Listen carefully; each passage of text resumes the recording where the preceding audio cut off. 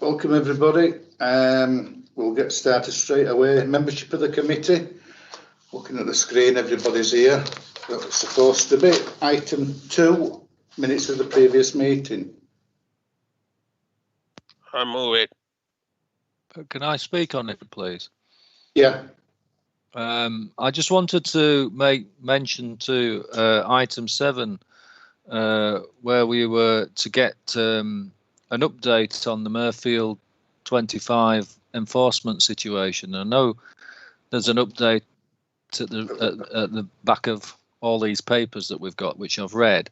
I'm a bit disappointed with it. I was expecting a detailed, comprehensive update on all the matters that were raised at the last committee meeting, and it just seems to concentrate on mud on the road. Could I ask that we get that comprehensive report for the next committee meeting? Yeah, I think we'll just bring in Julia in just to clarify that. Yeah, Julia, are you there? Yes, thank you, Chair. It's Julia Steadman, the Group Leader in Development Management. In terms of the further updated report, which is included in the agenda, one of the key issues that was raised, I think members wanted to sort of understand the dates of when various complaints had been received, which is included in that report. And so, like I say, it's our understanding is that the report does include that information that was requested as part of the members' discussion. Thank you, Chair. Chair, may I say something? I think Councillor Patrick could bring this up at the time that item comes up on the agenda. We could get on with the meeting. Yeah, no problem. Right, item 3, declarations and interests, lobbying. I'll start off with Councillor Bellamy first. Thank you, Chair. Item 8, being lobbied by objectors, no action taken, and item 12, objectors and the applicant, but no action taken. Thank you. Thanks, Doug. Councillor Sokol. Yes, Chair, we got some few email from objectors, but no action has been taken. Which item? Each item is just a minute. Let me. Page. Is page on 13 and page on just a minute. Next one is 125. Right. Thanks, Mohan. Yeah. Councillor Pinnock. Yeah, thank you, Chair. Item 8, the same as other members from objectors, points noted. And item 10, I have over the years talked to quite a lot of people about this site, but have not expressed any opinions about it. We have been lobbied by Colin Berry from the Spen Valley Civic Society, so I mentioned that specifically, and his comments are noted, and we'll undoubtedly talk about that later. Yeah. Thank you, Chair. Thanks, Andrew. Councillor Patrick. Item 8, no action taken, Chair. Councillor Pattison. Yes, item 8, 10 and 13 I've received emails, but contents noted, no action taken. Councillor Walker. Yeah, I've also received emails on items 8, 10 and 13 on which I haven't taken any action. Like Councillor Bellamy, I've also received some lobbying in relation to item 12 as a committee member and a ward councillor. I did take action on this in that I passed on the comments to the case officer, Adam Walker, who has put them into the update for today's meeting on pages 25 and 26. These concerns were really about the public consultation process. I think much of it is to do with the fact of the gap in time between the application originally being published and notices going out about it in March of last year, and it coming to committee now, almost a year later. So I do have some sympathy really with some of the concerns that are raised, but I do think a lot of it is to do with the disruption caused by COVID. But I do think when we're making our final decisions, we perhaps should think about this and how it may have affected the ability of local residents to make comments and apply to speak at this meeting. Thank you. Thanks, Rob. I've been lobbied on page 13, item 8, page 125, item 10, no action taken. Item 4, admission of the public. As you know, it's a public meeting. There's no reason for us to go into private session at all today. Item 5, public questions. None received, Chair. Thanks, Richard. Item 6, deputations and petitions. None received. None. Item 7, we move forward now to planning applications. Obviously, we're not doing site visits, so if anybody felt the need to go around and having a look at any sites, all well and good. I know I've done it again. Chair, I'll just mention something, Deborah, then I'll come back to you. Back in the last week, I received a call from one of our officers because I'm actually in Civic, I'm not at home. But I can assure you I've been for a test this morning, a COVID test. So have other officers in this room. So we're all negative, we're all, you know, chilled and doing as we're told. So everything's all right, because I know some people get a bit panicky about being in the same room and what have you. So we're all clear for the time being. Right, Deborah. Sorry, Chair. Sorry, Legal Officer Deborah Wilkes. Can I just say, I mentioned the observers, member observers who are party to the Teams meeting, but who are not on the committee in the interests of the transparency and protection of the integrity of the planning process. They are Councillor Vivian Lees-Hamilton, Councillor Martin Bold, Councillor Eric Firth, Councillor Cathy Scott, Councillor Alex Lukic, Councillor Bernard McGuinn, Councillor Alison Munro. They won't be participating, but they are joined into Teams. Thank you. Thanks, Deborah. Right, item 8. This is the application at Gunny Lane, Mayfield. Julia Stedman. Thank you, Chair. So, as we have set out in the committee update, officers are recommending that item 8 on the agenda relating to the land to the south of Granny Lane be deferred from this committee. This recommendation to defer is a result of further assessment of the scheme against the government's nationally described space standards, also known as the NDSS. When this item came before the committee in December 2019, the report set out that the proposed dwellings would meet the minimum unit size figures set out in the NDSS.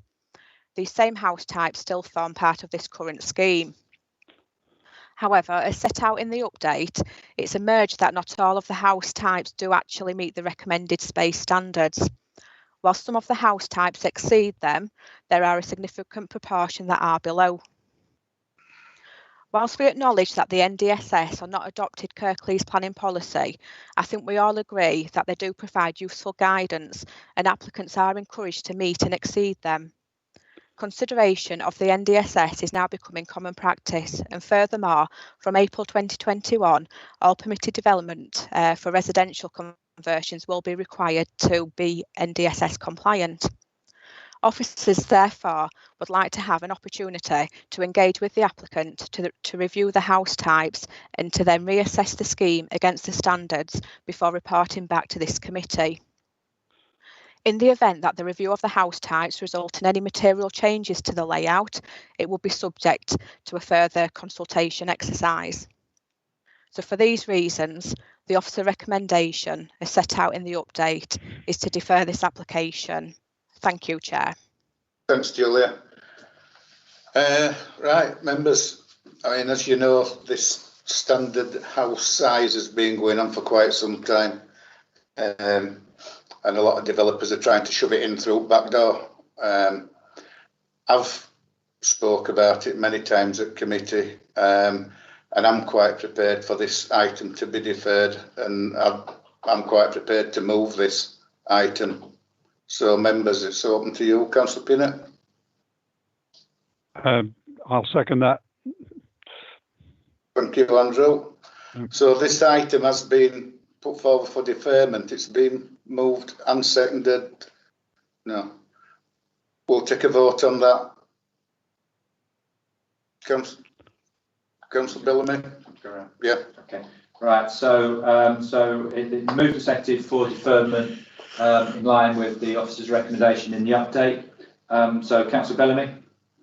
For. Councillor Patrick? For. Councillor Patterson? For. Councillor Pinnett? For. Councillor Sokov? For. Councillor Walker? For. Councillor Hall? For. The item's been deferred. Unanimous. Yeah. Right. Next item. I had signified I wanted to just speak on that, Chair. In Yeah, the chat but we bar. deferred it. Yeah. But before the vote, you'd said, please type in the chat bar if you wish to speak. And I did 3 times. Can I intervene, Council Chair? Yeah. I think if I assume Councillor Bolt wants to speak under CPR Rule 36 in brackets 3.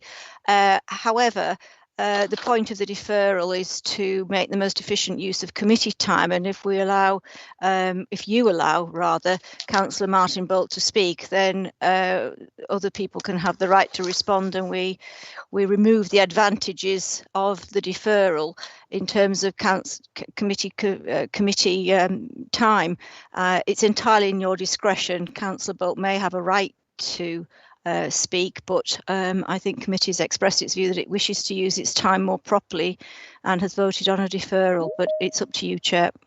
No, I agree with everything what you've just said. So move on to agenda item number 9. This is land at Owl Lane, Chidswell. Thank you, Chair. Victor Grayson, Development Management Master Planner in the Majors and Minerals team. So this is an application for full planning permission for a residential development of 260 units. Members will recall a position statement presented to committee in October 2019 when a 252 unit scheme was proposed with a different layout. Members will also recall the report presented to committee in October of last year when a 280 unit scheme was proposed, and the committee at that meeting deferred its decision on the application. So in this presentation, I'll focus on the committee's reasons for deferral and how the applicant has addressed them, but I will need to reiterate some of the information presented in October of last year. The site is just under 8 hectares in size and is allocated for residential use in the local plan. The site is to the southwest of the larger mixed-use allocation site, MXS7, which is shown in red in the image on the right-hand side of this slide, and which is owned by the Church Commissioners for England, and for which members will know that 2 outline planning applications are currently being considered by the council. Today we're looking at the dark field in the centre of this aerial image. The site was in the green belt, but with the adoption of the local plan and the site allocation, it was removed from the green belt, and in planning terms it is now a previously undeveloped greenfield site. The site is bounded by Owl Lane to the west, Windsor Road to the north, Chidswell Lane to the east, and the borough boundary shared with Wakefield to the south. Land to the south is in Wakefield's greenbelt. And in these 4 images, going clockwise from the top left, we see a view of the site from Owl Lane. Members, I should just point out in that image, just out of view to the right of that image, is the Gorthorpe water tower, which you'll note from the committee update of yesterday was listed last month. It's now a grade 2 listed building, and there is an assessment in the committee update of the impact of this development on that newly listed building. The larger image on this slide shows the Windsor Road Chidswell Lane junction, and then there are two more views also shown from Chidswell Lane, which is narrow and has speed bumps. To the west of the application site is the Dewsbury Rams rugby ground and the recent Amberwood Chase residential development. To the north are residential properties, and to the east is Chidswell Farm and its farm shop, the Huntsman Public House, agricultural fields, a small woodland and residential properties. The site generally slopes downhill from north to south. The site itself is a single field in agricultural use. No public rights of way cross the site. The site has no TPO protected trees, but it does have perimeter hedgerows. In terms of what's now proposed, 260 dwellings are now proposed, arranged either side of a new east-west spine road, which will connect a new roundabout on our Owl Lane with the eastern edge of the site at Chidswell Lane. For the time being, a vehicular connection would not be made between the spine road and Chidswell Lane. Two open spaces are proposed either side of the spine road, and a third open space is also proposed at the southern tip of the site, which is also the lowest part of the site. 52 affordable units are proposed, comprising 14 one-bed affordable rent apartments and 38 2- and 3-bedroom discount market sale houses. Overall, this represents a 20% affordable housing provision. Most dwellings will be 2 stories in height, some with attic rooms, and 3-story houses are proposed at some corners. Dwellings will be detached, semi-detached, or provided in short terraces or in apartment blocks. 17 house types and 4 apartment types are proposed. The proposed materials include red and buff brick, artificial stone, and grey and red roof tiles. Since the committee's deferral in October, the applicant has provided further landscaping information. This includes confirmation that a local area for play and a local equipped area for play will be provided on site, which enables the required open space to contribution to be reduced as per yesterday's committee update. It is still recommended that full details of open spaces and landscaping be secured by condition. Regarding drainage, the applicant's recently submitted flood exceedance plan, an extract of which is shown on the right of this slide, addresses the last concerns of the lead local flood authority, which are detailed in paragraph 10.111 of the committee report, subject to conditions. The applicant's survey confirms that the water course to the south of the site can be used for the discharge of the development's surface water. In October, members requested details of junction improvements planned for the Shawcross junction. The council's preliminary plan is shown here, and as mentioned in the committee report, this is currently being redrawn or redesigned to accommodate cyclists, but the proposals would largely remain the same as per what's shown here. As previously advised, the applicant for this application has agreed to contribute £200,000 towards works here. And just to emphasise to members, these works here are also of relevance to item 14 on today's agenda, which is to do with the proposed McDonald's at this junction. And these junction improvements are very important in relation to the North Kirklees Growth Zone initiative and the delivery of significant quanta of housing and employment floor space in Chidswell, and indeed the regeneration of this part of the borough. Detail of the proposed spine road through the site is shown here on the right in connection with Councillor Lukic's concerns regarding provisions for cyclists. Options for separate cycle lanes instead of a shared cycleway and footway were discussed with the applicant team. However, the proposed arrangements shown here are considered appropriate given that confident cyclists are likely to use the spine road anyway, which is designed to be essentially a residential collector road, and less confident cyclists are likely to prefer to use the proposed traffic-free shared cycleway and footway.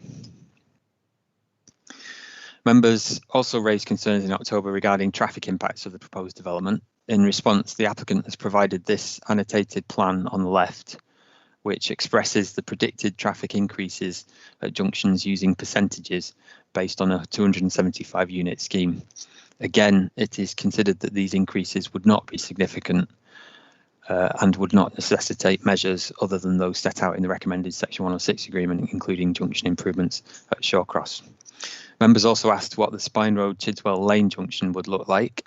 Two plans are shown here on the right. Firstly, We see the interim arrangement where a vehicular connection would not be made. The second plan then shows an east-west connection, which would be required if development of the Church Commissioner's site is approved and goes ahead. Members, if I can point out or mention that the northern stretch of Chiswell Lane would be stopped up in that future arrangement, except for cyclists who would be able to continue to move north-south along Chiswell Lane. Affordable housing is now better distributed across the site, as shown in this slide, where blue represents discount market sale units and pink represents affordable rent units. The applicant has responded to member concerns regarding unit sizes. In the previous 280 unit scheme, only 36% of units would have complied with the government's nationally described space standard, NDSS. This has now increased to 80% compliance. Of the 20% that wouldn't comply, most of those units would be within 2 or 5 square metres of compliance and are larger family-sized units with a generally higher level of amenity in any case. The principle of development and the proposed land use is considered acceptable. The proposed development has some, although few, shortcomings, namely the slight shortfall in the number of units proposed when considered against the site's indicative capacity. That indicative capacity, members will recall, is 280 and 260 units are proposed. That's 93% of the indicative capacity.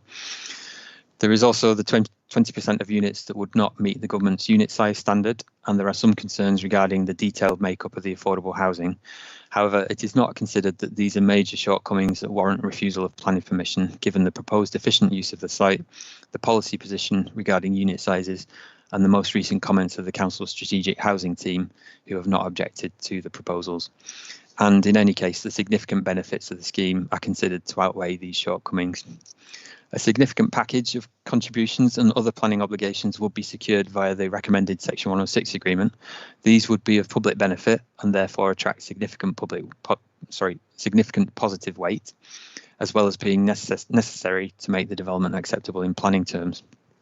A total of 288 objections have been received, together with detailed objections from Councillor Lukic, the Chiswell Action Group and their highways consultant.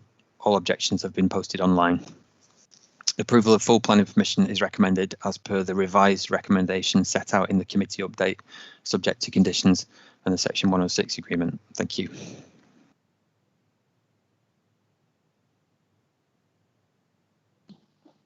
Right, thanks, Victor.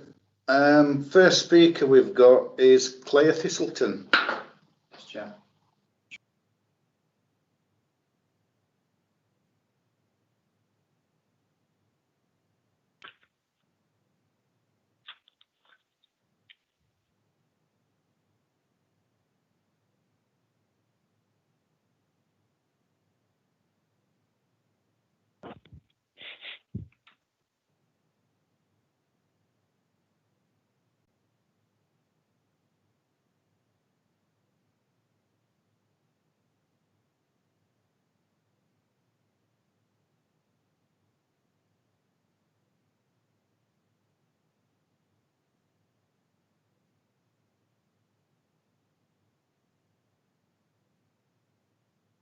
You have 3 minutes starting from...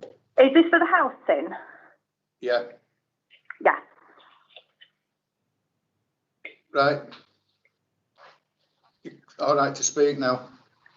I'm objecting to more new built housing as we're overrunning this area already. Why take away the only green land that we have? On the local radio station on the 25th of January, the news stated that housing deposit has risen by £5,000 from 2019 to 2020. The typical cost for a deposit is now £33,000. How can people afford these new built housing? Our schools are already full to the brim and there isn't enough school places to be adding more families. Where are our children supposed to go for education? There isn't enough medical facilities in this area, for example, doctors and dentists. Recently, hundreds of new built housing was placed next to Ossett Bypass. Hundreds of housing has been built next to Dewsbury Ram Stadium. Hundreds of housing has been built on Bywell Close. We are overcrowded. I created a petition on the 22nd of January and received over 200 signatures in 2 days, with it still increasing.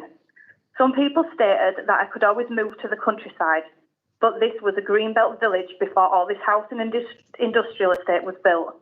People in this area are all fond of walks, bike riding, dog walking, wildlife watching. Please don't take this away from us by destroying the area. Right. And that's me done. Right, thanks, Leah. Thank you. Thank you. Next, we've got Mark Eastwood MP.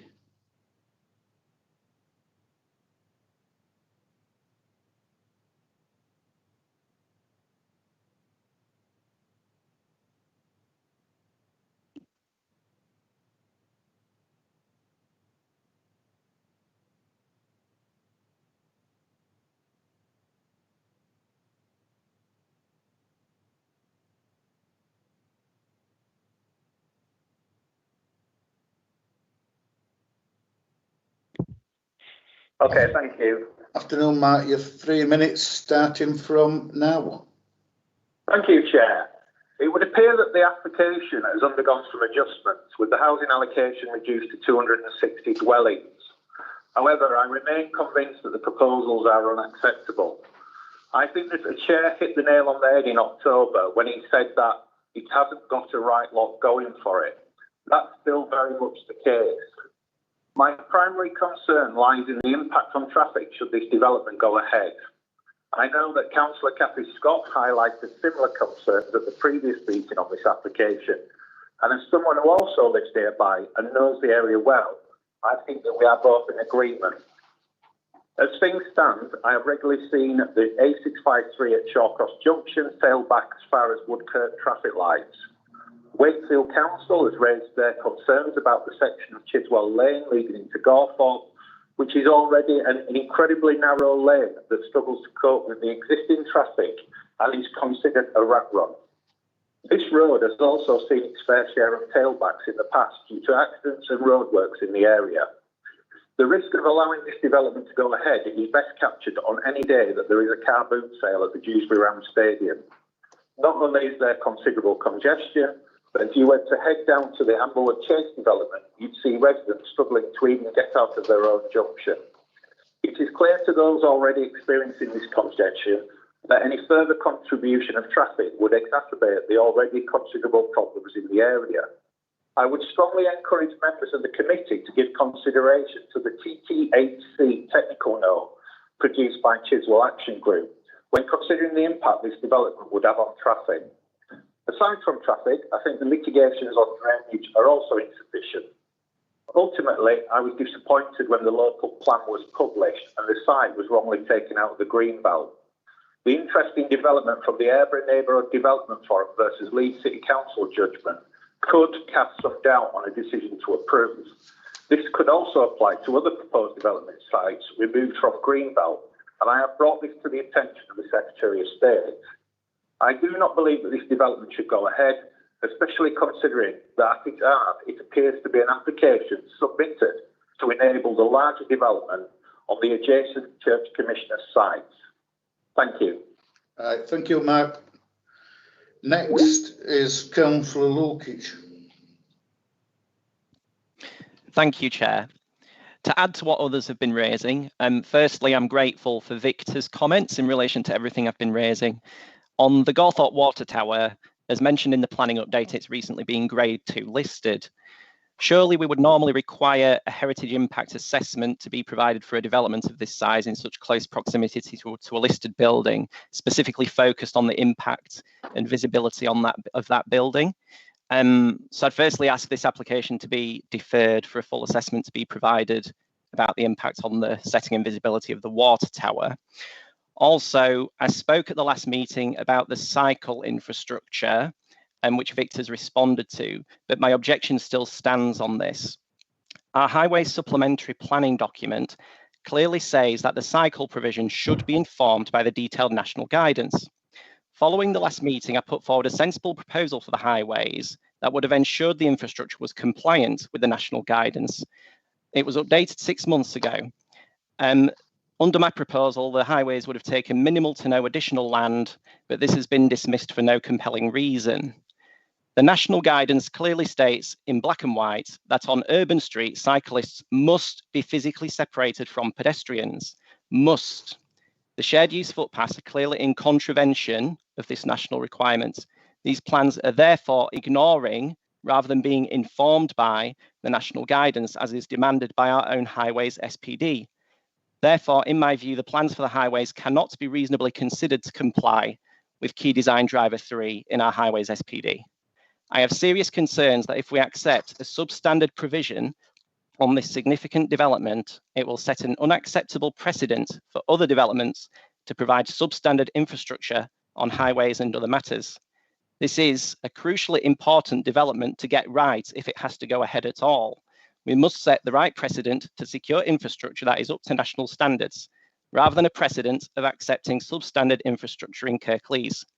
I would therefore ask you to defer this application additionally so that a separate cycle track along Owl Lane and the Spine Road can be included. If the developer refuses to do this, then the application should certainly be refused. Thank you. Thank you. Councillor Derek Firth.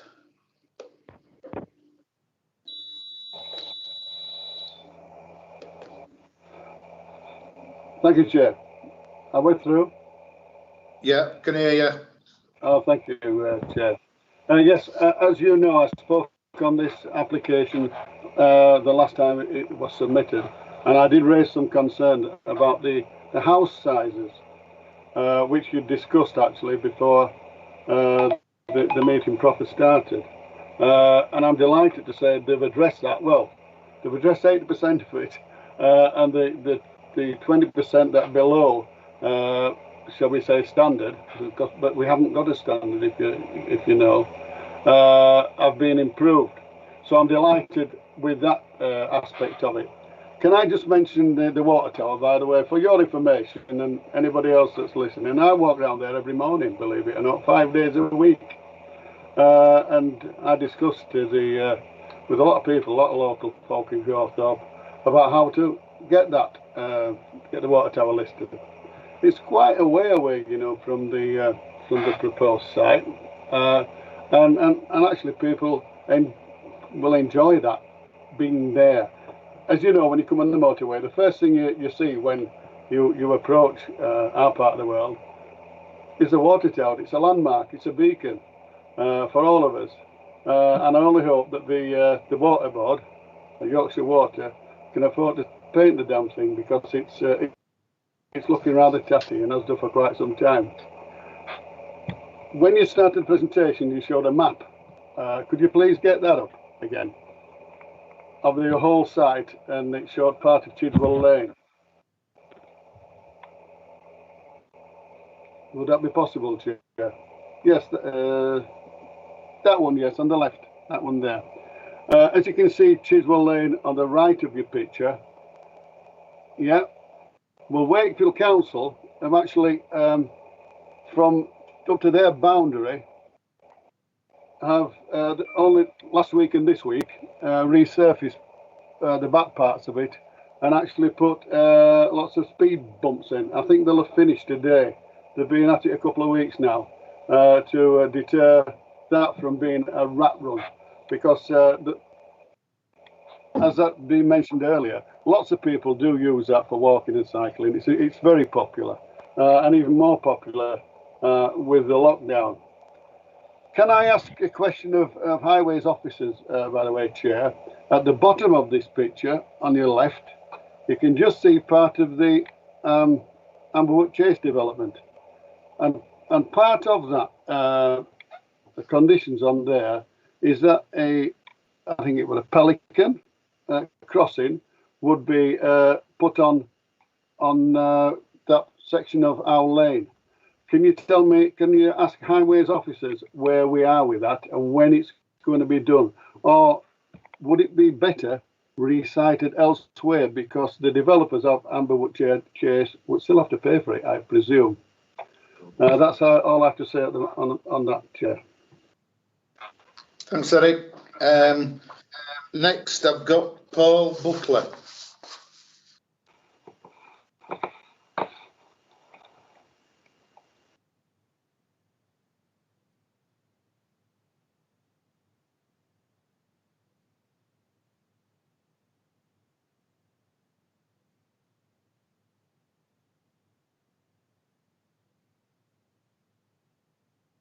Afternoon, Paul. You have 3 minutes. Hello. Starting from now. Good afternoon, members. Your decision today should be based on how to the matters of deferral at the October committee. So I want to start by saying that we have listened and that we've put every effort into responding to each of the concerns that you've raised. The biggest amendment to the scheme is the reduction of homes from 280 to 260. This amendment is associated with the delivery of NDSS compliant homes, the total number of which has now doubled, and importantly, all of the affordable homes will exceed these standards. The reduction in homes will also result in a reduced impact on the local highway network, meaning the proposals will now have less than 3% impact on the local junction peak hours, whilst the proposed number of homes being reduced. It will still deliver the £200,000 contribution towards the council's improvements at the Shawcross junction.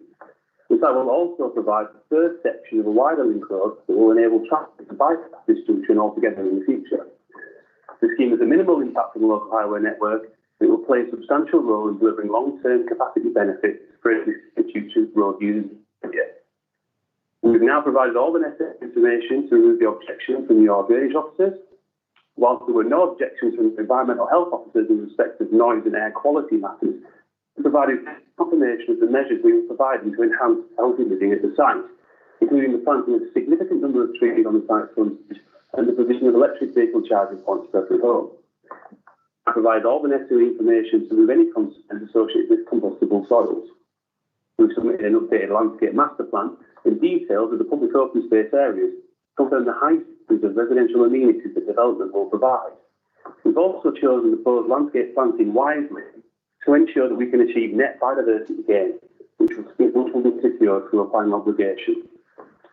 We've retained a policy compliant 20% affordable homes on site, and as requested by members, we've better distributed them. Finally, the scheme will also deliver significant contributions towards improving local facilities, with £1 million going towards local schools and £300 going towards existing areas of open space. The package of an obligation by this scheme is substantial and proportionally greater than other sites of its size. The scheme was recommended for approval in October, and on the basis of your officers considered that it met all planning policy requirements. Through listening and responding to your concerns in the robust manner we have, before you today is an application that has no outstanding objections and that only meets planning policy guidance, but exceeds them in a number of instances. We kindly request that you support your officer's recommendation and approve the application today. Thank you. Thank you, Paul.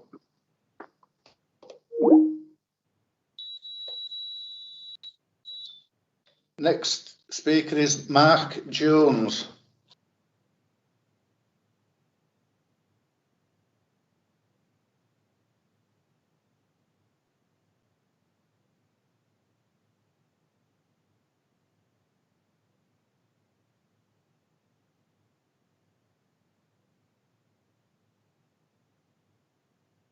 Mark, you have 3 minutes starting from now.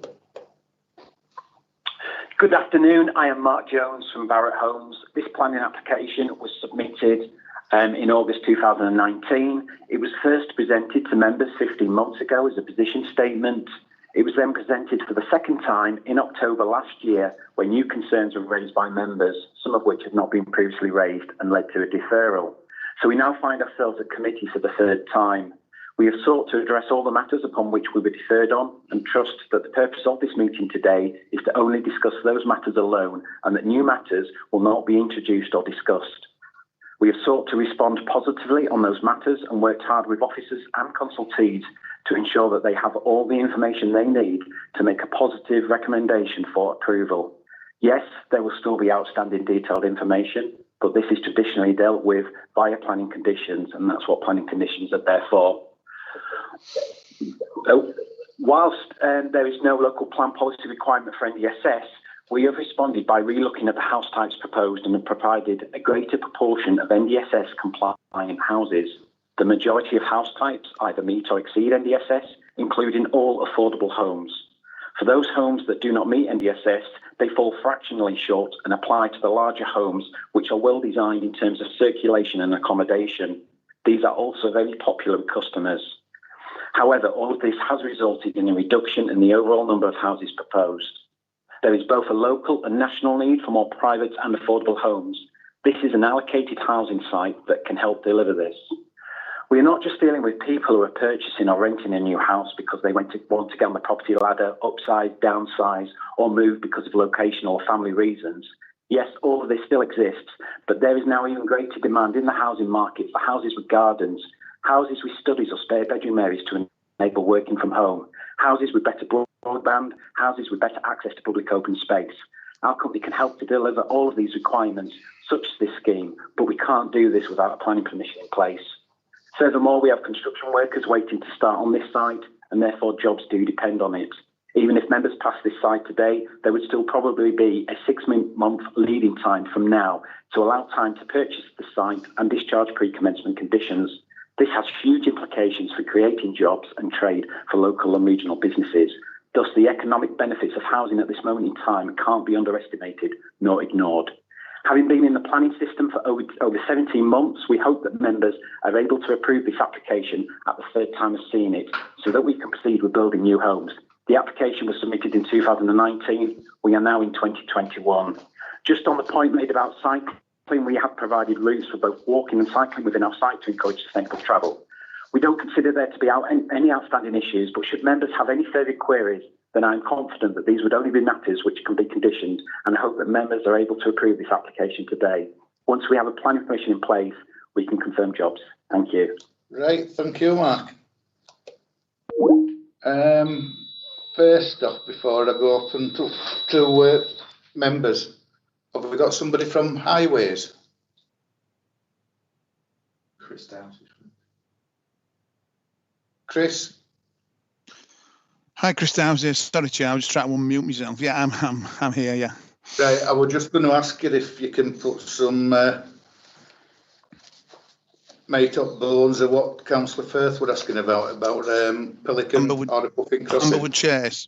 Yeah. I'm not 100% familiar. I do know that a scheme is being progressed to provide the Pelican Crossing.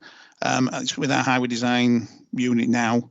I'm not sure what timeframes are involved with that, but I know that I did attend a meeting where it was discussed and the scheme has been progressed, but I couldn't give you the final date when it's likely to be implemented.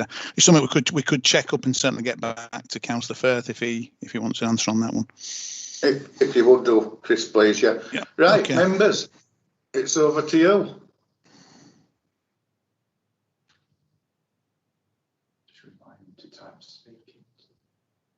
If you can type speaking and I'll come to you.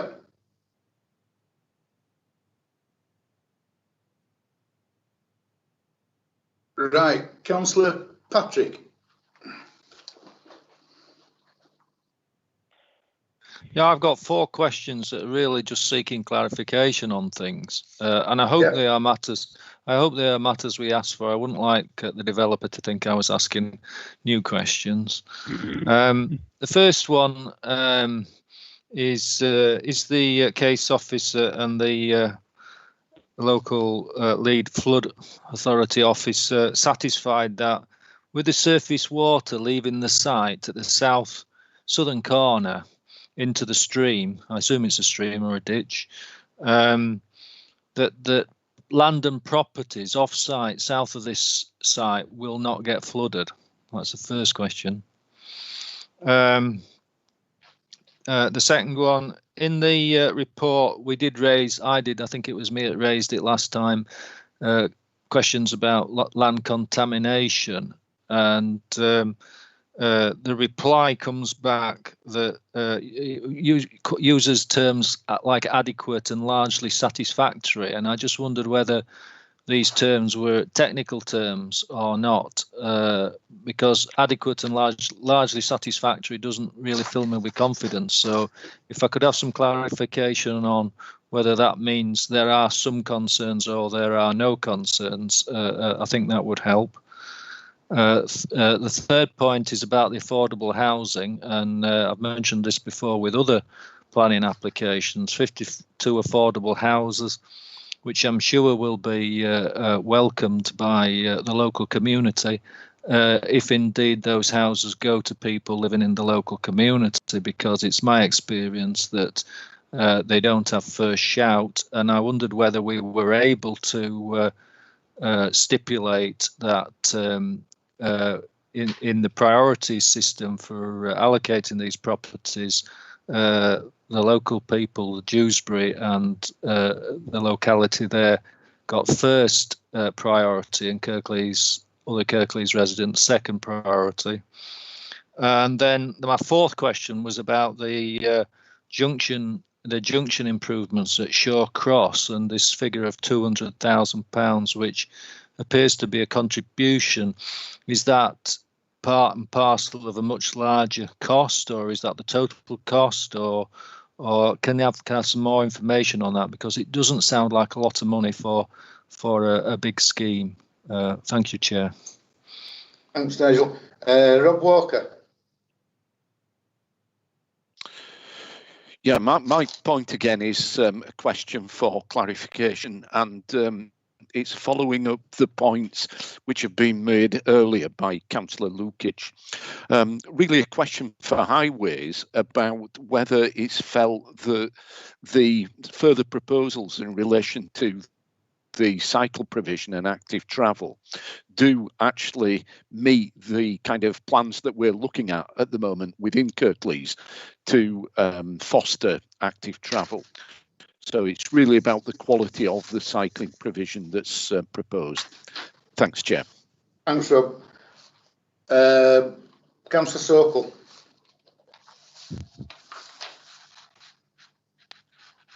Thank you, Chair. Chair, last time we deferred this application because main concern was about the traffic around the junction-based Spine Road and all lane, yeah. So there were one or two other clarification. So the application come back now with the new proposed roundabout and the improvement on other traffics. I want to ask a couple of things from the officer. One is the Section 106 contribution. I know it's very reasonable. I'm happy with the affordable housing pointing and the distribution of these houses. It's a bill design those there site. And what I'm not sure about the education contribution. He say it will be confirmed, but on the report it's not confirmed yet. Yeah. Secondly, will this new roundabout will be constructed before they commence the housing development on the site? Otherwise, I'm happy with the application. Come back on. It's a good mixture of houses and 2-bedroom, 4-bedroom, 3-bedroom and other affordable houses. Thank you, Chair. Thanks, Mark. I've got Andrew down to speak, but there's quite a few questions that we've had. So right, if we just carry on. Clear those. I've got you down, Andrew. I'll come back to you. Yeah. So it looks like Victor and Highways. Chris, start off with Victor. Thank you. Through you, Chair. Just responding to Councillor Patrick's first questions. First of all, the 4 questions he asked.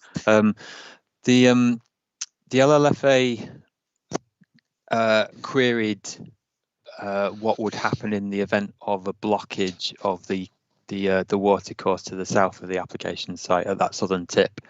And so that's why the applicant submitted that flood exceedance plan that I showed an extract of earlier on, and that I don't know if members spotted it. It did plot where water would reach, or how far into the site water would reach before it starts overflowing what we call the weir level onto the road, and then would continue southwards until it finds its way back into the culvert. That plotting demonstrated that the floodwaters would not reach the proposed residential properties. Outside the application site, that floodwater would, judging by the topography, it would spread out into the adjacent agricultural field to the site. But then because land falls downhill to the south of the application site, I'd expect that water to then flow across the road, and then, as I say, find its way back into the culverted watercourse at wherever the next opening is. Yeah, as I said, the LFA are now satisfied with the proposals as detailed in the committee update.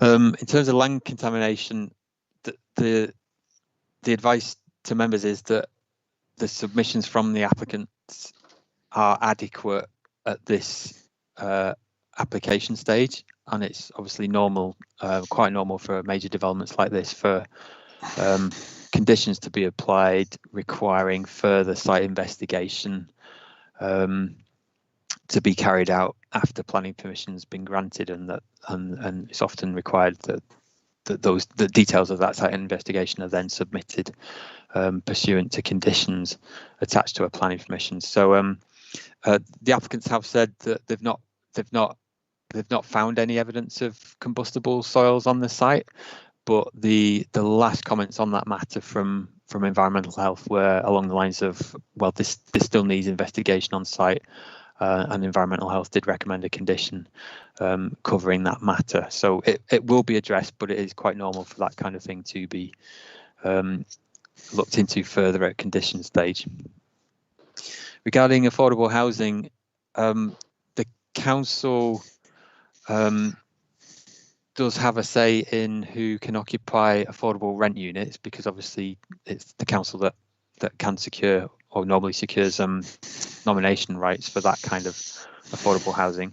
For the discount market sale units, managers will correct me if I'm wrong, but I don't believe there is a mechanism for ensuring that they are first offered to local residents. It would be a matter for Barratt Homes, the applicants, to take on board. We can certainly encourage the applicants to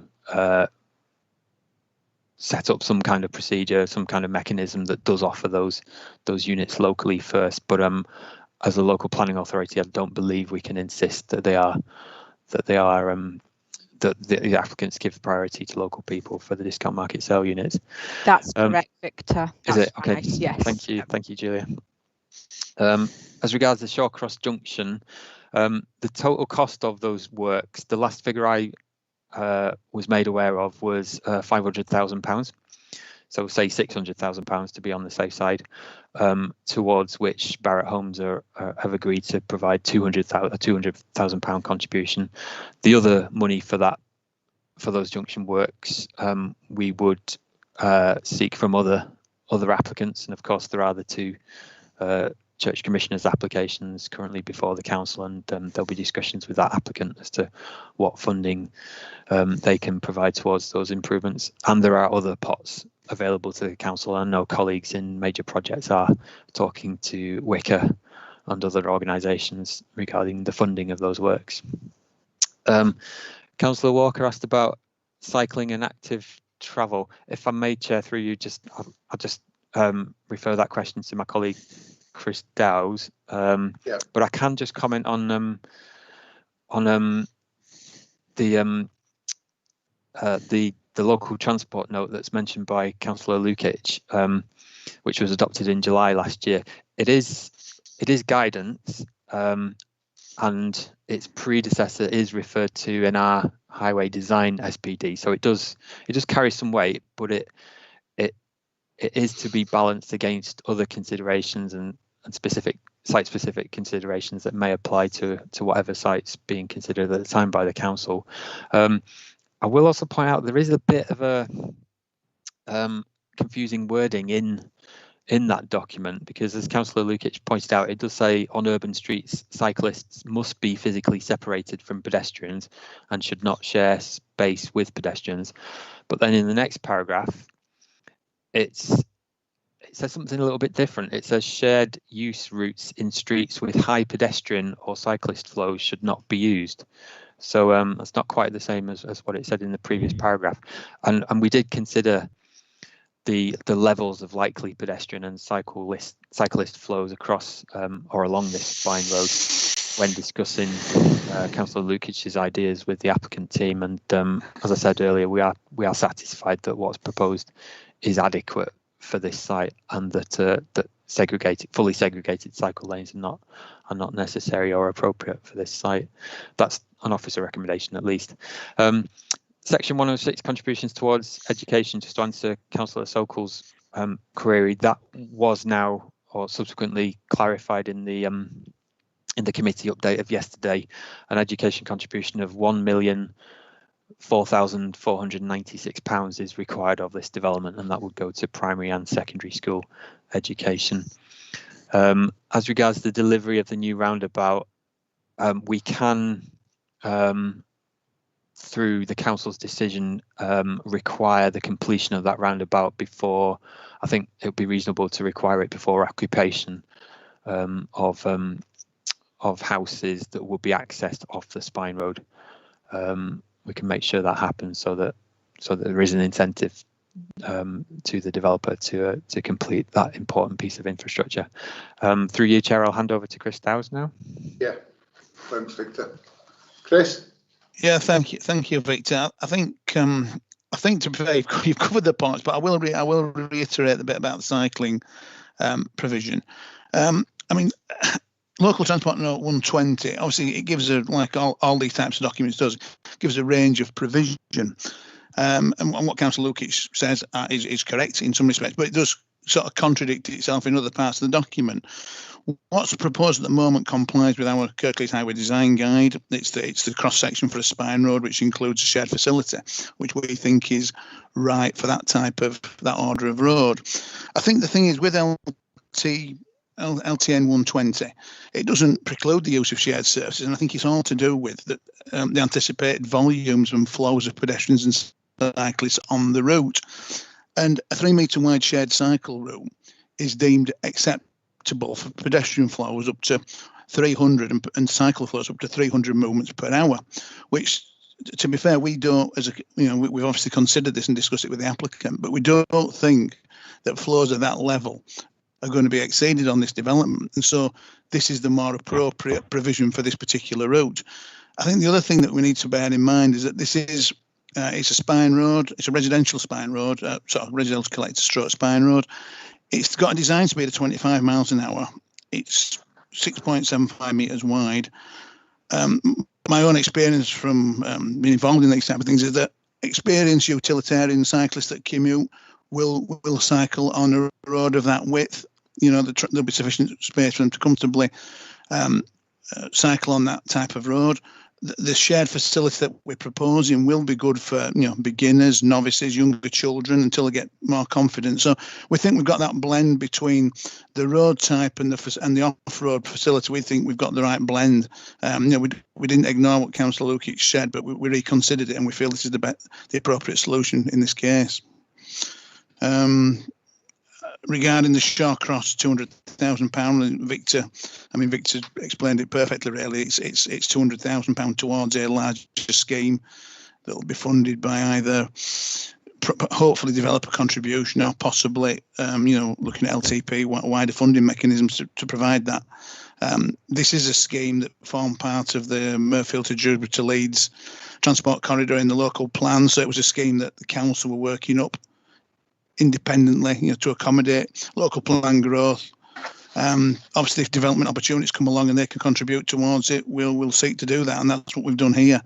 And hence, we've negotiated a £200,000 contribution towards it. But I think the last time there was some preliminary costings done on this, the scheme is costing the order of £600,000 as it currently is.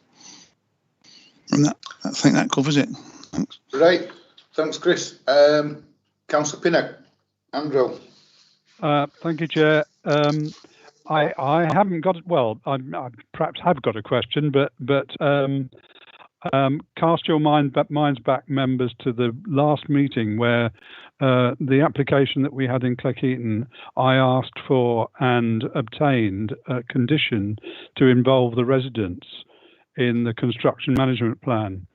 And I do think that that should also be investigated here, because I've been looking at the list of conditions on this one, and there's one where it talks about a provision of a site entrance. Now, there are only two roads on which that could go, Owl Lane or Windsor Road. And there's a lot of houses on the other side of Windsor Road. And if a lot's going on that side of the site, then that's going to affect the residents. I do think, and it's not just because I suggested it before, that having resident involvement in the construction management plan is a good thing, because it then gets the residents and the developers on the same side. Well, I hope it does, but something is in place so that they can get together and sort out problems that nearly always arise during the course of development. Otherwise, I think with the answers to the questions that have already been given, on the whole, this will probably be okay. But I'd just like somebody to come back on whether we can do what I've just suggested, because I think that would it would certainly help here and in a number of other cases, the relationship between developers and their contractors and local residents. Thank you, Chair. Thanks, Andrew. I think that's a good idea, personally. Victor, is that possibility of putting it down as a condition? Thank you, Chair. I'm just thinking of some other decisions the council's made where we've required developers to involve the local community in construction management matters.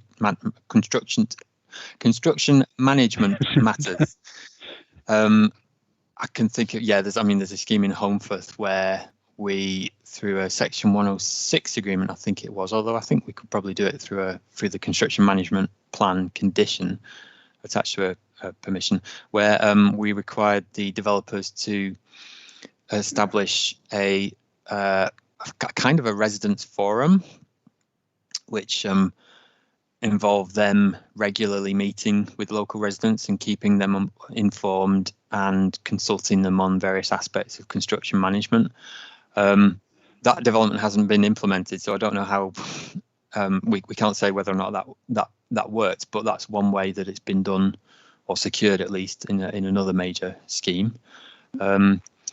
So I can see us wording a condition that requires something like that, some kind of forum, some kind of engagement with local residents along those lines.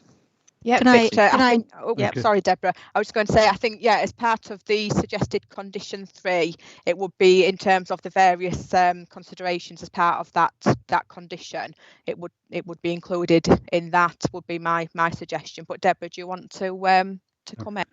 Sorry, I was going to say that yes, I agree, and I was a person who drafted the 106 where that was required for the development that Victor was talking about. Right. Thanks, Deborah. Just remind people that I guess that the talk bar is just to indicate to speak, not sending messages and snippets of information out from various documents. Chris, do you want to come in? So yeah, sorry, yes, Chair. Just the answer to Councillor Pinnock's question really about construction access. Nothing's been agreed, but we have had inquiries from the developer with a view to looking at putting the construction access on Owl Lane, which I think is the point Councillor Pinnock was wanting, and not on Windsor Road. They've sort of submitted some plans for consideration that show a temporary construction access on there to get onto the site, and one obviously to get to the sales area. So it looks like they are looking to get onto the site from Owl Lane rather than Windsor Road. That's good. Thanks, Chris. Councillor Bellamy. Thank you, Chair. I'm just wondering, did we get an answer on whether the roundabout would go in before any houses were occupied? And just to say also, I've got concerns really with this cycling thing. I mean, we're supposed to be encouraging more people to cycle and walk, rather than use the cars. So obviously, you know, if we're encouraging that, isn't cycling going to increase, or it should do? So I've got concerns regarding that. Thank you. Councillor Patrick. Yeah, it's just a bit more about the Shawcross work. Given that you'll only have £200,000 in the pot, and you'll be outstanding 400,000 that you're relying on other planning applications for sites that have yet to come forward. At what point, if this gets approved, at what point do you expect the Shawcross works to be completed for? Before the first house is occupied, or after the last house is occupied? You're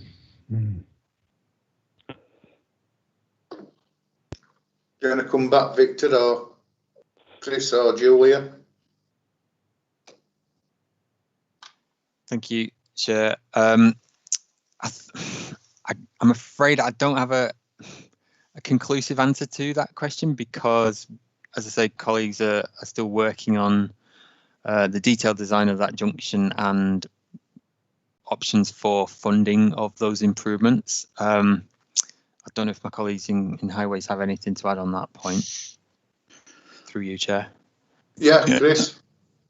Yeah, through you, Chair. Thanks, Victor. I think you're right. We haven't got a definitive answer. I mean, obviously, £200,000 is not going to build a junction. Hopefully, we're looking to get this fully developer funded using adjacent sites.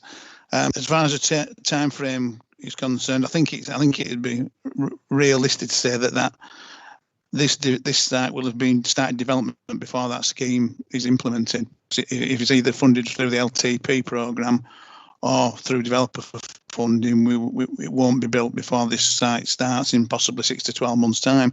I think it's realistic to say that. I couldn't give you a definitive time frame for when it would be completed. I think the application has proven that the traffic from this development wouldn't have a significant material impact on that junction. So I think some development would be accepted before it was implemented, but we haven't got a definitive answer as when we will have the funding to fully implement that the Shawcross improvements. I think that's the fairest. I know that's not a definitive answer, but at this minute in time, we don't have a definitive answer. Chair, can I just add, if I may, through you, it's not unusual for contributions from developers to be collected in, well, I don't want to use the word piecemeal fashion, but in effect that's what would be happening here. We'd be obtaining £200,000 from this developer, and then further contributions from other developers and from other pots in the future. Ideally, obviously, we'd have all the contributions lined up at the same time, and we could then guarantee that the required improvements to the junction would be delivered before, well, ideally before any housing is occupied at this and other sites. But unfortunately, realities don't usually work in our favour in that respect. This is officers recommend that this is the best we can manage given the timings of the junction improvements and the timings of this application and other applications. I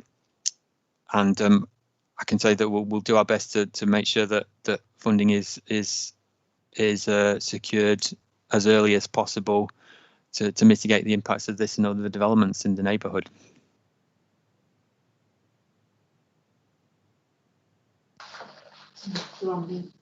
Nigel indicated. Yeah, I'm just flabbergasted with that, because this is a controversial development. We've heard what the local people think. I don't think the ward council is entirely happy, or that traffic is a major issue, and we can't even be given any definitive response as to when the infrastructure works will actually take place. And I just, you find yourself teetering on a position where maybe you could support it, only to be told there's no idea, no indication, no nothing as to when this could be, when the infrastructure could be put in place. And I can't support a scheme that hasn't got that in place. And I mean, it's all right as being told that, well, this is where we are. And I mean, this doesn't happen in other local authorities. With big schemes like this, they all get together, all these sites get together, and they make sure that the infrastructure is put in place at the start before they build the houses. Why can't we do that in Kirklees? I don't get it. So you leave us in a situation where it might never happen. There are all sorts of things could happen down the road with developers, and who knows what's going to happen in the future. And you can't guarantee to us that this infrastructure will be put in place. Then you can't have my support. End story. Andrew. I forgot I was muted. Now then, I think we're probably going to have to defer this because it sounds as though that some of us are not particularly happy about this. I'm sure there is a way around it, and I mean, I do just wonder what exactly it is intended to be done at this junction. It's a junction I know quite well, and it does carry a lot of traffic in all four directions, in fact, and getting left and right movements involved with that, integrated into that is a problem as well. But I just wonder whether the 200,000 would be critical in ensuring that these works can start. Because bear in mind there's this McDonald's application as well, which is even closer to that junction, which may have some effect on traffic movements there. I just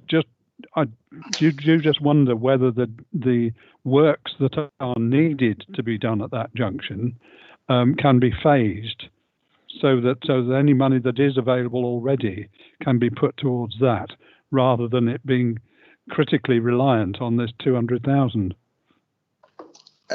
Chris Dowse. Thanks, Chair. Yeah, just to clarify a point, I think I said this last time this came to committee. The assessment of this application on its own merit, just on this application, demonstrated that the traffic from this development wouldn't have a severe impact at that junction. And I think that's the slide Victor showed earlier, which showed the percentage impact at the various junctions, demonstrated that. It gave the numbers of traffic, the numbers of vehicle movements that would be at each junction, and the percentage increase this would be.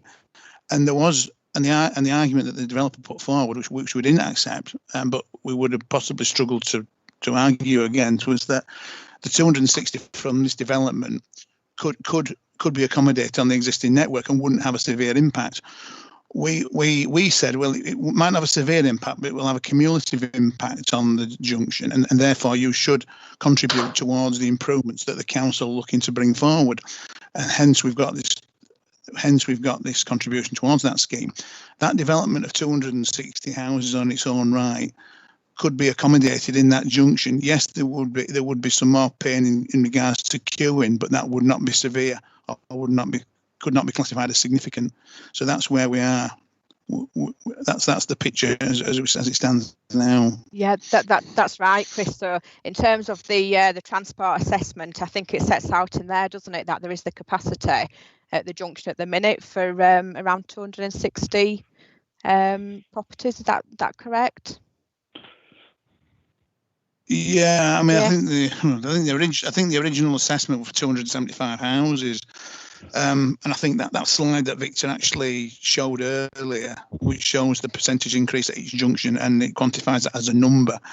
Obviously, it's relative to the amount of traffic that's going through those junctions. As Councillor Pinnock said, you know, the Shawcross junction, that corridor is a primary corridor between Dewsbury and Leeds. It does carry a high volume of traffic. So an additional, say, I think the figure was 70, looking from memory, an additional 70 vehicle movements in the peak hour, and that is maybe just over one extra movement a minute. I think it's a percentage, it was like 1 point something, which daily variations in traffic flows will be larger than that. And so an extra 70 vehicles in a peak hour on a road of that, carrying that volume of traffic would be probably negligible. It probably wouldn't be noticeable, to be honest, with most people using it. You might be queuing one vehicle further back in your queue, but that's just a fact. And that arguing that development would have a severe impact at that junction is something that we couldn't do. Can I interject, Chair? We know Yes. in respect of this particular application from the TA that 260 houses can be built before the junction works need to be implemented. So I don't think a deferral is appropriate on those grounds. Thanks, Deborah. Councillor Sokol. Mohan? Oh, you look to have frozen for some reason. I'll go Carol Patterson. We'll come back to Mohan. Thanks, Chair. I'm getting a little bit confused because surely to a certain extent the improvements at the junction are a separate issue and something that, well, tell me if I'm wrong, but this is something that highways would be wanting to do. They are not doing it because of this particular site development. And the 200,000 is just a contribution, obviously. I mean, it's not the whole money, as it said, it's a contribution towards that work being done. So they are not dependent on one another, or am I reading that wrong? You answer that, Victor, please. I can, Chair, and I'm sorry if I've caused any confusion on this matter. Just to clarify, yeah, what my colleagues have said is correct. The Shawcross junction can take the traffic of these 260 units without needing any junction improvements there, if we just look at these 260 units in isolation. But if we look at the possibly forthcoming development at the adjacent Church Commissioners site, where over 1,500 houses are proposed, obviously not approved, but are proposed, and if we look at background growth, in that scenario, there are problems at the Shawcross junction. And because of that predicted or likely scenario, not that Church Commissioners have got a planning permission, of course, in that scenario, we think it's only right that all current applicants make a contribution towards mitigating that cumulative impact. So that's why we are recommending to members that we secure this £200,000 contribution from Barratt Homes. Obviously, we were a little bit cheeky. We asked Barratt Homes to give us £500,000 so that they could pay for the junction early on outright, and then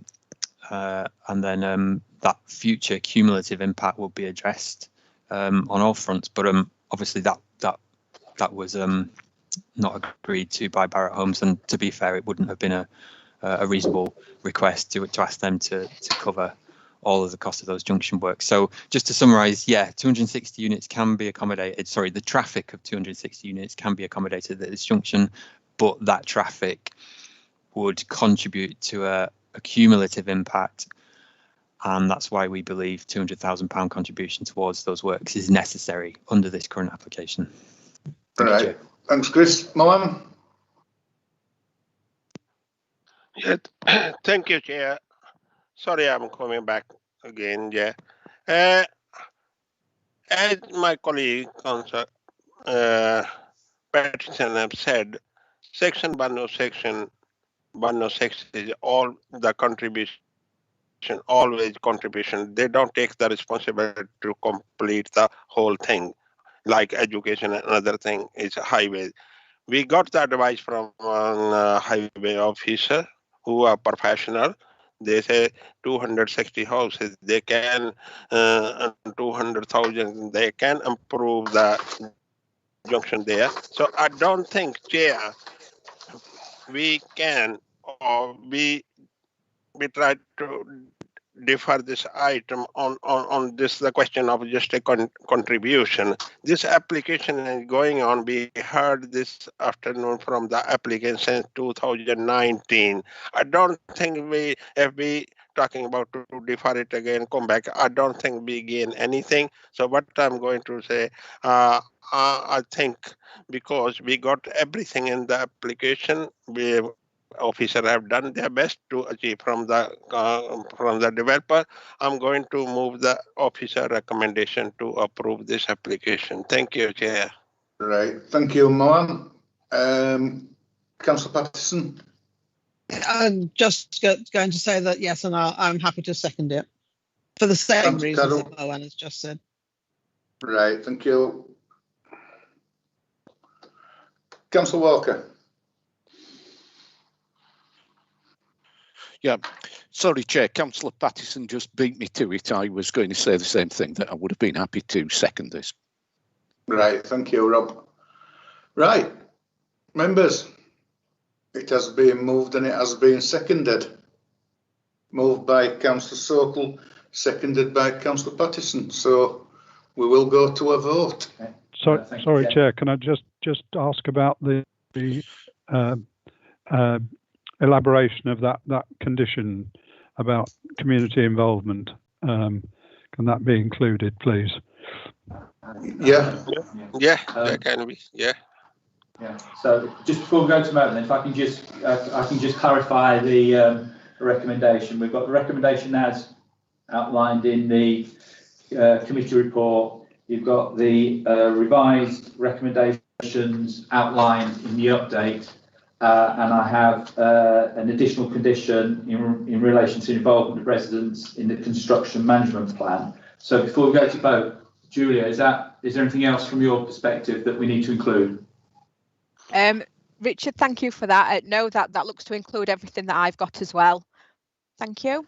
Can I just say, Chair, that the revised recommendation, therefore, is as set out on page 78, but with the update recommendations, the numbered obligations are corrected in respect of number 1, 2, 3, and 7.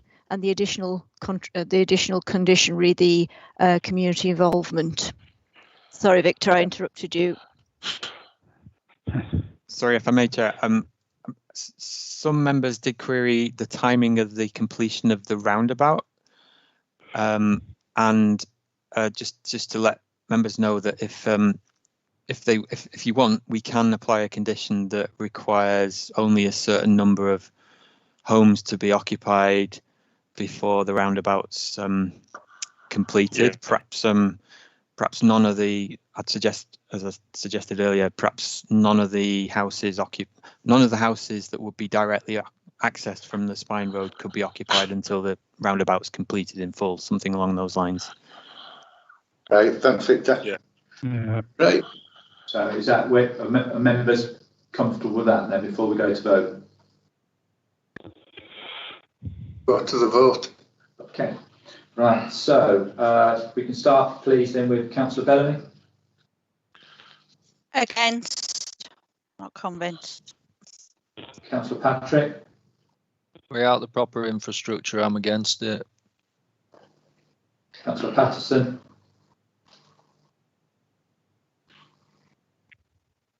You're on mute, Councillor Patterson. Oui. 4. Councillor Peter. 4. Councillor Sokol. 4. Councillor Walker. 4. Councillor Hall. 4. That's 1, 2, 3, 4, 5, 4, 2 against, so that's carried. Right, next we move on to page 125. This is Whitechapel Road, Cleckheaton.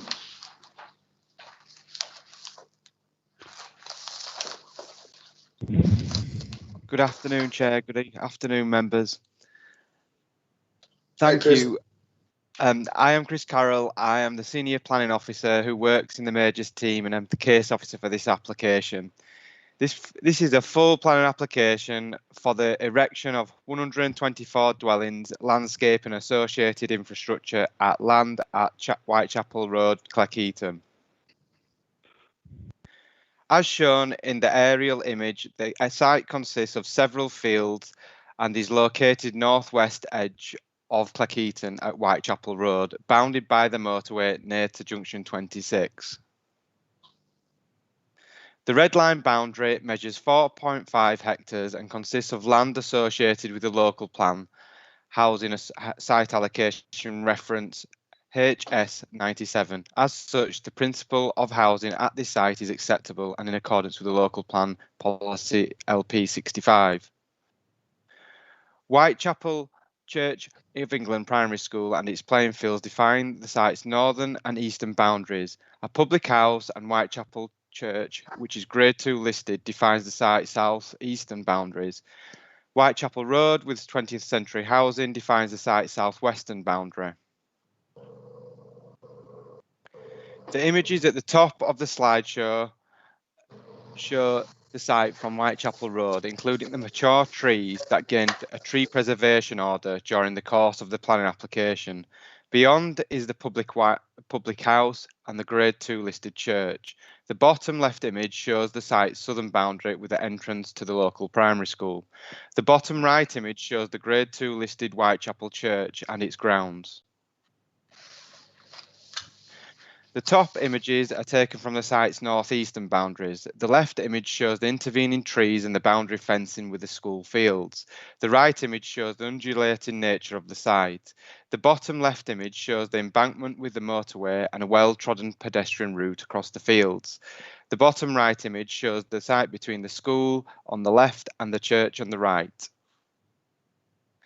As shown in this image, the site has a number of constraints, including noise and air quality issues associated with the M62, the setting of the Grade 2 listed Whitechapel Church, mature trees with a tree preservation order to the southwest, an existing foul water sewer, a high pressure gas pipe at Whitechapel Road, and there is a current public right-of-way that is presently obstructed by the school. The image also shows the off-site culvert to the northeast, and the applicant intends to connect into this culvert for the discharge of the site's surface water. Although not shown, the site is also within a high-risk coal referral area.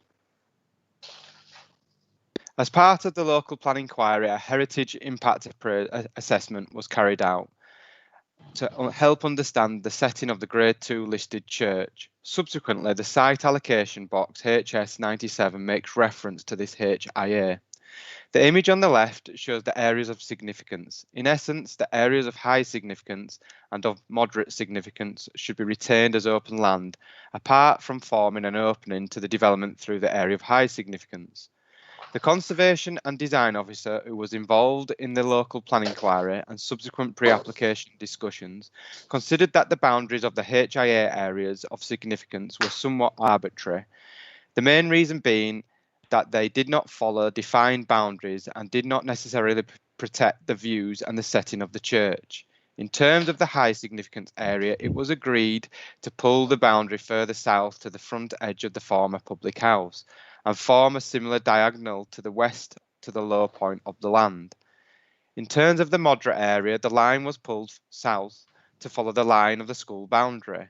These changes were considered to have been accurately reflected in the submitted site layout plans. The Conservation and the Design Officer considers the proposal is acceptable in terms of the impact upon the setting of the church and in accordance with the local plan policy. However, during the course of the planning application, a tree preservation order was made for 42 trees that either form part of the Whitechapel Road or the boundary with the public house, or that was found within the two groups of trees to the frontage. The proposal would result in the loss of 18 protected trees, and the tree officer does not support the proposal. The tree officers also provided the image on the right showing that the protected trees would be affected, and some of which could be considered to fall within the HI areas of significance. Development management acknowledged the tree officer concerns regarding the loss of the trees to facilitate the development. However, it is considered that given all of the other site considerations and the significant contributions that would be gained with the delivery of this housing site, that on balance, these would outweigh the loss of the protected trees. Furthermore, it is considered that there is sufficient on-site public open space for the necessary tree mitigation, which could include the potential to plant 140 trees. As such, development management believe that the proposal would be in accordance with local plan policy LP 33 on securing an appropriate tree mitigation scheme as per condition. Members should be aware that the site layout plan shown in this image has since been superseded. This is in response to the Highway Section 38 comments with regards to the internal junction visibility displays and public rights of way comments with regards to the annotation of a multimodal link route in the northeast corner. Officers consider these changes are very minor to not warrant further public consultation. The site layout shows the provision of 124 dwellings laid out in several perimeter blocks set out around a hierarchy of streets and spaces that connects with Whitechapel Road. Officers are of the opinion that the proposed site layouts achieves a quantum of development that vastly improves on the original submission for 133 dwellings. Also, 70% of the total dwellings would now accord with the nationally described space standards, which is an improvement on the original submission, which was only 45% of the total number of dwellings. The site layout plan shows the existing public rights of way would have to be diverted along the proposed streets and spaces. Two routes have been proposed, but this would have to be secured under a separate process at the applicant's risk and at cost. Large areas of public open space make up approximately 27% of the site area and predominantly defines the site's areas of heritage significance. These areas would also allow for locally equipped area of play, footpaths, as well as suitable tree mitigation planting. The area of public open space adjacent to Whitechapel Road would also ensure that the dwellings are sufficiently set back from the high pressure gas pipeline. To address the matters of noise and air quality associated with the motorway, the proposed development has been appropriately set back by at least 12.75 metres from the western edge and would benefit from acoustic fencing. The proposed site layout plan would mean the diversion of existing foul water sewer and the incorporation of the necessary drainage infrastructure within the northeastern corner of the site. This slide shows some of the typical house types proposed. The site consists of 12 one-bed dwellings, 9 two-bed dwellings, 59 three-bed dwellings, and 44 four-bed dwellings. These dwellings are found within either a detached, semi-detached, or terrace building format. The dwellings are predominantly two-storey, but there are some 2.5-storey and 3-storey at corners. In addition, some apartment dwelling units are also proposed. As outlined in the committee report and the committee update, the proposed affordable housing tenure split has been incorrectly reported within the committee report.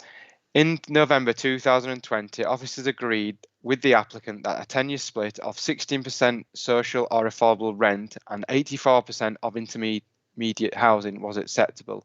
Although this revised affordable housing offer deviates from the council's usual position of 55% to 45%, it is still considered by officers to be compliant with local plan policy LP11 and would still allow for the other planning obligations to be secured.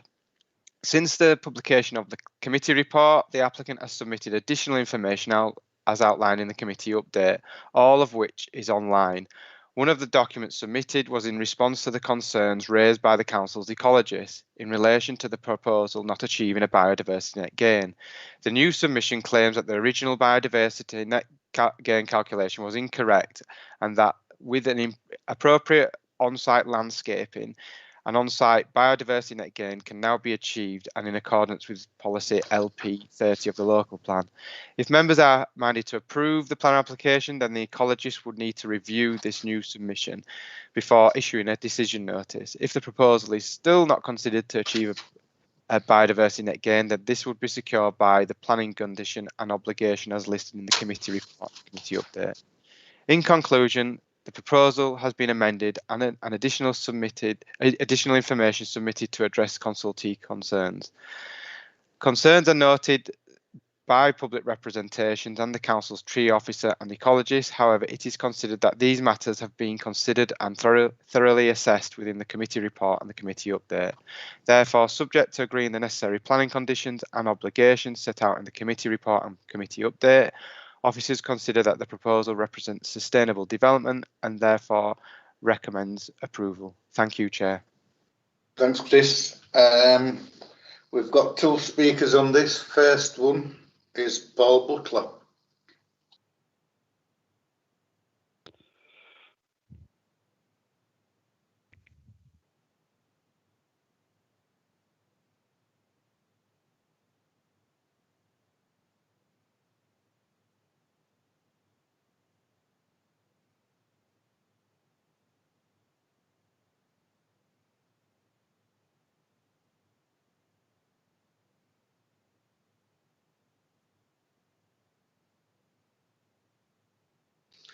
Paul, you've got 3 minutes starting from now.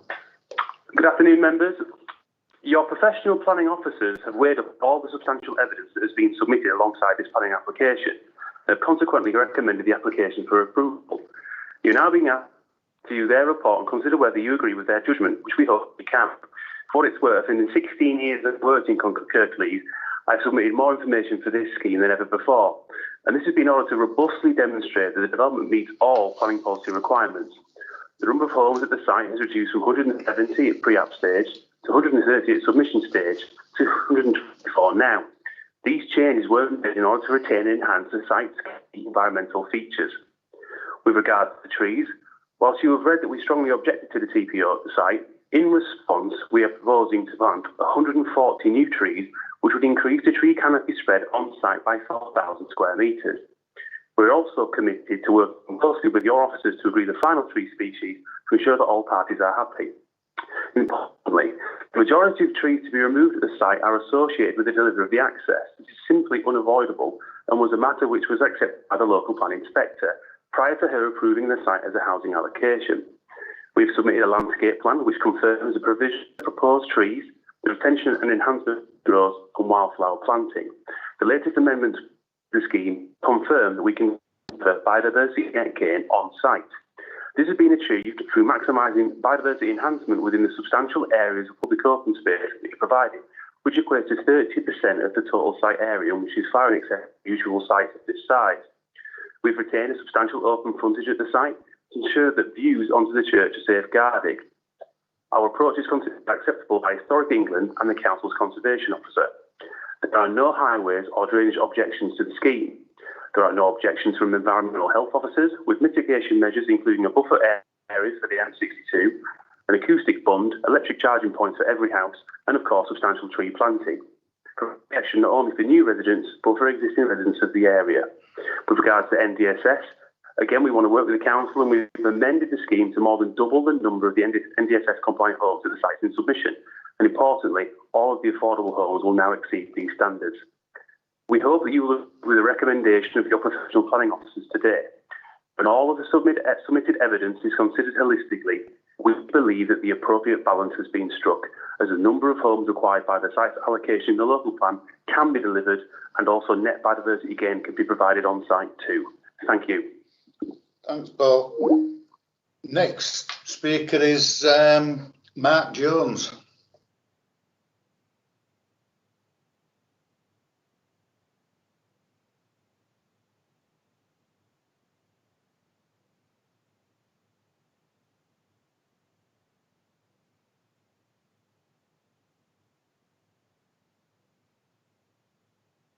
Mark, same as before, you have 3 minutes starting now. Good afternoon. I don't wish to repeat all of what I said for the previous item, but a lot of what I said equally applies to this scheme too, especially in terms of housing need, economic benefit and security of many jobs.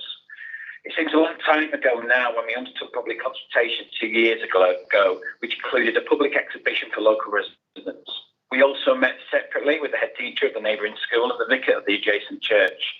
Can I also take this opportunity to confirm that we would be willing to meet with a couple of chosen local representatives, including the neighbouring head teacher and vicar, when preparing the construction management plan for this site? This is and has been a challenging site for all involved.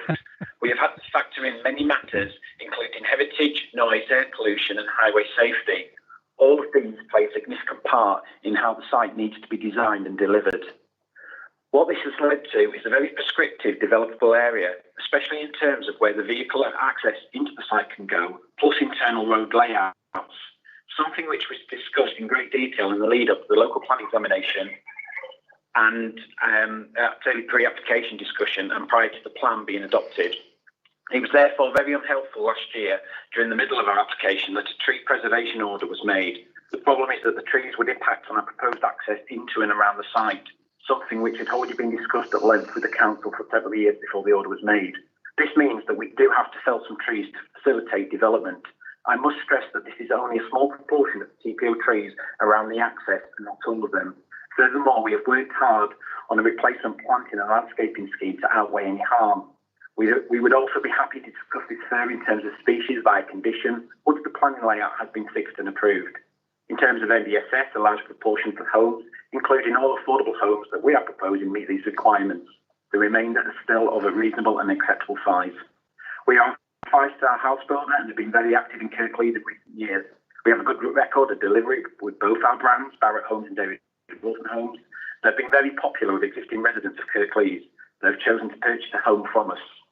Furthermore, the balance of information to get to a position where a positive recommendation can be made and allow for more detailed information later via condition has worked well to date on our other sites. I apologise for repeating myself again, but there are a number of competing constraints with this site and therefore a planning balance is required if this allocated housing site is deliverable. Not only to deliver housing, but also deliver all of the social economic benefits, including Section 106 obligations. Picking up on a point made from the last item, and hopefully this will provide clarity for this item, with our proposed EMS, priority is given to local people who are already in the local area. We have previously done this on another scheme in Kirklees, and the eligibility criteria form part of the Section 106. It proved popular with local people on low incomes. I therefore hope that you can support the officer's recommendation and approve this application today. Thank you. Right, thank you, Matt. Right. Members, it's over to you. Sorry, Chair. I think Councillor Bolt would be entitled to speak under CPR 36. Right. Martin. Thank you, Steve, and thanks for that clarity. Yeah, but I read this yesterday while I was looking through the papers, and I was interested that obviously there are conflicts with regard to the tree issue, and Cabinet and Council have recently approved a new policy protecting trees. Indeed, officers recently told me that they didn't want to build a greenway through the Dalton ward as previously approved because it might mean felling trees. Well, if the council won't deliver schemes that it owns based on trees, then surely the planning committee have to follow that as well. And planting trees, you don't get new for old. It takes a long time to achieve the same environmental benefits from tree planting as felling mature trees. The officers mentioned the public rights of way, and if committee are minded to approve, I would suggest that you condition that the prow diversions or work are achieved before work starts, because as a former member of Planning and Highways Committee, I know how long prow diversions can take. They are not certain. You may also want to condition an upgrade of the public right-of-way to deliver a high-quality, fully developer-funded link to the Spen Valley Greenway and the adjacent school, because the school doesn't currently benefit from that, so that would be a community benefit. This would conform to the Council's climate emergency aspirations, active travel targets and integrated travel planning and policy. The developer has just said that he'd meet a couple of people to talk about construction management plan. As someone who currently lives half a mile away from a development site and has seen the damage that developers can do, Such things affect more than just the immediate neighbours, and I would suggest that any meeting to discuss the impact of development and things like keeping muck off the roads, stopping developers, staff parking on the public highway while they're building, is something of much wider consequence. Thank you, Chair. Councillor Pinnock. Thank you, Chair. Right, I'm afraid I've got quite a lot to say on this. This, as you will all be aware, is an allocated site. Therefore, there is a presumption that development will take place on it. However, and I ought to stress that certainly during the last year, I have got to know this site quite well. There is a footpath that goes right across it. And I've used it on numerous occasions in my daily walks, as one is enjoined to do by the government, and it has enabled me to appreciate really what the site's constraints are, and I mean I've got half a dozen of them. There's a listed building. There's the prows themselves. There's the motorway, which you can't avoid noticing. There are the trees. There are some parts of the site that are unusable. And there's also landforms, which isn't made clear in the committee report. I know it says it's undulating, but I think some of that is due to earth moving that's put those landforms where they are, possibly connected with the motorway. The listed building, that's fair enough. All of the issues related to that were dealt with by the planning inspector at the inquiry, and the planning inspector took a certain area of this site out of development. Still part of the site, but it can't be developed. And also there is another bit of unusable land where there is a sewer which was diverted after the bridge over the motorway, which is just at the end of Whitechapel Road, was renewed 4 or 5 years ago. It carried a sewer underneath it originally, and that's been put under the motorway and across this site. Though it's not clear how that's going to work in relation to where some of the houses are. I think that could be an issue. The public rights of way. Well, if you look at the maps we've got, the existing public right of way doesn't go where it says. There is a public right of way that comes from the Greenway, which is further to the north of this site. It then goes through a wood and along the edge of the motorway and comes out. I don't know whether, Chris, you can have the site plan, but it comes out right in the top corner of the site, and then goes across a plateau. It's difficult to describe with that on it, but it's right up in the top corner up here, where there's a stile where the footpath comes out, and it then goes across the plateau to the south of there, and eventually it comes out next to the public house. The curious thing about the middle bit of here is that although it's quite well defined, at the moment it's really quite muddy and a bit ill defined in the middle bit, and I think there's a lot of made ground there which may cause problems in the development.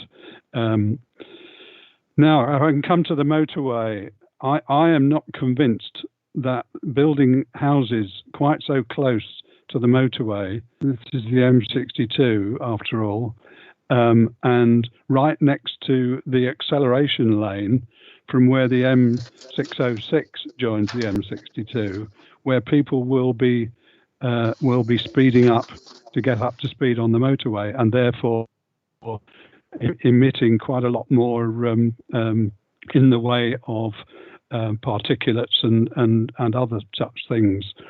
So I think that the distance from the motorway and that pollution, and possibly as important, the noise from the motorway.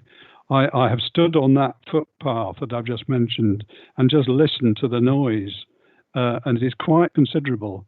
So what it would be like to actually live in a house there, I don't know. We've not got sufficient information, I don't think, to tell us what the impact of the noise actually is.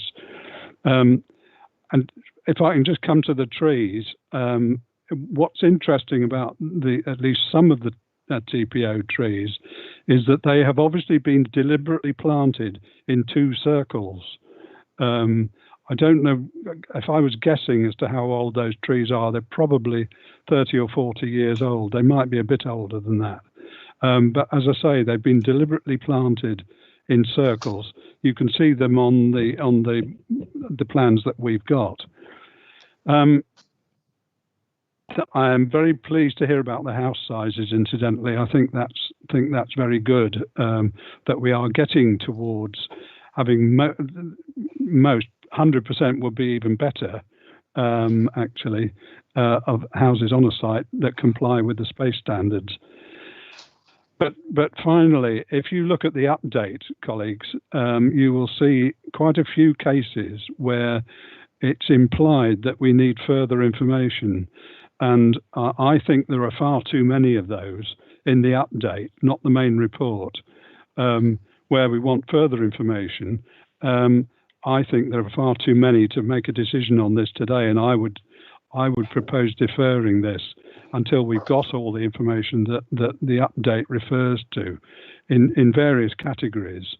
And finally, I want to thank one of the objectors, Colin Berry, on behalf of the Civic Society, who has, as he puts it, lobbied us.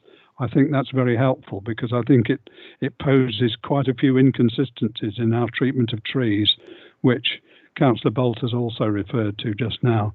I'll stop there, Chair. I could unfortunately go on longer, but I will see what other members have to say about it. Thanks, Andrew. Quite a lot there. So sorry. I've got Nigel down to speak next, but I'll bring Chris in, then it can clear up Councillor Pinnock's questions. Yeah. Thank you, Councillor. Thank you, Chair. Through you, Chair. I think I just would like to stress about the public rights of way that goes through the site. When you're on site, you use a public footpath or a desire line that doesn't necessarily use the public rights of way route. It diverts. So if I could just bring the image up for a little bit of clarity, sorry, just so members are aware. When you're on site, you very much use this public footpath that crosses the site here in this direction where my cursor is. But the public rights of way in question that will need diversion order is the one in a zigzag fashion, which I understand was affected by the construction of the motorway.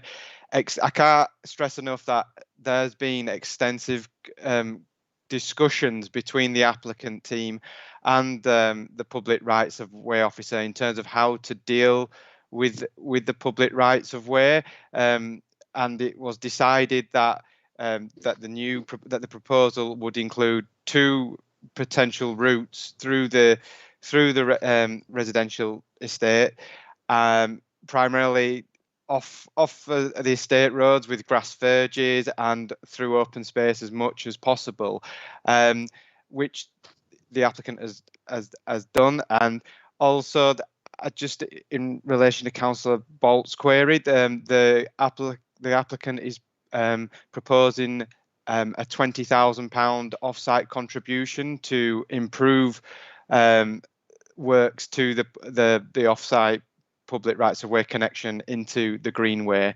So I think they have been quite proactive in trying to facilitate the works for that public rights of way, in my opinion.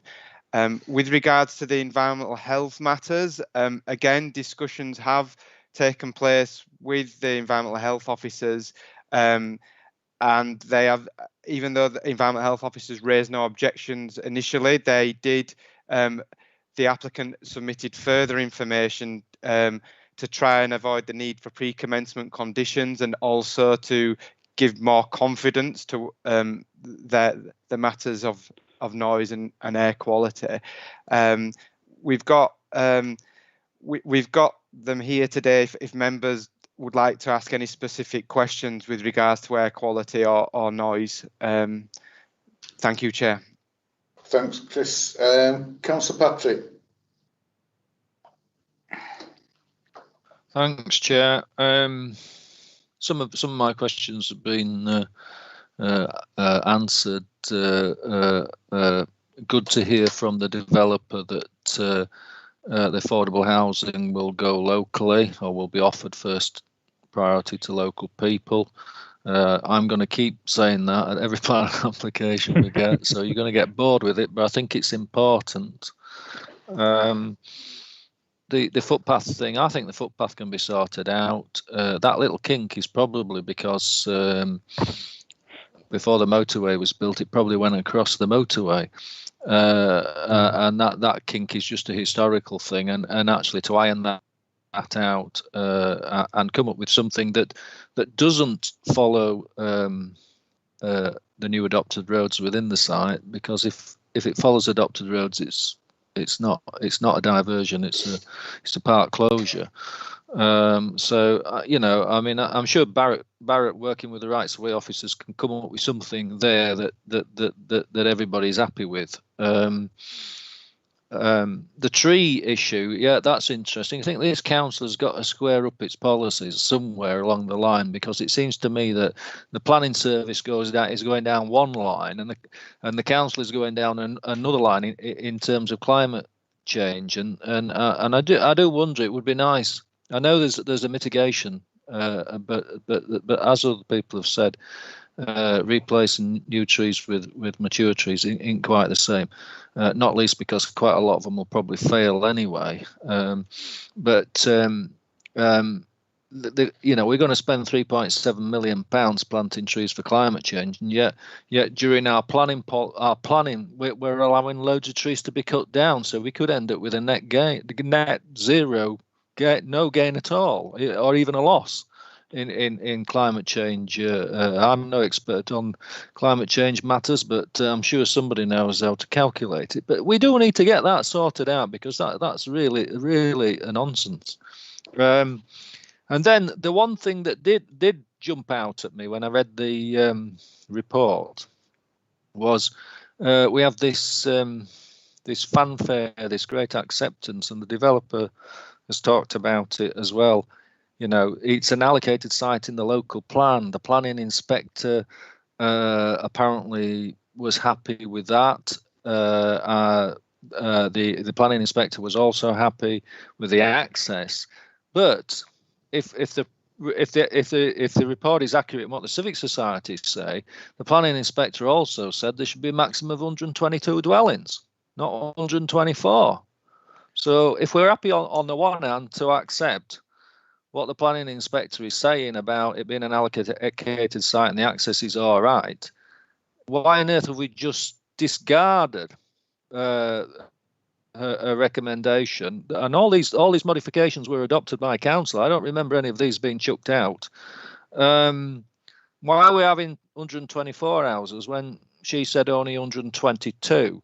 And then the other issue that seems to have come out of that local plan public inquiry was the buffer distance on the heritage site, the grade listed church, and how extensive that should be. That seems to have been ignored as well.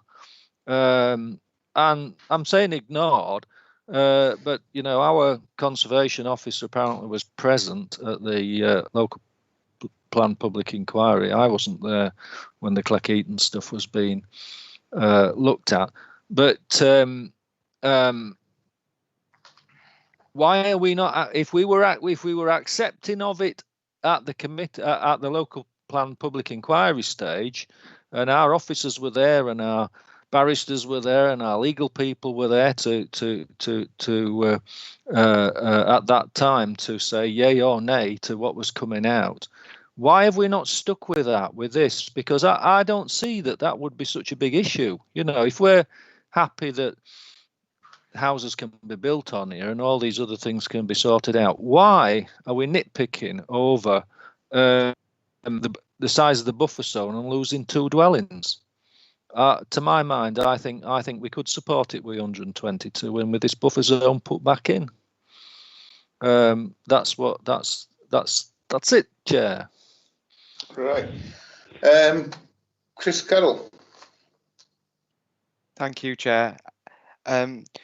Just to answer some of Councillor Patrick's queries, comments, I have to say that the 122 dwelling figure, as highlighted in the section in the HS 97 site allocation box, is very much an indicative housing figure, so that it could go up and it can go down. As officers, we look at the other policies, you know, and we always try and seek and the, you know, minimum density of dwellings on the site, because, you know, that's what we do. Obviously the site constraints, which we understand and we have assessed with the applicant team. As I've said in my presentation, the conservation and design officer worked with the applicant on at the local planning inquiry and then at pre-application, going out on site, meeting with them, agreeing on where the boundaries were to respect the setting of the church, and so it's not just been a flippant of a hat that we've just, you know, we've accepted that, we've been on site, we've done the assessments. I appreciate that there will be loss of trees, but it is a on balance situation and for members to consider. Thank you. Thanks, Chris. Members? Councillor Pinnock. Yes, thank you, Chair. I'm still not totally happy with this. As I said, it's an allocated site, so we would presume development will take place, but it can't be at any price. And I've already said that I think the relationship with the motorway is unsatisfactory. Members will note that there is an acoustic fence proposed, but if you stand on the land as it is at the moment, it is higher than the motorway. I'm not completely convinced that the acoustic fence as proposed will do any good for that purpose, unless quite a big change in the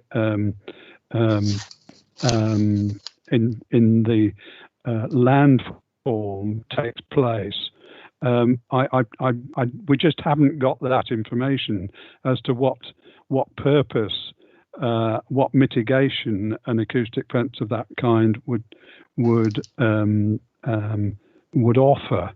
I think that when we have a site that is so close to a huge noise generating source, then it's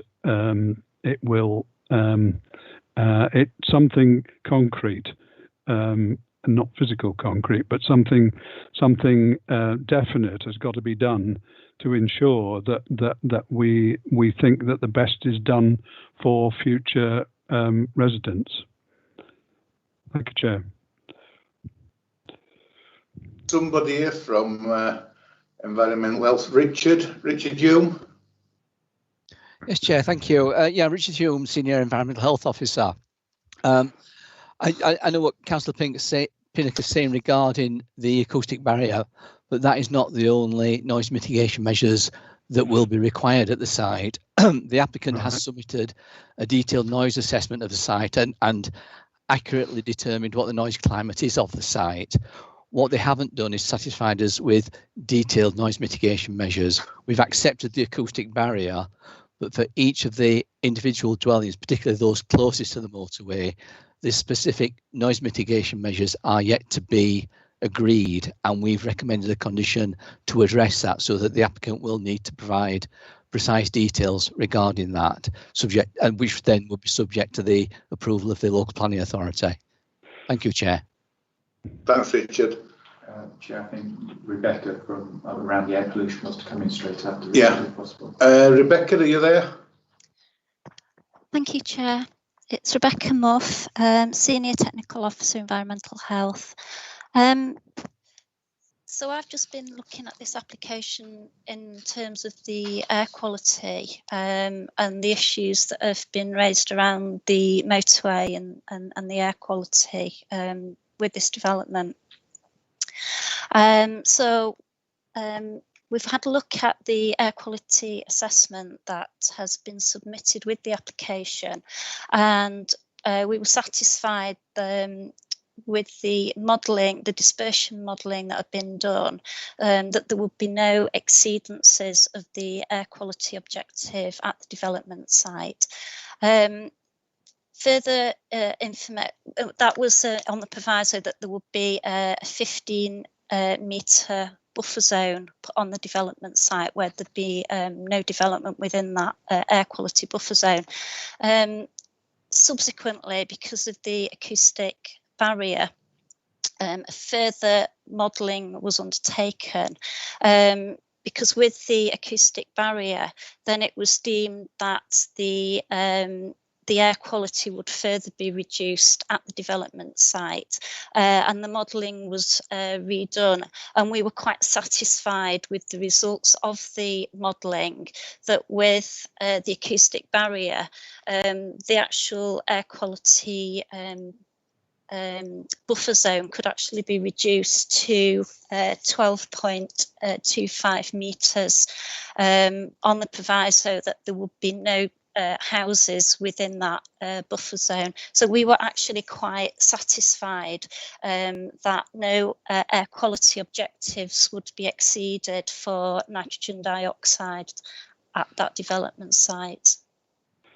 Thank you, Chair. Thanks, Rebecca.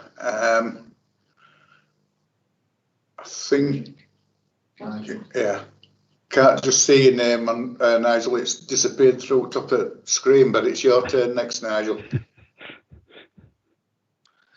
Thank you. I must say, Chair, that I didn't know you were able to type messages on the chat bar without using your hands. I'm using someone else. It's amazing, isn't it? It's not you it's telling me off, is it? It's another person in the room. You know, I've had a slap on the wrist, so I did say that if. So I've now got to speak it rather than type it. So I did say in my little chat that if Councillor Pinnock is still watching. Yes. Well, that's fine. If Councillor Pinnock is still wanting to propose deferral, I will gladly second it, because there are many issues with this that are not quite right, and I think the developer could go away and consider coming back with a better plan. Thank you. Thanks, Nigel. Councillor Pinnock. Yes, thank you. Yes, I'd just like to confirm that what Councillor Patrick has said. And definitely that we just had a demonstration about needing details about noise that we need to come back on that. But there's also the point I'd like to comment on what we just heard in relation to noise and air quality, and that is it may be 15 meters to a house, but there is probably a garden in between, so you have to consider the enjoyment of the garden as well as the house. I think that that is another issue that needs to be considered. I do think it's important, and I just to nail this down, another issue that and it was mentioned by the applicant about forming a residents group. They have already said that they are quite happy to do that, but I'd just like to make sure that we do talk about that as well if we defer it. Thank you, Chair. Thanks, Andrew. Councillor Walker. Right, thank you, Chair. Yeah, I share the concerns about both noise and air quality with this development being so close to the motorway. And we've heard about the tree planting, we've heard about the acoustic fence. Has there been any consideration of planting hedges or a dense belt of shrubs, or using things like green walls, using ivy and moss and things like that, both of which if any of those, if they were developed, potentially could deal with both, help to mitigate some of both the noise and the air pollution. Just wonder if we could have a comment on that, please. Right. Councillor Patterson. Thank you, Chair. I'm concerned not about anything necessarily specific, I'm afraid, but there is so much in the report which does say this needs to be considered, or we've just got this information yesterday even, and there's some comment on that, but it all feels very rushed at the last moment. And I want an assurance really that all the issues that have been raised have been fully considered, because the report doesn't give me that confidence. I mean, that's a very nebulous view. I'm not quite sure. I mean, my feeling before the meeting was that yes, it needs to be deferred for more information, but only for more information. There's nothing. I'm not worried about the PRO or the motorway or anything else like that. It's just that there's so many statements throughout the report and the update, of course, and I can't see properly what this is all going to look like. I'm not even quite sure what all the conditions are, which is the correct list of conditions. So unless somebody can give me some assurance that everything has been properly considered, I'm on the side of the deferral route, but at the same time I can't say I need to defer it so that we get more information about A or B.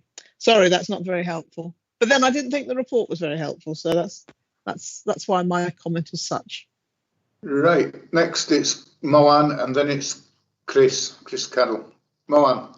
Thank you, Chair. Very briefly, Chair, I'm not sure there is any legislation with regard to the housing development should not be close to the motorway. But I know in the past, in the old time, there used to be a houses on very close to the railway tracks, and the people still like those, yeah. Living on the near, if you see that in the Corn Valley or somewhere on the Slutsway, there is a long terrace house lines of houses there. But I'm not sure there is any legislation. We can't build the housing on near the motorway. But there are some people, there might be some people who like to live near those ones. So there is an environment noise issue, but there is a mitigation of that. But I'm not against the application, yeah. But I would go along with all other members. I think it's better to defer it, come back to the meeting again. Yeah. Thanks, Ron. Right, I've just got Donna Bellamy now, and then I'll take Donna now, and then we'll go to Chris, and Chris can try and put some more pointers in for you. Right, Donna Bellamy. Thank you, Chair. it's on the noise thing. I think living next to a railway line and a motorway completely different. I.e., you'll be lucky sometimes if you hear or see a train once an hour anyway. Whereas the motorway, and especially there, is absolutely packed, with it being towards the junction of the 606 as well. I can't honestly say that I've ever managed to get through that bit, quickly. But yeah, I'm in agreement here. There's just not enough information in the report. It's like, we'll get this later, this and this. So I'm quite happy to go for deferral, because I cannot see how anybody can make a decision on this with what we've got in them reports. Thank you. Right. Thanks, Donna. Right. Chris to come in, and obviously so far it's pretty much nailed on. It's going to be deferred, but Chris, if you can come back, please. Yeah, thank you, Chair, and thank you, members. I note the comments made. I'd just like to say some of the reports that were submitted were just to, even though officers had not raised concerns with and said that certain concerns could be addressed by condition. Barrett, the applicant had submitted additional information anyway, and we have to work to deadlines to submit the committee reports, the committee updates, but points taken. I'd just like to say though that Barrett's have developed a scheme just near I don't know if anyone's aware, just outside the district in Morley, and that is basically the same situation built next to the motorway, obviously with same air quality and noise implications. And I don't know whether anyone has visited that site, but it shows what can be achieved, I suppose, with an acoustic barrier and open spacing and trees. And officers was made aware of that site, and we did visit to understand them implications. If members would like to visit there, I just thought I'd raise that. Yes, thank you. Thanks, Chris. It's funny you mentioned that. I went there the other day. I was on my way to Specsavers for my ice testing, and I ended up in Marley for some strange reason. Right.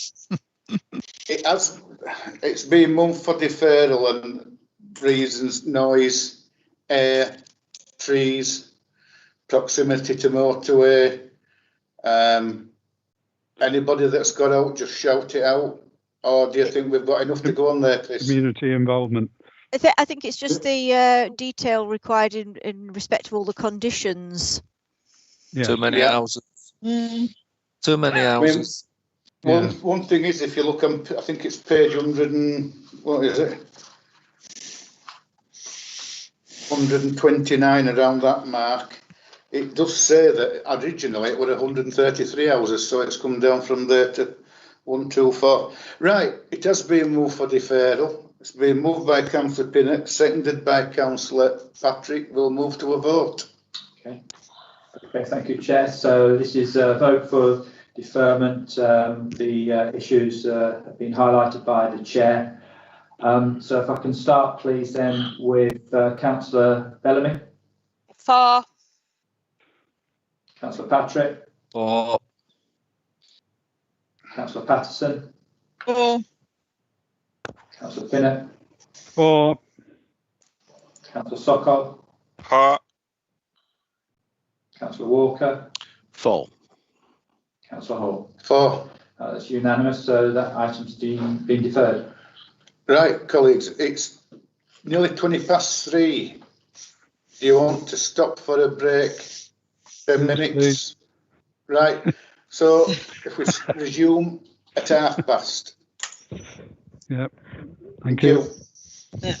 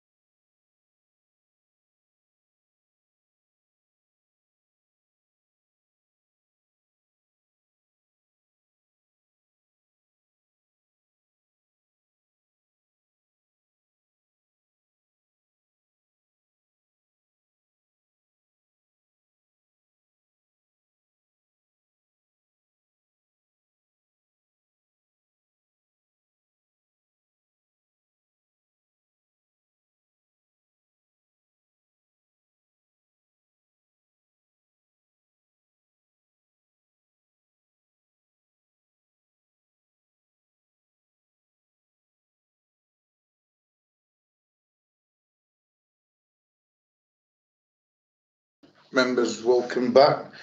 We're now on page 173. This is Penine View, Pheasant Drive, Bristol.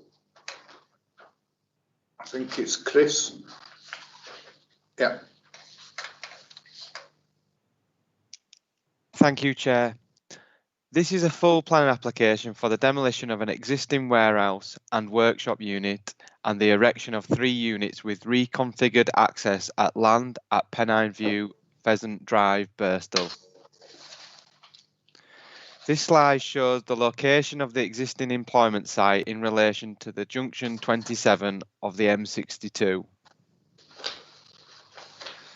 The application site measures approximately 1.8 hectares and consists of a large warehouse and workshop, which are currently let to a logistics business on a short-term basis. The aerial image shows that the site is commercial in character with large areas currently used for trailer parking. The image also shows that the site is surrounded by similar employment-related uses. The top image shows the buildings to be replaced and the bottom images show the general character of the street scenes. The images on the left are taken from Penine View, whilst the images on the right are taken from Pheasant Drive. This image is taken from the Council's GIS mapping system and shows how the site falls within a priority employment area, P46. Therefore, as detailed within the Planning Committee report, the principle for redevelopment of this site for similar employment uses within the P would accord with the local plan policies LP7 and LP8. Furthermore, offices recognise the potential employment and economic benefits associated with this proposal. It is understood that the existing use currently employs around 25 persons and that the proposed redevelopment has the potential to generate around 100 jobs.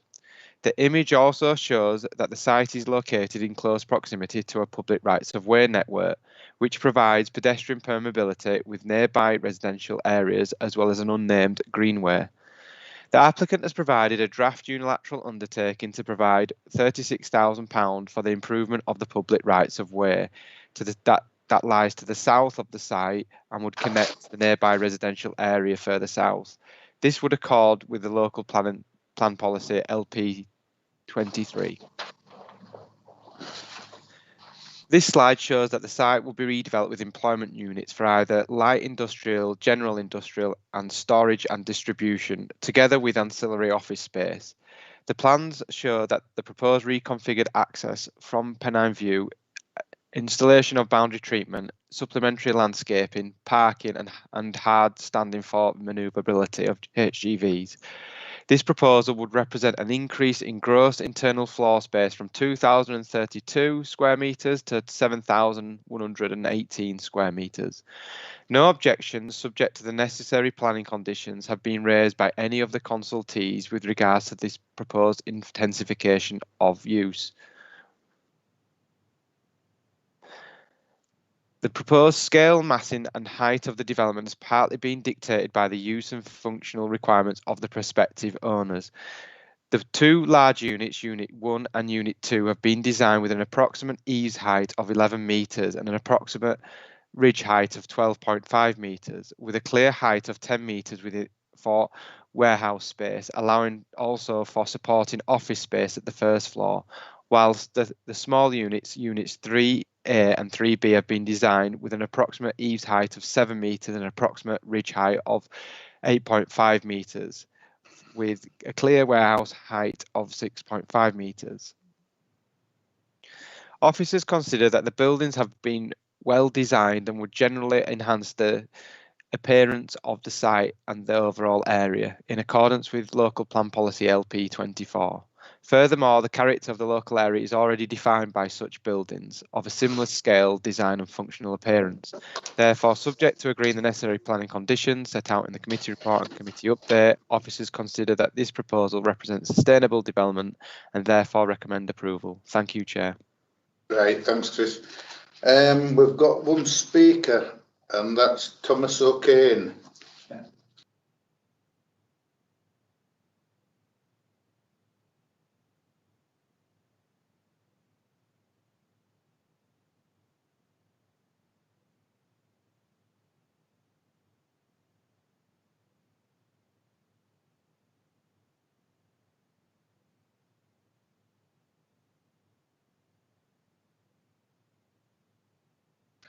Thomas, you've got 3 minutes starting from now. Can everyone hear me? Yeah. Fantastic. Good afternoon, thank you. I'm Tom O'Kane from P4 Planning, the agent representing the applicant. Marway is a leading last-mile logistics real estate company with over 1,400 sites across Europe and is seeking permission at Northwest Industrial Estate in Bristol to redevelop land that was previously in employment use to deliver modern, energy-efficient warehouse buildings that will attract new businesses and jobs to the borough. The proposal has strong sustainability and energy efficiency credentials. In addition to low carbon and green energy infrastructure, Marway is committed to pay through an undertaking for the upgrade of the public right-of-way to the south to Greenway standard. Subject to securing permission, Marway is ready to commence development, and we would like to thank your officers for working closely with our team to ensure all relevant matters were appropriately addressed, and we are pleased with their robust recommendation for approval. We estimate that in addition to the construction phase, the new units will employ between 100 and 150 people, depending on the nature of the end occupiers. And Marway will work with the council to ensure that new job opportunities are available to help meet local needs. As a speculative development, it is important to ensure that there are no unreasonable conditions placed on the development, which will help ensure that the units are occupied quickly. We are also grateful that by working with the council and submitting detailed information up front, we have reduced the number of pre-commencement conditions to maximise the chance of an early start on site. There is strong demand for industrial and logistics space, and Marway is confident that these units will be occupied soon after completion. I thank the case officer for his thorough report, and we would be very grateful for the committee support through a grant of planning approval. Thank you. Thank you. Members, it's on to you. And first up, it's Councillor Pinnock. Thank you, Chair. I would like to move approval of this because I think it's got quite a lot of things going for it. The design of the buildings, I think, is compared with some of the things that are up there at the moment. And I went and looked at the site on Monday. Certain sites are a little bit tatty, but this would improve the appearance of quite a large site there, and it give me great pleasure to move approval. Thank you. Councillor Pattison. Thank you. Well, in that case, I'd like to second it, Councillor Pinnock. We've been up to this area so many times, and it's really good to see on this occasion that the health and safety exec are not advising against development here, albeit it's in the middle zone of the hazard of a hazard site. So I mean that's good that we can actually get some decent development. As you say, it's all pretty tatty up there, and it would be good to have some new buildings and some tidy up, and especially that commitment as well to the public rights of way. It's great to have these new job opportunities as well. And it is, I have to say, I mean, not that I want to recommend this, but it's one of the few areas in Kirklees where we can get this sort of large shed or warehousing developed. And we need to take advantage of that, I think, because and we don't want that sort of job across Kirklees, but we do need some in some part of it. So no, I'm happy to second this recommendation. Thanks, Carol. Mohan.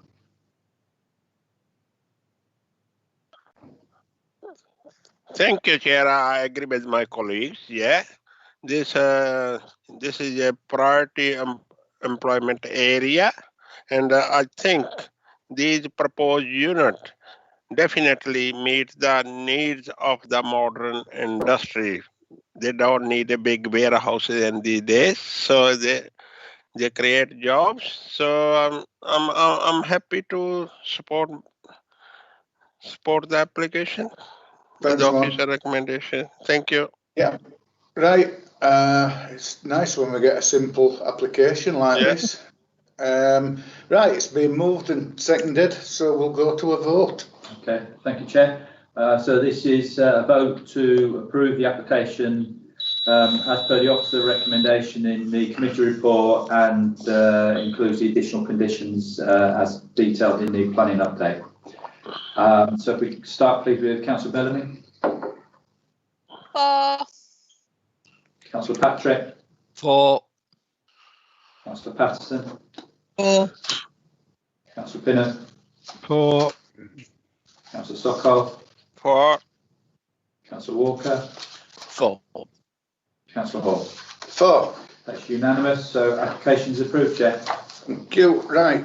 Next item. This is item 12, page 195, and we're going back to Westwood Mill in Linthwaite.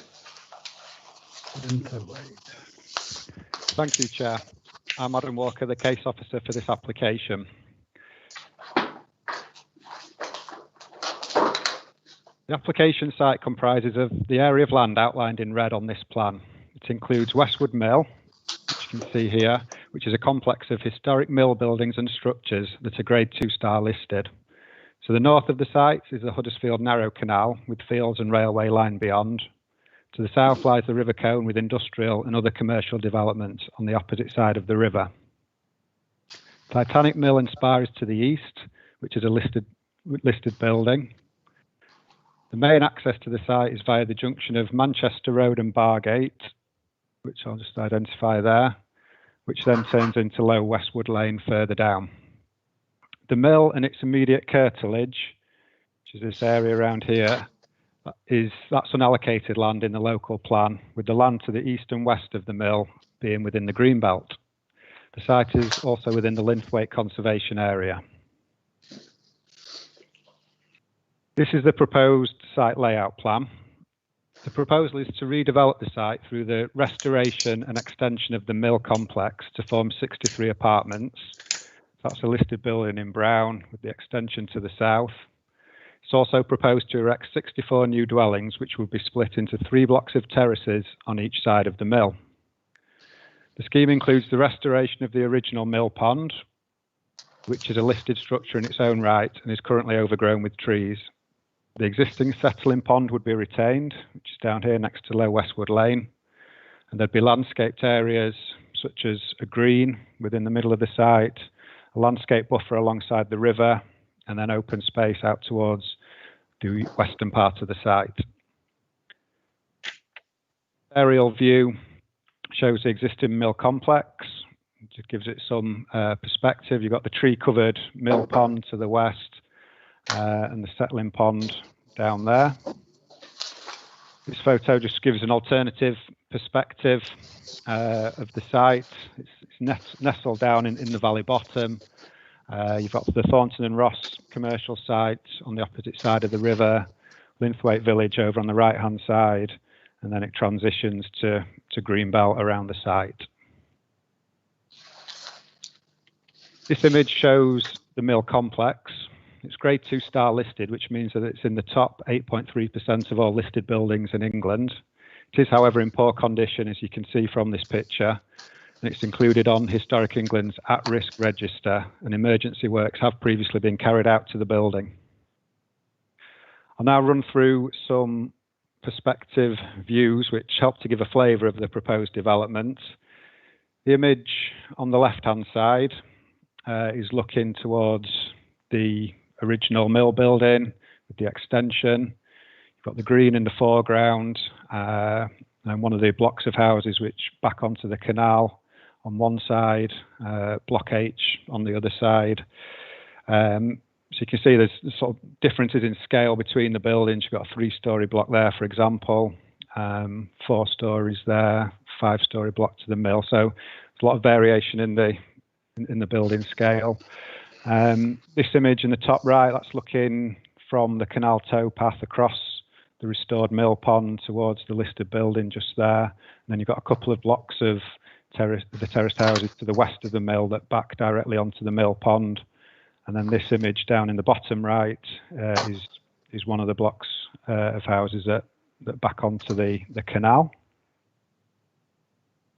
And a few more images. So that's the extension on the southern end of the mill. Looking, this one down at the bottom that's the settling pond looking towards one of the new blocks of terraced houses. And again, a similar one with the new houses to the west of the mill onto the mill pond. So the main issues with the application relate to heritage, greenbelt and flood risk. In terms of heritage issues, the application has been submitted on the basis of an enabling development argument. So in other words, the proposed development is necessary in order to enable the future conservation of the heritage asset. A detailed assessment of the heritage issues is provided in the committee report and concludes that the restoration of this important historic mill site represents a substantial public benefit which meets the tests for enabling development. Considerable weight is therefore attached to this. Mill restoration will also deliver supplementary public benefits in terms of the character of the conservation area, the setting of Titanic Mill and the visual amenity of the canal. The application is fully supported by Historic England and the Council's own conservation and design team. The mill would be restored in a sensitive manner and the new build dwellings are considered to be of good design. The proposal incorporates a number of attractive features such as water bodies, open space and landscaping. The proposal involves a substantial amount of new development in the Greenbelt, which is inappropriate and should not be approved unless very special circumstances exist. As discussed in the report, officers have accepted that the restoration of the Grade 2 star listed mill complex and the mill pond constitute very special circumstances to outweigh the harm to the Greenbelt. To ensure that the public benefit of restoring the mill is realised at the earliest possible opportunity, the developer will be required to carry out the works to the mill within the first phase of the development, as set out in the committee report. And this will be secured through a Section 106 agreement. In terms of flood risk, the site lies within flood zones 2 and 3, which have a medium and high risk of flooding respectively. Part of the site is also within the functional floodplain, which is land where water has to flow or be stored in times of flood. The applicant has undertaken their own site-specific modelling of flood risk. The modelling has been based on land levels being altered within the functional floodplain to create additional flood storage, and officers have accepted the principle of these engineering works on this specific site. The applicant's modelling has been reviewed by the Environment Agency, who have accepted it as an accurate model. The modelling demonstrates that none of the proposed dwellings and the access road will be located within the revised functional floodplain boundary.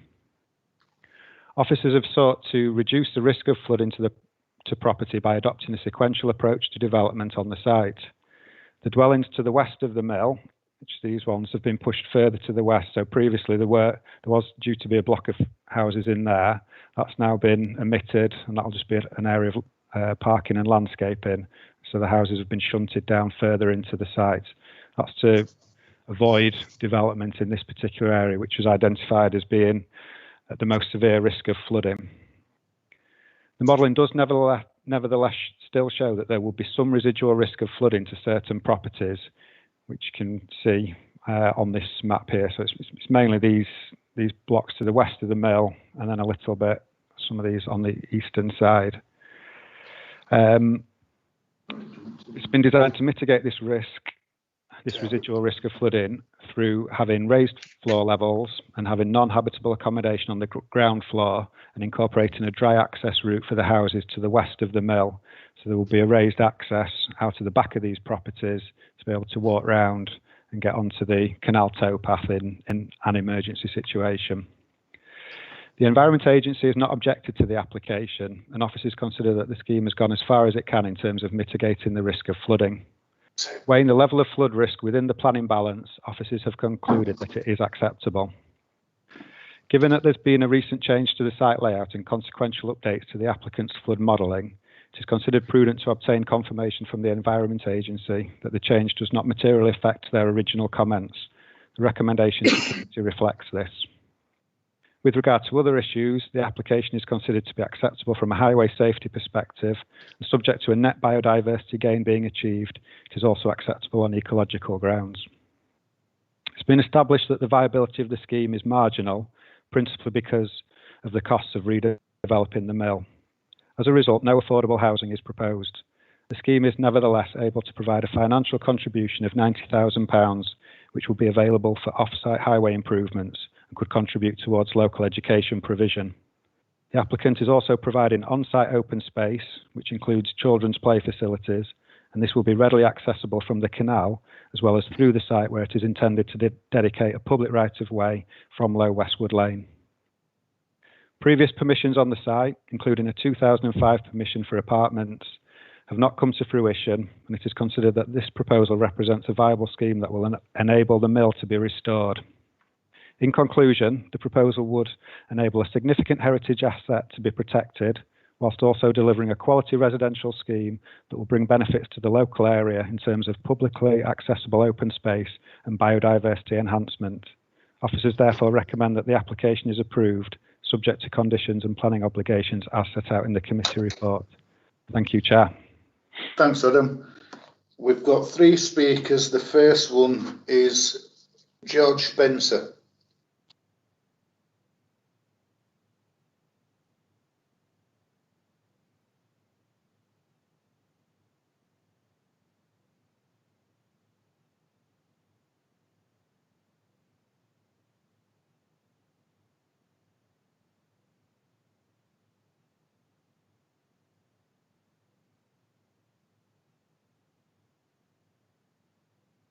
Okay, that's fine. Thank you. George, you've got 3 minutes starting from now. Right, okay. Thank you for the opportunity to make representations. I want to say 2 things. Firstly, I think the consultation period was flawed, so you should defer the decision and have another consultation period. Secondly, the proposed development is unsuitable. I live in the row of cottages up from Low Westwood Lane, and my garden runs down to the canal bridge. I never received a letter about the consultation, and there weren't any notices on the lampposts around the towpath in Low Westwood Lane by the canal.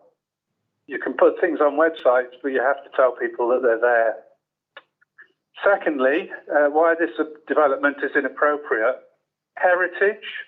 As someone who lives in the cottage once occupied by the manager of Low Westwood Mill, you don't have to tell me about the heritage development, but these aspects are lost in the vast scale and character of the proposed development.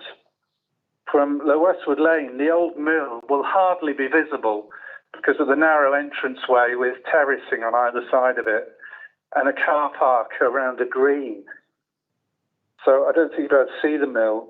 And even from the west side, the mill buildings will be dwarfed by adjoining buildings, which soon lose the style and detail of the mill. Nothing in the planned developments reflects the vernacular building style of stone cottages and low farm buildings.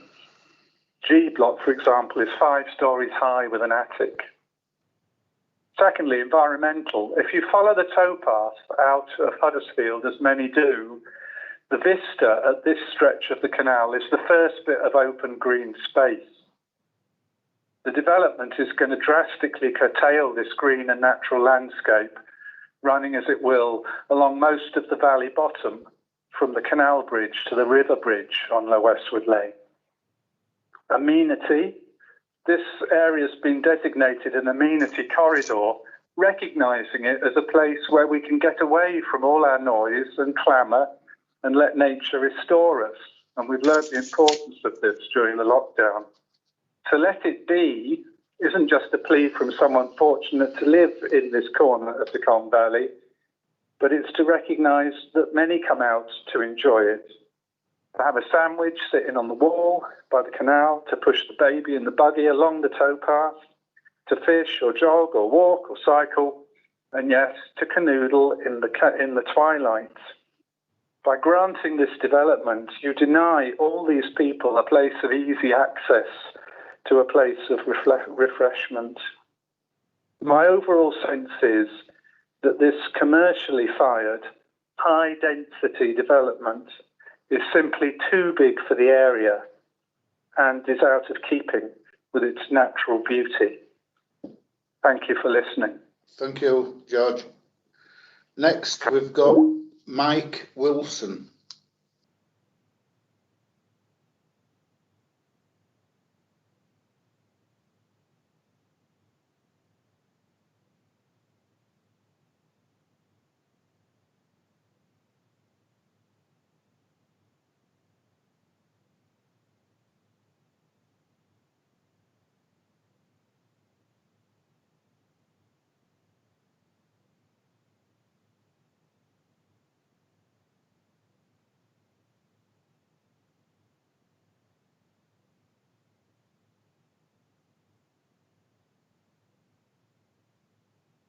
Right. Okay. Afternoon, Mike. You've got 3 minutes starting from now. Right, you're on, Mike. It's your time. Okay, my company trades under the name of Michael Wilson Restorations. I've been running this company for some 45 years, and as the name suggests, I specialise in the restoration of residential buildings such as mills, mansions, and the odd stately home.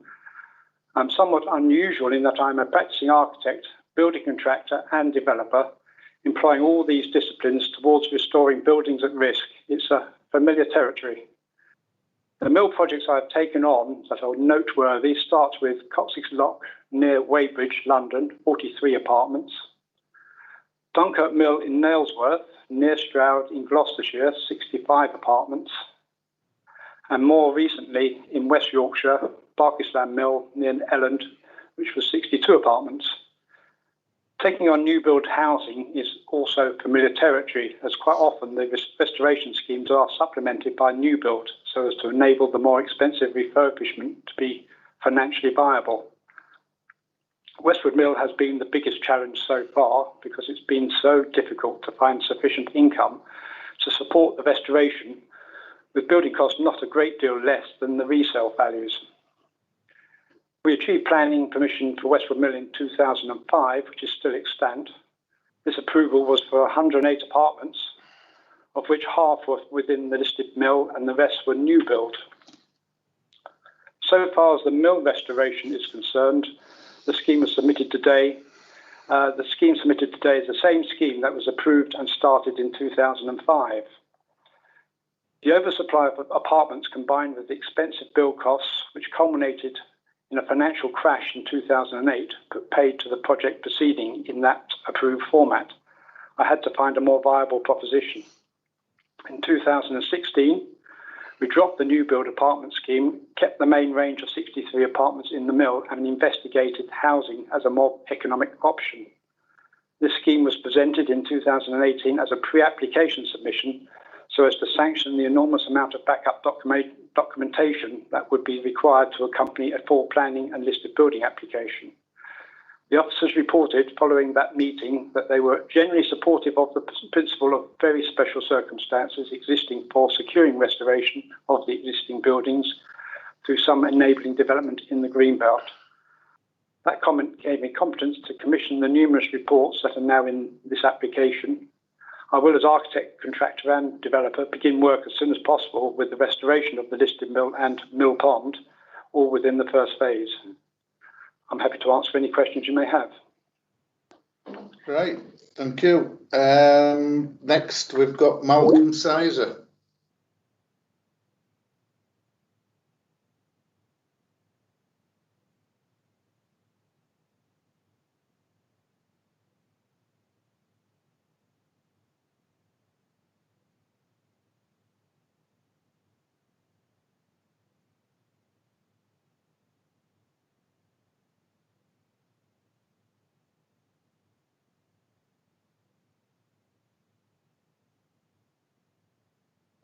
Yeah, thank you. Sorry.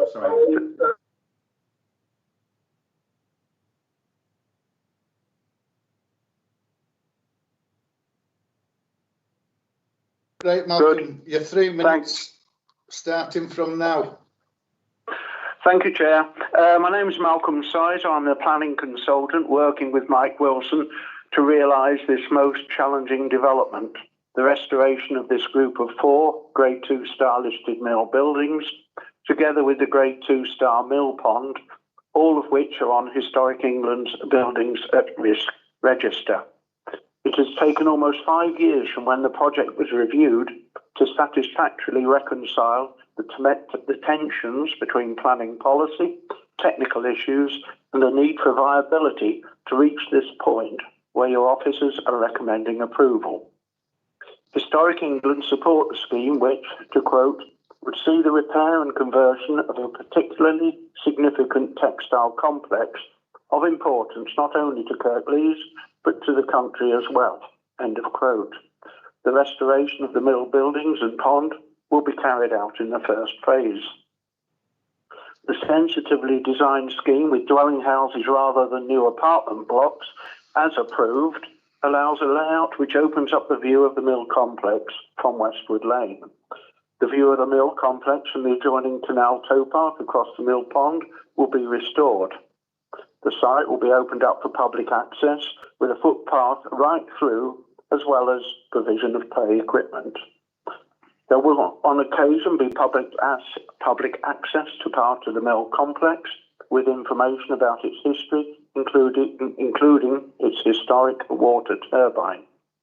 There will be a windfall of 127 dwellings to contribute to the Council's delivery targets in the local plan. The officers accept that viability is marginal, and as such, the development is unable to deliver a policy-compliant Section 106 package because of the costs associated with the restoration of the listed buildings. To require more will require more enabling development to fund it. However, contributions totaling £90,000 have been agreed. Previously, Mr. Spencer spoke in objection to the application. Speaking bluntly, if the heritage buildings are to be restored, then a scheme of this scale is required so that it can be funded. In conclusion, the restoration anticipated for more than 15 years is now ready to be realised. I urge you to support your officer's recommendation for approval. Thank you, Chair. Thank you, Malcolm. Right, members, we've got nearly a full list. I must say, I think I've forgotten how many times we've had this application at this committee. I still think it's a fantastic scheme. First up, we've got Councillor Bellamy. Thank you, Chair. Yeah, I'm in agreement that, you know, something does need to be done with the mill. I mean, it is in a really bad state at the moment. It's falling down. It's going to end up in the canal if we carry on and nothing's done soon. So I'm pleased to see that the mill restorement is in phase 1. I do, however, still have some concerns. The extension and the new builds, they're not in natural stone, and I think they should be. You know, I don't think fake stone and fake brick really is gonna fit in, not in the area, and noting that as well as it being greenbelt, it's conservation area. So I really do think that needs looking at further. And also I do have a bit of concern regarding the consultation. The consultation period was so long ago that I do understand that, you know, residents in the area, etc., probably do feel as if, you know, they haven't had a chance to look at this and discuss it even further, especially with the alterations. I get that maybe COVID's probably had something to do with that as well. You know, things have been delayed.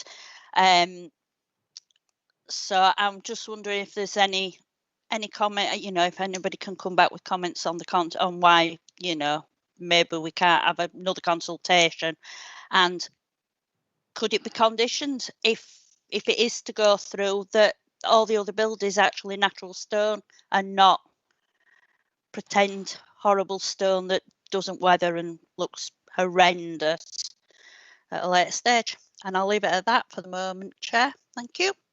Yeah, Rob? Yeah, just to start off by saying that I agree with both of Donna's key comments about the natural stone and about the consultation.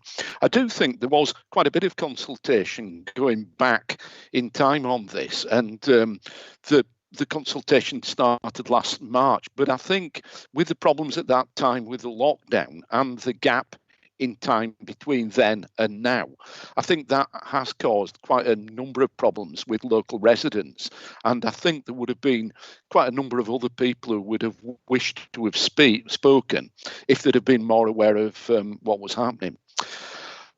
This is a very, very important and a very complex site. I think this argument about enabling development is the kind of crux of the problem there. Well, the crux of the issue. It's about whether it's justified building 64 extra units outside the footprint of the mill as the only way of being able to fund the restoration of the mill and the dam. This site has had a checkered and sad history. I grew up in the same house that Mr. Spencer, who spoke earlier, now lives in. So I grew up right next to this mill and spent a lot of time fishing in the canal and in the mill dam as a teenager. And I've watched over the decades really what's happened to this mill. I was also one of the trustees and part of the Westwood Mill Preservation Trust, which had alternative plans for the mill, which were adopted as part of the Princess Trust regeneration through heritage project, which was a millennium project, and it was one of 20 industrial buildings in Britain that were selected by Prince Charles and the Trust as projects that they were going to back. Unfortunately, it didn't happen because of the difficulty of obtaining the necessary funding from the authority to make a purchase of the site and develop it. So I've been involved with it for a long time, really. I think what's the things that have come forward, I think there are some good things about it. The mill itself has gone from a situation where in the late 1990s it was in pretty good condition, even by 2000 it was in pretty good condition, to be in an absolute wreck now. And some of the historically most important structures on the site are the structures which are in the worst possible condition. I would quibble with the dating in the report, section 2.3, because actually if you look at the detailed historical surveys which have been conducted on the mill, there was a fulling mill on the site which goes back way before the 19th century. It's actually one of the oldest textile industry sites in Kirklees and nationally. It's extremely important. So what's actually going to happen on the site? I think the restoration of the mill site itself, given the state it's in, is, yeah, I would support most of it. I think the buildings which are going to be demolished and built in a different style are the less important elements of the site. They're things that were added to the 19th century and earlier buildings which are on the site. I think restoring the dam is extremely important, both aesthetically and ecologically. Interestingly, last week in that height of the floods, I walked alongside that dam and you can see it just covered in trees, but there were actually thousands and thousands of gallons of water flowing into that pond from the River Cone. I've actually got photographs and video to show what was actually happening. So this dam, if it can be reconstructed and filled again, which I think has got to be a key factor within this redevelopment, is very important in terms of holding water that otherwise could cause flood problems. The highways issue is something that I was a little bit concerned about in the report, because it gives the impression that the only sort of access and egress route from the mill is towards Manchester Road, the A62, when in fact potentially quite a bit of traffic could turn the other way towards Wellhouse, up the hill, over the canal, along Low Westwood Lane. At the moment, the section of road near the canal bridge is in a very poor state. The bridge itself is reduced to a single carriageway, and there are problems with the roadway at both sides of the bridge. I wonder really if there should have been some consideration of a contribution to deal with that aspect of the roads. I also am a little concerned that there's no reference to, in the active travel plan, to the plans for the Combe Valley Greenway, which runs along the canal bank right next to the mill, and the fact that at the moment City Connect are finishing off the consultation about the resurfacing of that canal bank. I think that link with the mill is really, really important.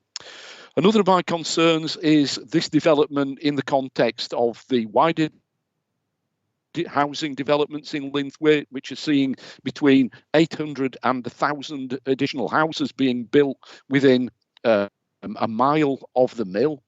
And this is so far, and in plans that are coming forward, there doesn't seem to be any really significant expenditure to improve the infrastructure of the area, and that is causing a lot of concern for local residents. Some specific things about the points in the report about the 106 agreement. The point about the management of the land, I would like to ask if that also includes the land which is part of this land holding, which is not marked in red on the papers for the meeting, which is the piece of land between the canal and the river, a little bit further to the east. This is owned by the developers on the site, and there were problems a couple of years ago when some of the ancient oak trees on the site, some of them were cut down with a chainsaw, and some of them were damaged with a small JCB type piece of equipment. It was reported to be by other people, and Kirklees did put emergency TPO order on that particular site. I think it's really important that we do get assurance that that piece of land is also going to be managed properly as well. I'd like to know more about what's going to happen with the complex drainage infrastructure. I note on the illustrations that the settling pond is actually shown as being extended in relation to the way the pond is at the moment, and I wonder if that is something that is definitely planned to happen. The list of building things about the need to complete that work before other work takes place, I think it's really important. I agree with that. The 17,000 contribution to highways, I think, is inadequate given particularly the fact that Lower Westwood Lane going the other way probably needs some work on it, although I can see the problems with this in that I do accept that financially this development is likely to be fairly marginal. Yeah, okay, so quite a lot of things there. So I would, in some ways, I would like to see this happen, because I don't want any further deterioration in the mill, and I would love to see the restoration of the mill ponds. On the other hand, I do worry about the scale of the development. Okay, thank you, Chair. Yeah. Right, well, I was going to get Carol to come in, but seeing as there's such a list, I'll get Adam to come in next and it can start going through this list. Thank you, Chair. Yeah, so to pick up firstly on the publicity and the consultation that was undertaken, that's there's a reference to that within the update that members have got. Site notices were erected along the canal towpath and on Low Westwood Lane, about 4 or 5. Neighbour notification letters were sent out and an advert did go in the paper, so that's fully in accordance with the council's published requirements and goes over and above the statutory minimum. That did coincide with the first national lockdown back in the spring. In terms of publicity of the amended plans, the only change in terms of what people may have seen first time round was that the blocks to the west of the mill were pushed slightly further into the site, which I explained in the presentation. So that change isn't something that directly affected anyone. That was a change that was well within the site. In terms of materials that Councillor Bellamy mentioned, the proposals, which involves some natural stone for the mill, artificial stone to much of the extension to the mill, and then there's a mixture of artificial stone, natural stone and brick for the new build dwellings. Those materials have been, no objections have been raised to those materials by Historic England. Officers accept them subject to appropriate samples being approved. I would stress that if natural stone was to be used, certainly across the entire development, that would have a significant impact on viability, which has already been shown is very marginal on this site. So that would be something to give careful consideration to. This amount of development that's being proposed in terms of the new dwellings and the extension, that's the minimum really that's needed to enable this whole scheme to come forward. Picking up on Councillor Walker's point, a specific question was asked around the Section 106 and the management of a parcel of land which is within the applicant's ownership, but it's not within the red line boundary, the application site boundary. That is protected woodland. There's a blanket TPO on that area. It's proposed to effectively offer up that parcel of land as part of the open space provision. There would be some supplementary planting going into that area, and it would be managed as part of woodland, but the level of management would be low level so that it benefits ecology, and it's largely left to be a natural area alongside the canal. Some points were raised on the Colne Valley Greenway. I think the main thing I can say on that is that there are good links and good connections between the site and the canal, so that will be a benefit from a sustainability point of view. Highways Officer may have some further comment on that. In general terms, there is, in terms of the highways impacts, there is an extant planning permission for 108 apartments on this site, so that has to be borne in mind. We're now looking at 127 units all up. It's been, highways assessment has found that the junction from Bargate onto Manchester Road would continue to operate within capacity, but notwithstanding that, we are looking to secure that financial contribution to improve the way that junction works.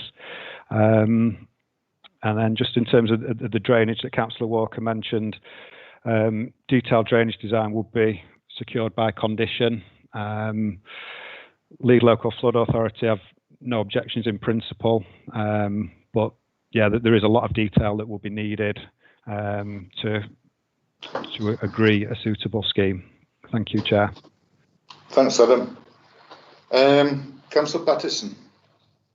Thank you, Chair. Yeah, I was going to say, I think we need some of those questions answering before I come in, because, I mean, generally, I remember I took part in the site visit back in 2019 or whenever it was, and I was, at the time, very excited about the scheme and what it meant could be done with the mill and particularly the mill pond, and how it would open up, I think, the whole area to more recreational facilities for people and just to enjoy the local area, besides actually saving the mill itself, of course.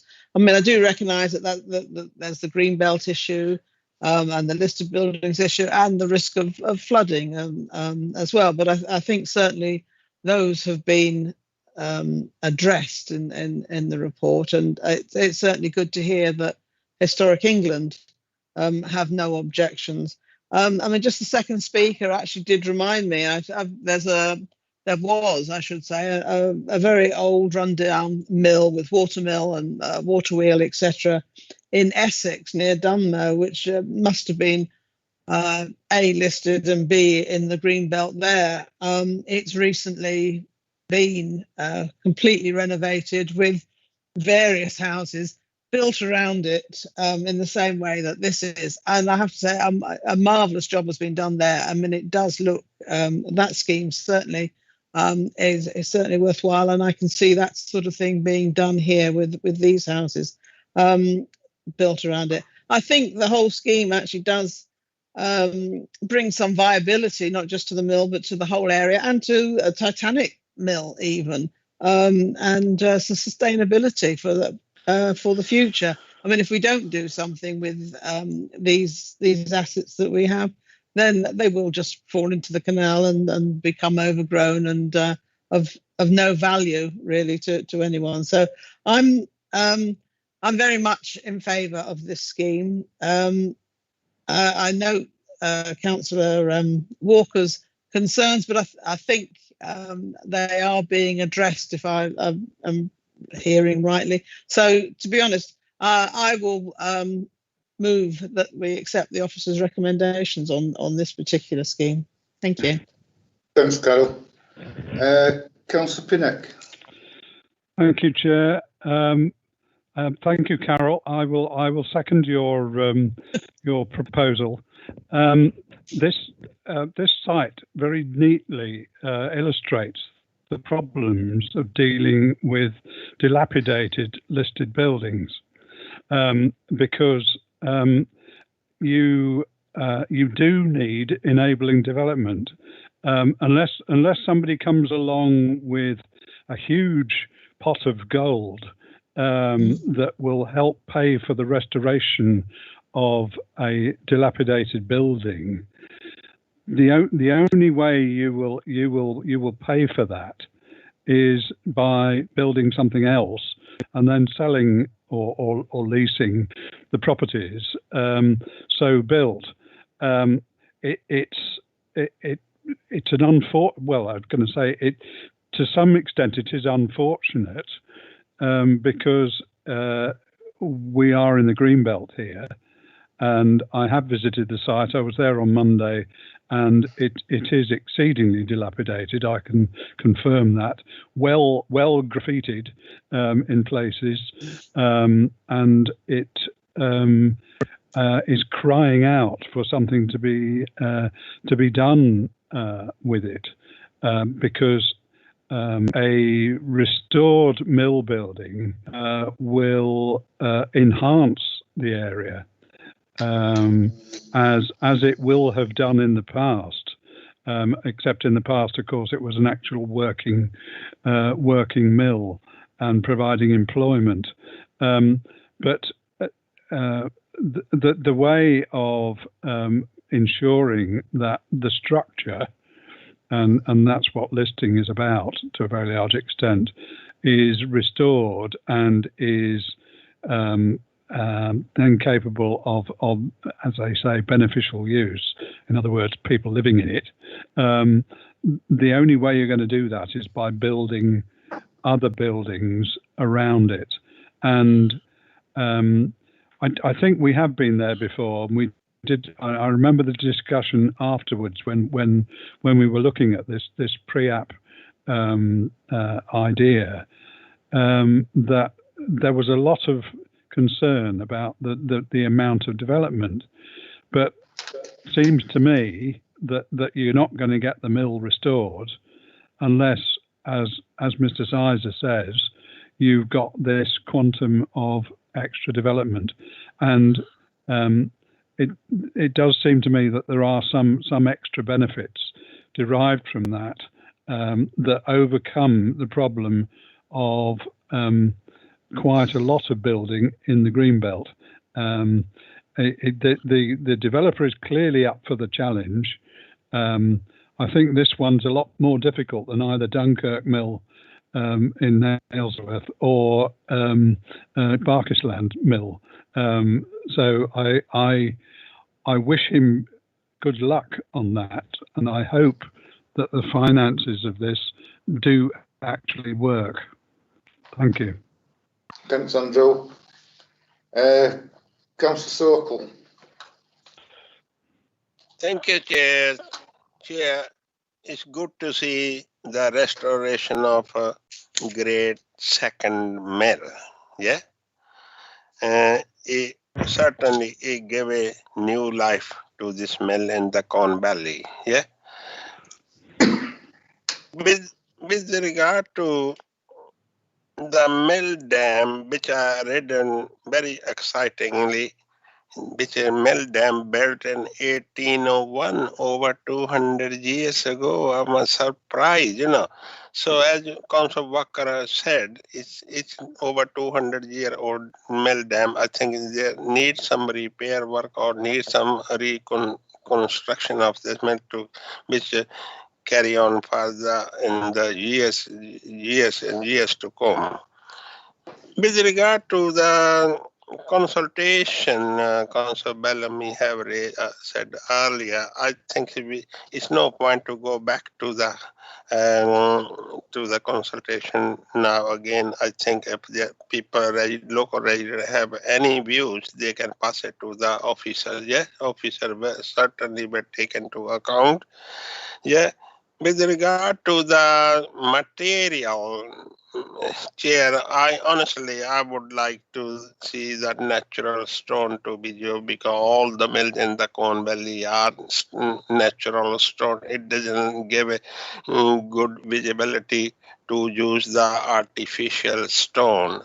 It's even sometimes the red brick is better than the artificial stone. You know, I think we need to consider, officer need to take it up with the developer. Yeah, I think it definitely it will take in consider to use the natural stone. So I'm happy. I wish I had a site visit to see this very well-established, long time mill, and especially on the dam. So I fully support this application. No point to defer it or whatever. Yeah, thank you. Thanks, Vaughan. Councillor Patrick.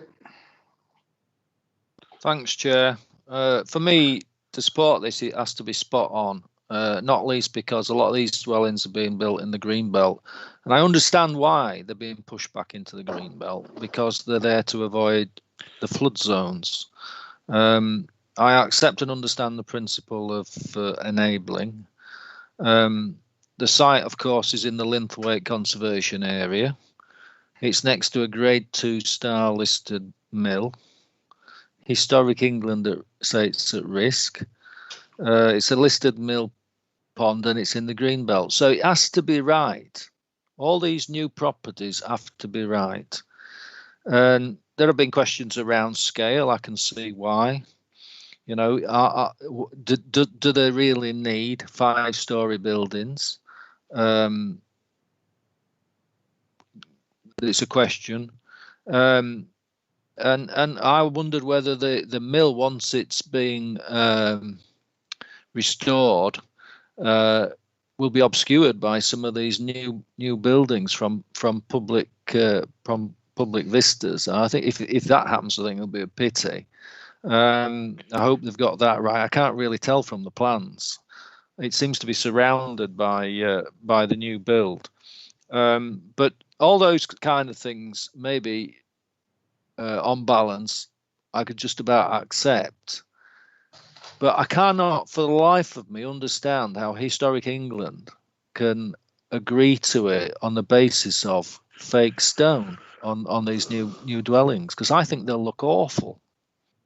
I mean, it doesn't. Fake stone is awful. Let's put it that way. It is. We've got quarries locally producing fantastic stone, and it weathers much better. Fake stone doesn't weather at all well. I could see these being built, and in about 10 or 15 or 20 years' time, people walking down there and saying, "It's a great pity they didn't use real stone, because look how badly they've weathered." So maybe one of the possibilities is, and I don't know whether it's typical of mills in the Linthwaite area, because I'm not that familiar with Linthwaite, but a lot of mills were built with real stone fronts and brick rears. Where the back was out of the view of anything, they were built in brick, and maybe you could mix the materials up out of sight around the back, and just concentrate and make sure that the fronts of these new buildings that are viewed from the public areas are built in real stone. And I would support it on that basis, that real stone is used. I think they need to look at that again. I won't support it on the basis of artificial stone being used. Okay. Councillor Walker. Yeah, just two very specific questions and the highways things. I know Adam answered most of the points that I made, but the point he didn't refer to was what's going to happen to Low Westwood Lane going upwards in the Wellhouse direction over the canal, which I think will concern quite a lot of people who live in Low Westwood itself, and also those people who live up in Wellhouse and beyond. And also another factor which was mentioned in the public comments in the documentation, and I raised it when it came through earlier to this committee at the pre-application stage. What are the considerations for the parking on the Westwood Lane? Because that's very heavily used by the people from the Titanic Mill. It's also the major place where people park when they're accessing the canal in Linthwaite. Lots of people park there and then go walking along the canal bank. Is anything going to happen there to control this? Because it is a bit of a problem. It can be double parked, and it very much narrows the road. A lot of the problem is actually the parking from Titanic Mill.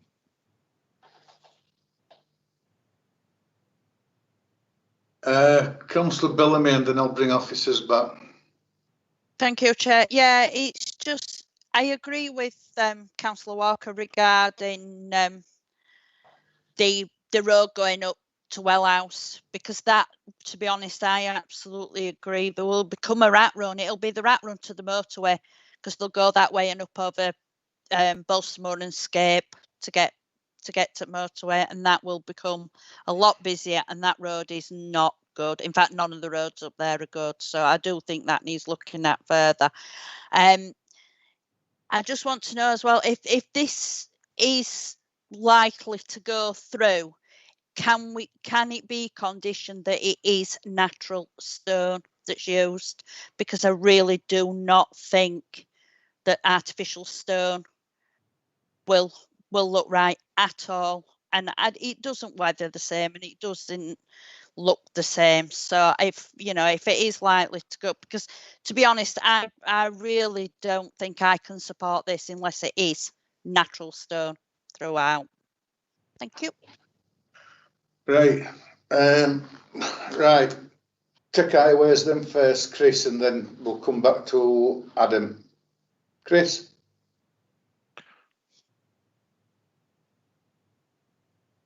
Thank you, Chair. Just sort of noting the points Councillor Walker's been making about highways. From an assessment point of view, when the application was actually assessed, the distribution coming out of the site, it was based on distribution of a 2080, which was based on origin and destination survey as a standard methodology you would use in any transport assessment. So there was an assessment made that 20% of the traffic would come out and turn left towards Wellhouse. That, I think, in numbers terms equated to about 18 vehicles in the peak periods. That's arrivals and departures. No mitigation was felt necessary. I accept it's a narrow, fairly tortuous route. That in itself, I think it was felt that most traffic would head up to the junction at Manchester Road, and hence that's where the mitigation was focused on that one. Regarding parking on Westwood Lane, I mean, this development itself provides adequate parking within development, so that should not have an impact on Westwood Lane. If that's an existing problem from people visiting the canal to walk or Titanic Mills, I mean, that probably reflects a shortage of parking in that development. I don't think there's anything we can, at this stage, we can do about that. No parking restrictions are proposed currently on Westwood Lane. Because it hasn't been a perceived problem, because this development can actually accommodate its parking within the site. Thank you, Chair. Adam. Thank you, Chair. Yeah, to pick up on this issue of natural stone, I think if natural stone was to be used across the entire development, it would have a huge impact on viability. Could certainly look potentially at looking at the extension to the mill, whether that was in natural stone. There is some money in the scheme in terms of that £90,000. Obviously, if you're using natural stone, that's going to impact on viability, but there is some money there that could potentially be used towards a greater proportion of natural stone on the scheme. That would, however, have a knock-on impact. For example, you wouldn't get some money towards the education contribution or all the highway improvements that it's been earmarked for. So there is a judgment or a balance to be made there. I think in terms of the proposed material palette, as I said, Historic England haven't objected. Having a mixture of materials on the new build, to my mind, does complement the scheme. It differentiates it from the original mill building, which would be entirely natural stone. The initial part of the extension would be natural stones, and then it's just the southern end of the extension that would be artificial stone. So having that mixture of materials, as I say, it differentiates the different elements of the development, the new and the old. So there is something to be said there, I think, from what's being proposed here. Thank you, Chair. Councillor Patrick. Yeah, without the risk of being controversial, we are here, of course, to consider all these things and not just to agree to what we're being told. And if we're asking, if a lot of us here are asking for a natural stone, then can they just take that on board and say, yeah, we'll look at that again, and if we agree this with a condition that it's got to be natural stone. I know I suggested the fronts should be natural stone. I did suggest that, you know, there was an opportunity maybe to change the materials at the rear where they weren't viewed by the public. That's a concession on my part. But I do think, you know, if that's something that's being asked for, then I think you know, I think officers should work with us and give us that. Thank you. So I think we're trying to get the developer back to ask about this, because at the moment it's been moved and seconded with what we had on the table before us.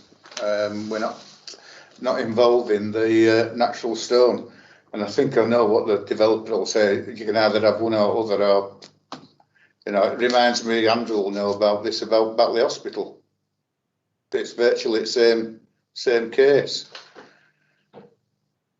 Yeah, I agree. If we can try and get developer back and ask. Okay, we'll try. We'll just go mute whilst we try and get hold of him, members, and we'll come back as soon as we can.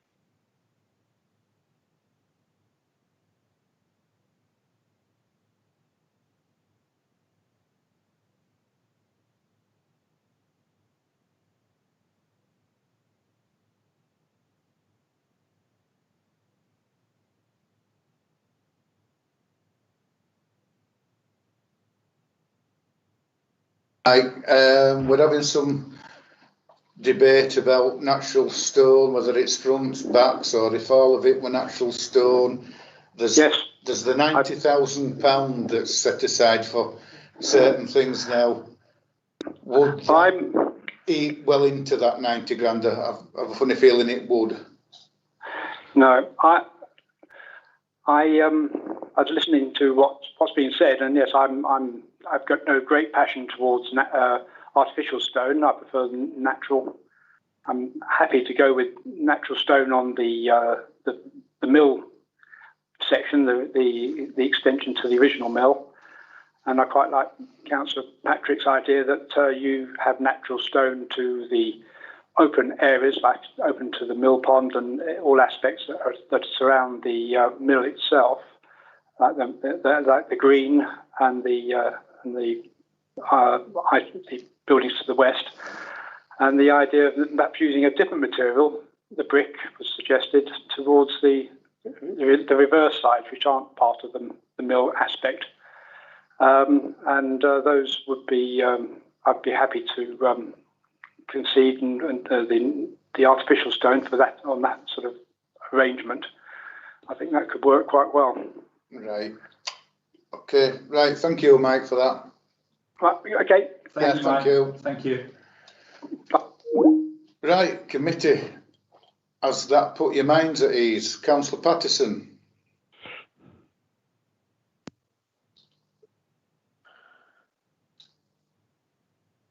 Chair's discretion. Councillor Pinnock. No. Sorry. No, I'm trying to get Councillor Patterson to unmute herself. I've unmuted. Sorry, beg your pardon. Now, I was going to say, I have got no qualms about the natural stone. And in fact, actually, I can't agree with the developer. I think sometimes when you see these buildings, and we've got lots of examples of, which were built 100 years ago even, where you've got stone at the front of the house and the rest of the house is built in brick. And I think it looks awful. I mean, if anything, I do think viability would obviously be an issue, and that I would hate to see the contribution to schools or anything else disappear as a result.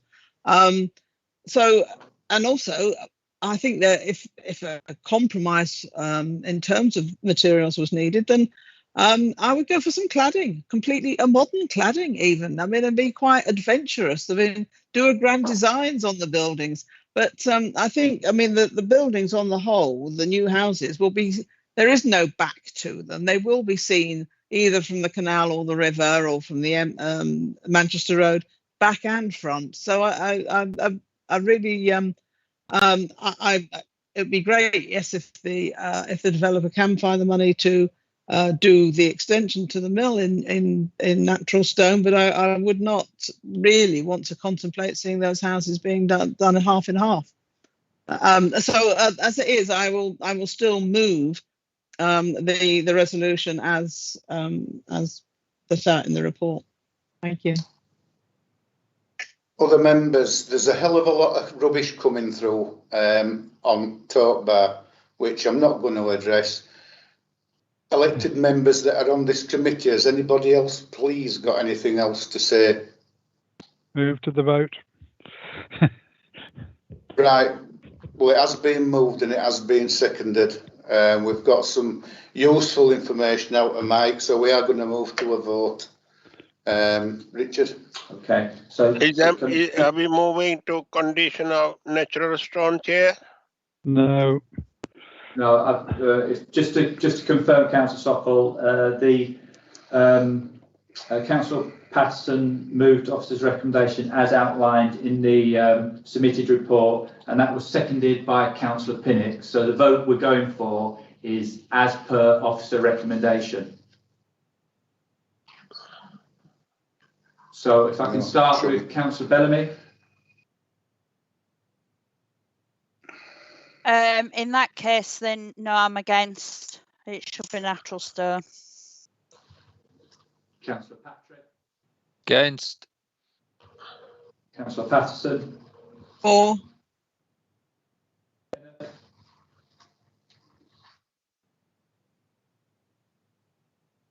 Andrew. Can't hear anybody. 4. Councillor Sokol. Against. Councillor Walker. 4, because I have some reservations, but I think the alternatives are that the mill is just going to become even more run down and it is a problem. Yeah, so I support. Okay, thank you. Councillor Hall? 4. Okay, so that's 4 members who voted for officer recommendation, 3 against, so officer recommendation is approved. Right. Next, page 239. This is at Dalton Home Avenue.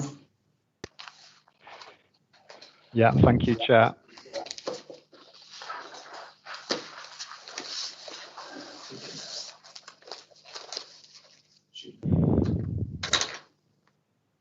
So the application relates to the parcel of land edged red on this plan that you can see here.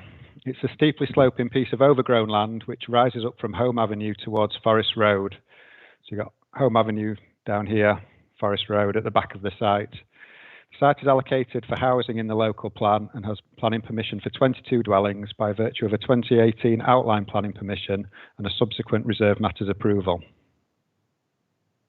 This aerial photograph shows the site, which is surrounded on all sides by houses. This is the approved layout for 22 dwellings. The access road rises up quite sharply from Home Avenue, and you get a row of properties towards the back of the site with a steep embankment, and then there's a public footpath running down one side of the site.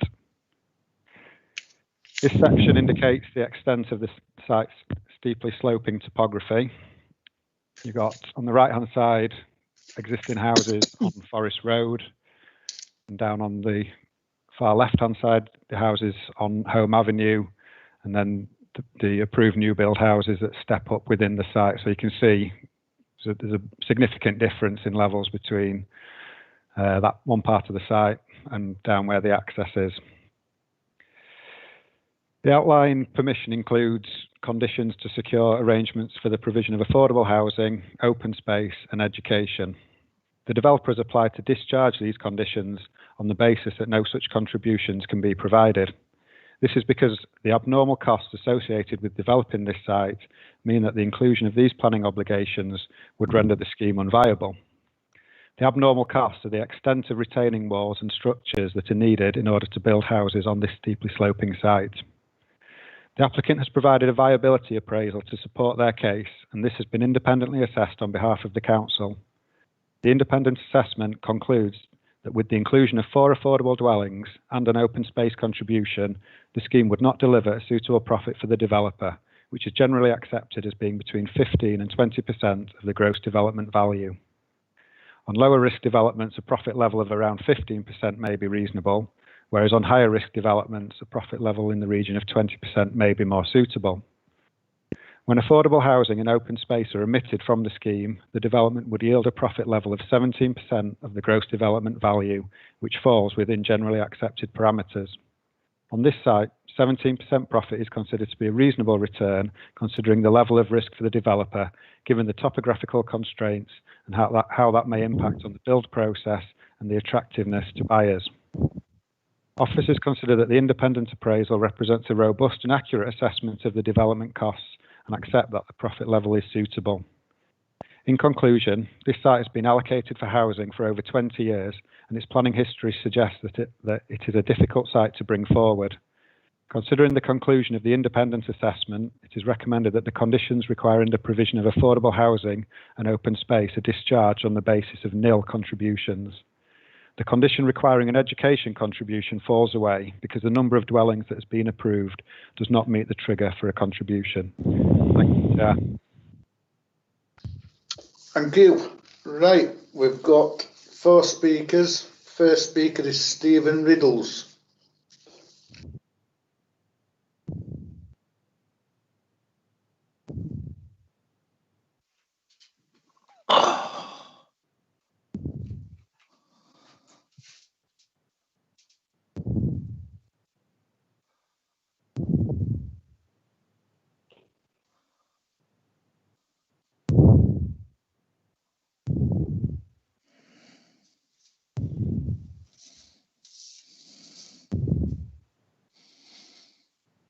Right, Stephen, you've got 3 minutes starting now. Right, well, thank you very much. I appreciate you've had a very busy afternoon.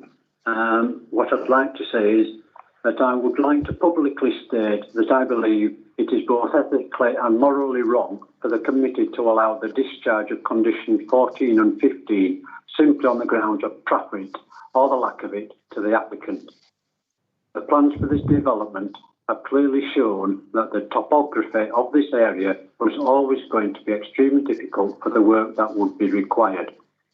Large, high retaining walls are clearly shown on the plans, so were evidently allowed for at the time of the planning application. It is obviously clear that since work began on the site, with excavation vehicles becoming stuck in the steeply sloped site, the scale of excavation and buildings of the retaining walls is far greater than anticipated. This, of course, means extra cost to the developer. This underestimation of the cost does not amount to the lack of profit, but to the unsatisfactory way in which the developer has failed to appraise the costs involved. I also believe that the issue of the site development as a stalled site should not be used in determining the outcome of this hearing. These particular aspects should not allow the discharge of conditions 14 and 15. The substantial amount between the 38,000 projected profit and the wished for 1 million is an absolute disgrace, and this 800,000 plus pounds should not be dismissed as a whim of an applicant's lack of financial acuity. Conditions 14 and 15 clearly show reasons why they should be applied to planning applications, i.e. to meet the requirements of the relevant policies and plans as set out by this council. There is no mention of profits or lack of them to be considered. Notwithstanding the report from independent assessors, which obviously show the full amount of the work involved, I would ask that the council committee uphold their duties and apply the reasons for particular conditions being imposed as set out in the relevant policies and plans of planning application and dismiss this application. I will thank you very much for listening to my concerns. Thank you, Stephen. Thank you. Next, we've got Councillor Bernard McGuinn.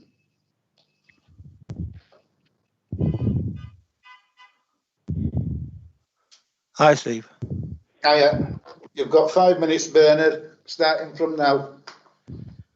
Right, I know no consultations about 106 have taken place, but I want to make it clear, I accept no education payment should be made because there's not enough houses to justify that.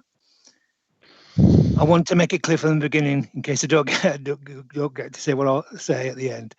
I'm asking for a deferral to look at the viability report again.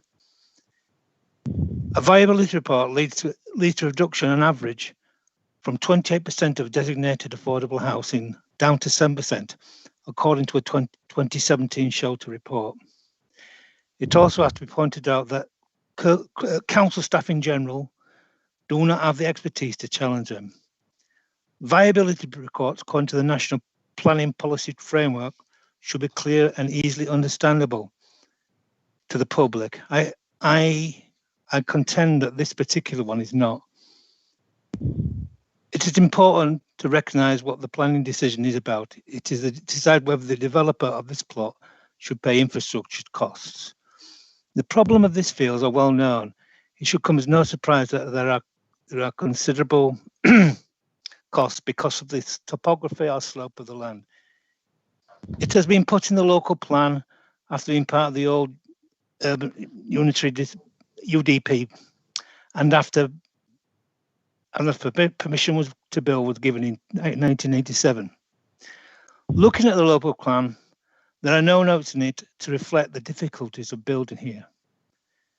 The viability report says that the value of the land is £20,000 at the moment for its present use. This is crucial to their calculations, as their base costs on the development value. They value the site at £275,000. That's from the development value. So what is it actually worth? Without planning permission, not enough incentive to sell and make a 20% profit on an investment is implied. The MPFF says the price of land is not a justification for failing to accord with policies. That's paragraph 34. Paragraph 57 of the MPPF says maximum benefits must be gained for the public interest. Here I'm mainly concerned with the lack of affordable housing. The viability report shows two scenarios. The first one shows a profit of over a million if if it complies with Section 106 payments, and 2, shows a profit of 1.1 million if it does not. Where are the figures showing only a 38,000 report profit if it has to pay? That's in the officer's report. Somewhere in the report it shows it is down to the interpretation of land value. And there's a quotation in the viability report that the land is actually worth minus 750,000. It is not obvious to most people, however, how that 38,000 figure has been arrived at. If a local plan does not deliver infrastructure payments, it is no use to locals. In fact, it's not much of a plan.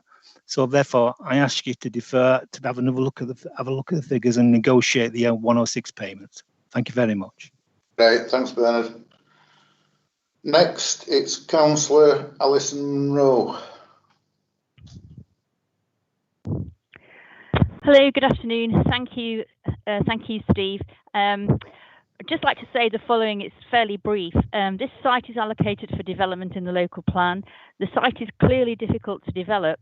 However, I would like to say that the area is a popular residential area close to shops, amenities and a park with an easy reach of Huddersfield town centre, thereby reducing a need for heavy reliance on a car or a vehicle.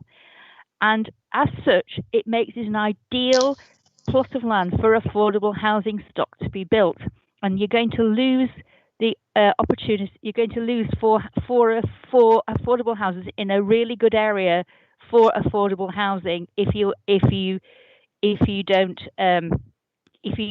remove this condition. The second thing I'd like to say is on public open space. Housing stock in this area is intensive. As the officer has alluded to, the site is surrounded by housing. This piece of land is a banking. It provides a welcome break between houses in the area at the bottom end of the site, with the houses on Forest Road, which overlook the site. I visited the site and noted it appears that too much vegetation has been removed from the upper end of the site, meaning the existing housing stock on Forest Road will now be directly overlooking the site. Additionally, the public open space planned at the lower end of the site is, in my opinion, needed to provide a break between the existing stock at the lower end on Home Avenue. I therefore believe existing housing stock will be affected by a lack of the space, and that this condition should not be discharged. Finally, I'd just like to say, I therefore question, is it right for the committee to discharge these conditions today? Thanks very much. Thanks, Alison. Next speaker we've got is Kirsty O'Donnell.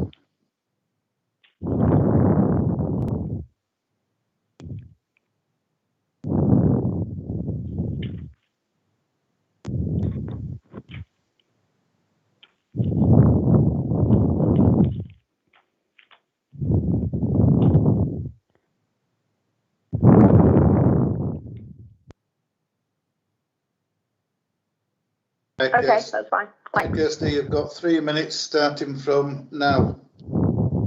Good afternoon, members. Travellers were instructed by the applicant to provide a professional, fair and impartial assessment of the viability of the site, which would produce suitable appraisal for the negotiation of affordable housing and Section 106 obligations. As members are aware, despite being allocated for housing, the site has remained undeveloped for decades. There are a number of factors, but clearly the cost of bringing forward the development, coupled with the significant levels on the site and the housing market, means that this is a site that has exceptional challenges. Our report demonstrated that given the significant costs associated with the redevelopment of the site with a 20% provision of affordable housing, at a profit on the gross development value of 20% in line with industry norms, the residual land value was unviable as it did not meet the benchmark land value and is therefore not financially viable for development. With zero affordable housing, the appraisal produces a land value above the benchmark land value and is therefore financially viable. The council appointed an independent consultant, RLB, to review the submitted viability assessment, addressing the key points. The officers are in receipt of all the documentation and appraisals.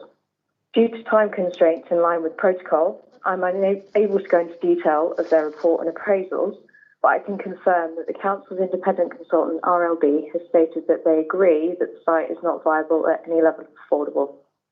I'm aware that the level of acceptable profit has been discussed. As both the planning officers and the committee should be aware, the PPG planning policy guidance states that an acceptable level of profit applicable to development sites is between 15 and 20% of the gross development value. Profit is a reflection of risk, and therefore the higher the level of perceived risk, the higher the level of profit that is sought. Given the level of normal costs associated with the site, coupled with sales risk, we're of the opinion that an acceptable level of profit is 20% on GDV. This is, of course, within the parameters of the PPG. Nevertheless, I would wish to point out and reiterate that the Council's independent consultant, RLB, has actually suggested a lower level of profit, 17% profit, and this has been agreed by the Council as acceptable. While Savills and the applicant maintain that 20% should be applicable, the Council's agreed position is actually a lower level of profit than what the applicant put forward initially. Thank you very much. Thank you. Right. Members, it's over to you.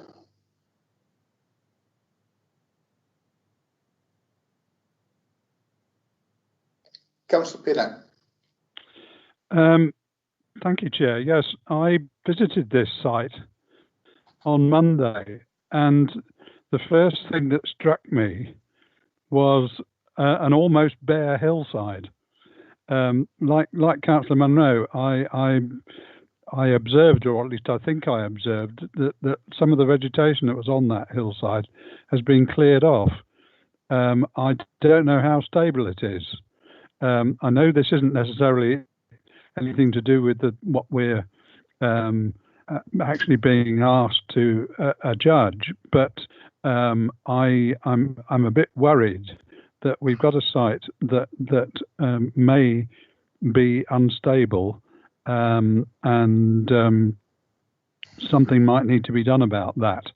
But on the general point, I think we've got to stand firm on this one and not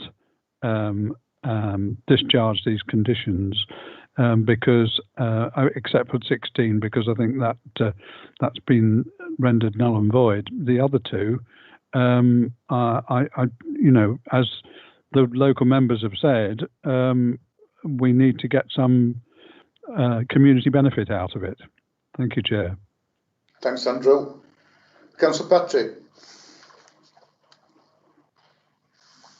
I always find these ones a bit difficult, because you're sort of forced into a situation where you have to believe the figures without necessarily being able to look at them in detail and understand everything.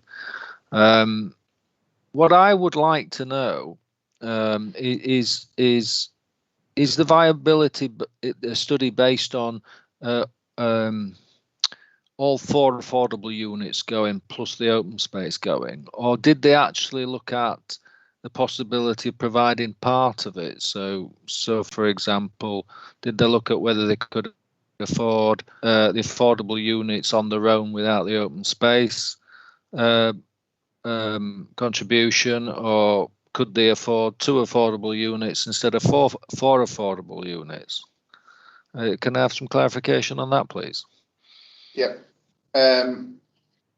I'll just take Moan and then Donna, and then we'll come back and answer these questions. Moan. Yeah, Chair. I can't see any justification developer making over $1 million profit at the sake of affordable houses. We as a councillor here, we are trying to get more and more affordable houses where the resident, the deprived area, whatever, the people can't afford to pay the mortgage, they can go to affordable houses, yeah? But I don't think it's right. I don't mind about open space to discharge, but on affordable house, I'm not happy with that. I think it's the best way to defer this item and come back with a bit better solution. Yeah, thank you. Thanks, Mohan. Councillor Bellamy. Thank you, Chair. These really annoy me when they come back, you know, and want to all of a sudden discharge the conditions for affordable housing, and you know, all under the status of it's all of a sudden it's not viable. Surely these, you know, developers, landowners, they must check out this land before they even buy it. You know, I'm sure that's what surveys and everything else are for. So they should know what's viable beforehand, and they really irritate me. This, it happens constantly. You know, they come with a plan and it's all fine and it's great and they're offering whatever, and then all of a sudden, you know, a month later, oh, we can't afford to do it.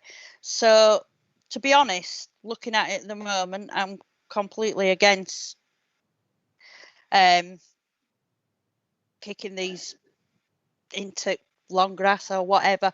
But yeah, maybe deferring so we can look at the viability report. I don't know, but like I say, it really does annoy me.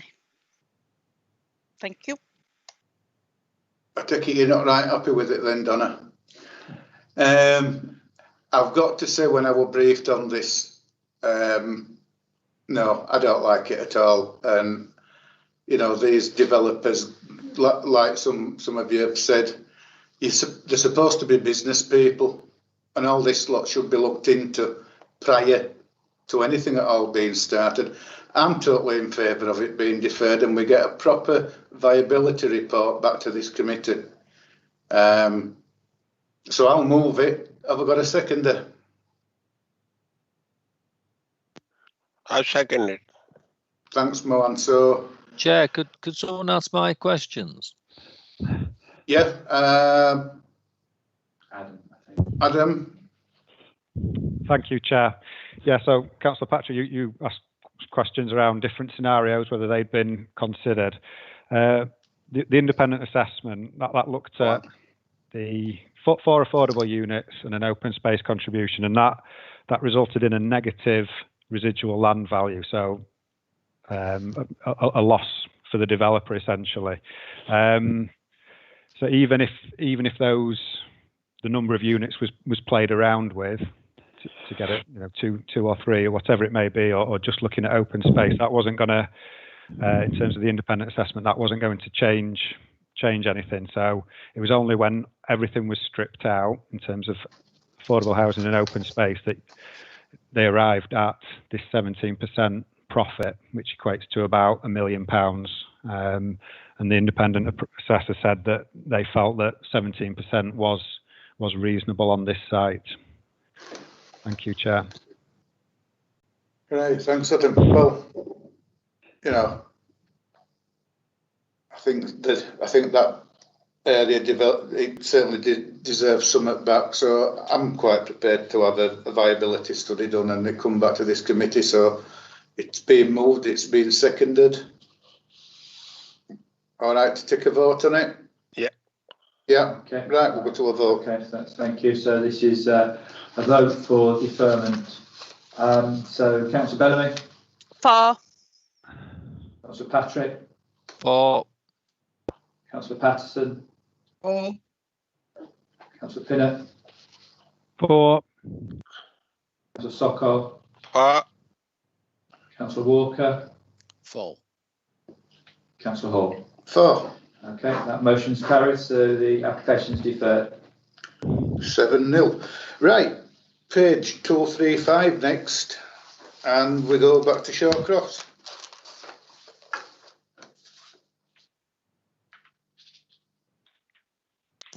Thank you, Chair. Can I just check that everyone can see the slide that's up at the moment? Okay, good, thank you. My name is Sarah Longbottom and I'm the case officer dealing with this application.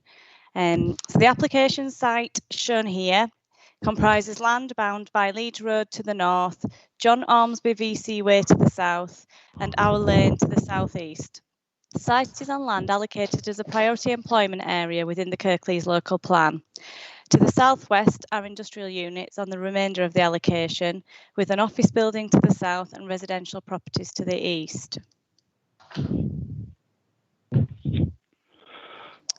this is an aerial image of the site itself, showing the industrial units here to the southwest, our lane here, the office building that I just referred to here, and residential properties here.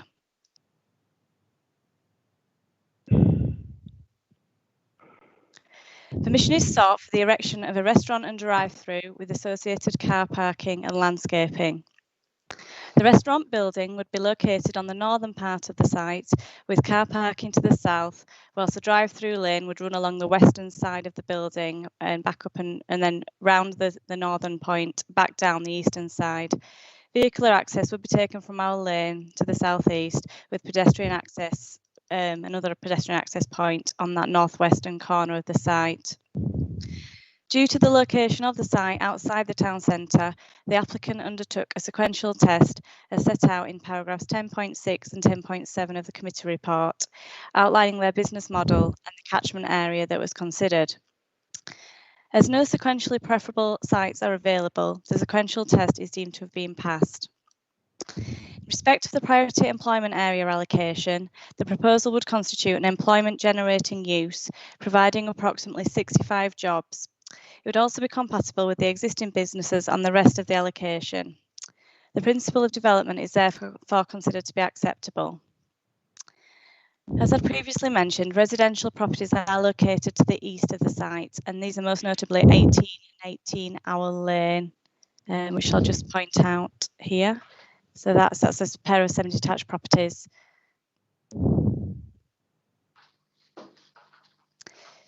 The gable of 18 Our Lane faces the site, as you can see there. The application has been accompanied by both a noise and odour assessment, in addition to a construction management plan, and environmental health officers have concluded the findings of these to be acceptable.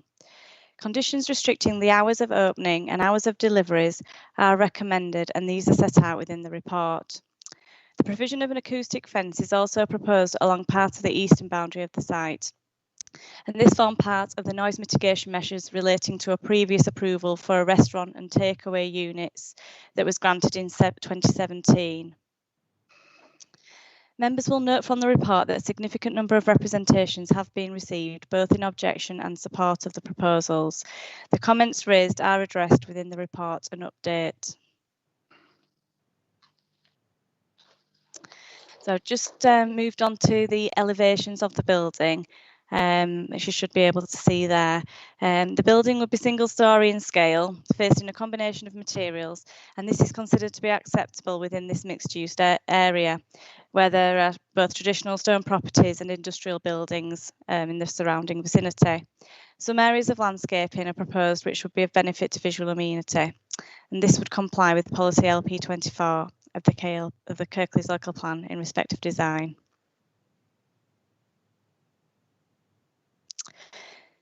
With respect to highway matters, a road safety audit has been undertaken for the site access and internal layout, and this has not highlighted any issues that cannot be resolved at the detailed design stage. As Victor previously mentioned, the application site is located immediately adjacent to the highway junction where road improvements have been identified on the local plan, on the Murfield to Dewsbury to Leeds and North Kirklees Growth Zone Transport Scheme, and that's TS5. Officers have liaised with the applicant's consultants on this matter, and it has been confirmed that the proposed highway improvement works fall within land outside the applicant's red line boundary, as can be seen on the image here. The proposed development would not prejudice the future highway improvement works in accordance with policy LP19 of the local plan. Furthermore, officers consider that traffic associated with the proposed McDonald's will not have a material or severe impact on the operation of the local highway network. In summary, the proposals are considered to be acceptable from a highways perspective. All other matters are considered acceptable as set out within the report. I'm just moving on here to some images of the site. So this is a view from the southeastern point where the access comes in. So this is looking north, so looking up the site towards Leeds Road. This next image is a view taken from John Ormsby VC Way, so looking from the southwest across the site that way. And this final image is the access point from our lane. So to conclude, officers consider that the sequential test has been met and the siting of a restaurant and drive-through in this location is considered to be acceptable. The proposal will provide an anticipated 65 jobs and will support economic growth in accordance with Chapter 6 of the NPPF.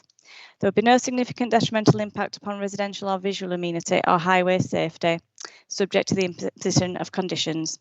And the recommendation is for approval as set out within the report. Thank you, Chair. Thanks, Sarah.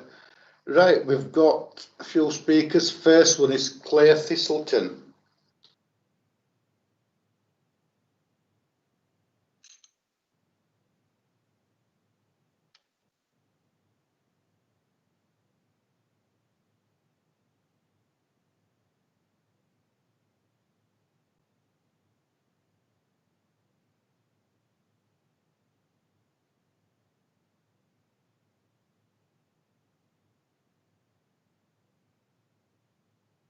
Sorry, what was that?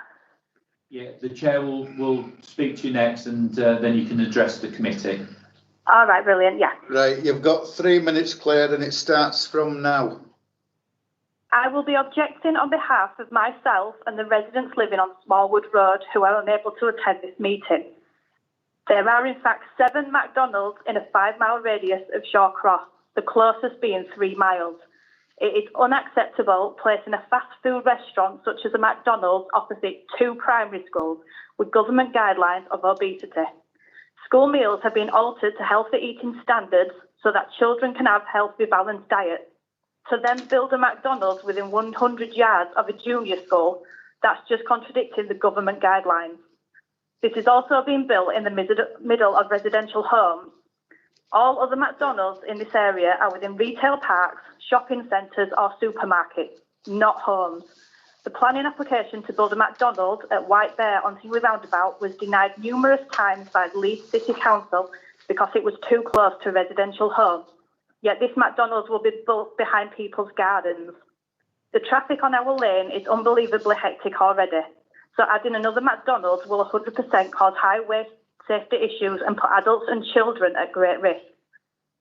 I started a petition on the 22nd of January with the help of neighbours, objecting to a McDonald's, and within 2 days I had received over 200 signatures, and this is continuing to increase.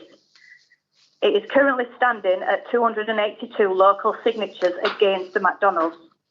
I am not against development or McDonald's, but I am against the impact it will cause on the housing and families in the area, me included, as this is being built behind my home. I'm objecting to the noise created by idling cars, the noise from speakers which we'll be able to hear from inside our homes, the noise from cars coming in and out of drive-thrus at night, the lights from McDonald's signs which we can see from our windows, the loitering, littering and the smell that will linger, especially in summertime when we want to hang our washing out and open our windows. McDonald's are typically known to be a meeting spot for boy racers, who will then no doubt drive at ridiculous speeds on the Ossett Bypass and Leeds Road A653. The derelict house on our lane has been vandalised and set on fire numerous times by local kids, with the police and fire services turning up. The parks have been damaged and vandalised. I've personally witnessed over 50 nitrous oxide canisters in the local park. Building a McDonald's is going to be another place for these teenagers to vandalise and cause chaos. There is currently an issue with rats in the area. Myself and neighbours have all had pest control out to assist. I have spoken to pest control, who have said that fast food chains come with rats. Adding a McDonald's is going to add to our occurring problems. Why not build something more practical, such as a post office? There are many pensioners in this area that can't get to a post office in a walking distance. Dewsbury is a struggling town. Why not place a McDonald's in the town centre to bring much needed investment? There are plenty of unused parking at Asda, Sainsbury's and next to KFC that can be used for a drive-through. There are also other retail shops in the town which will benefit from passing custom. Thank you. Thank you. I'm just going to shuffle speakers around. Councillor Scott's got to go in a few minutes, so I'm going to bring her in now. Cathy Scott.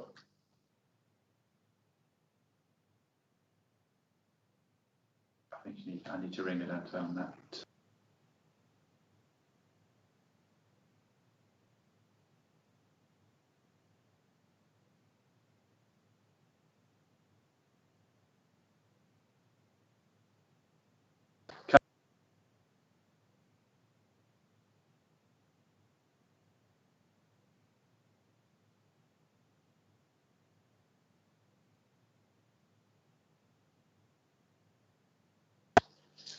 Hiya, Kathy. Hiya, Steve. Hiya, you've got 5 minutes and your start is now. Right, okay. Thank you, Chair and Committee, for allowing me to speak on this item. I've got several issues and concerns regarding the location of this drive-through restaurant. Usually I would welcome the opportunity for employment in the area. However, I have concerns regarding the highways on Leeds Road, the A653, Owl Lane, the B6128, and John Ormsby BC Way. The current traffic pressures in that area are immense.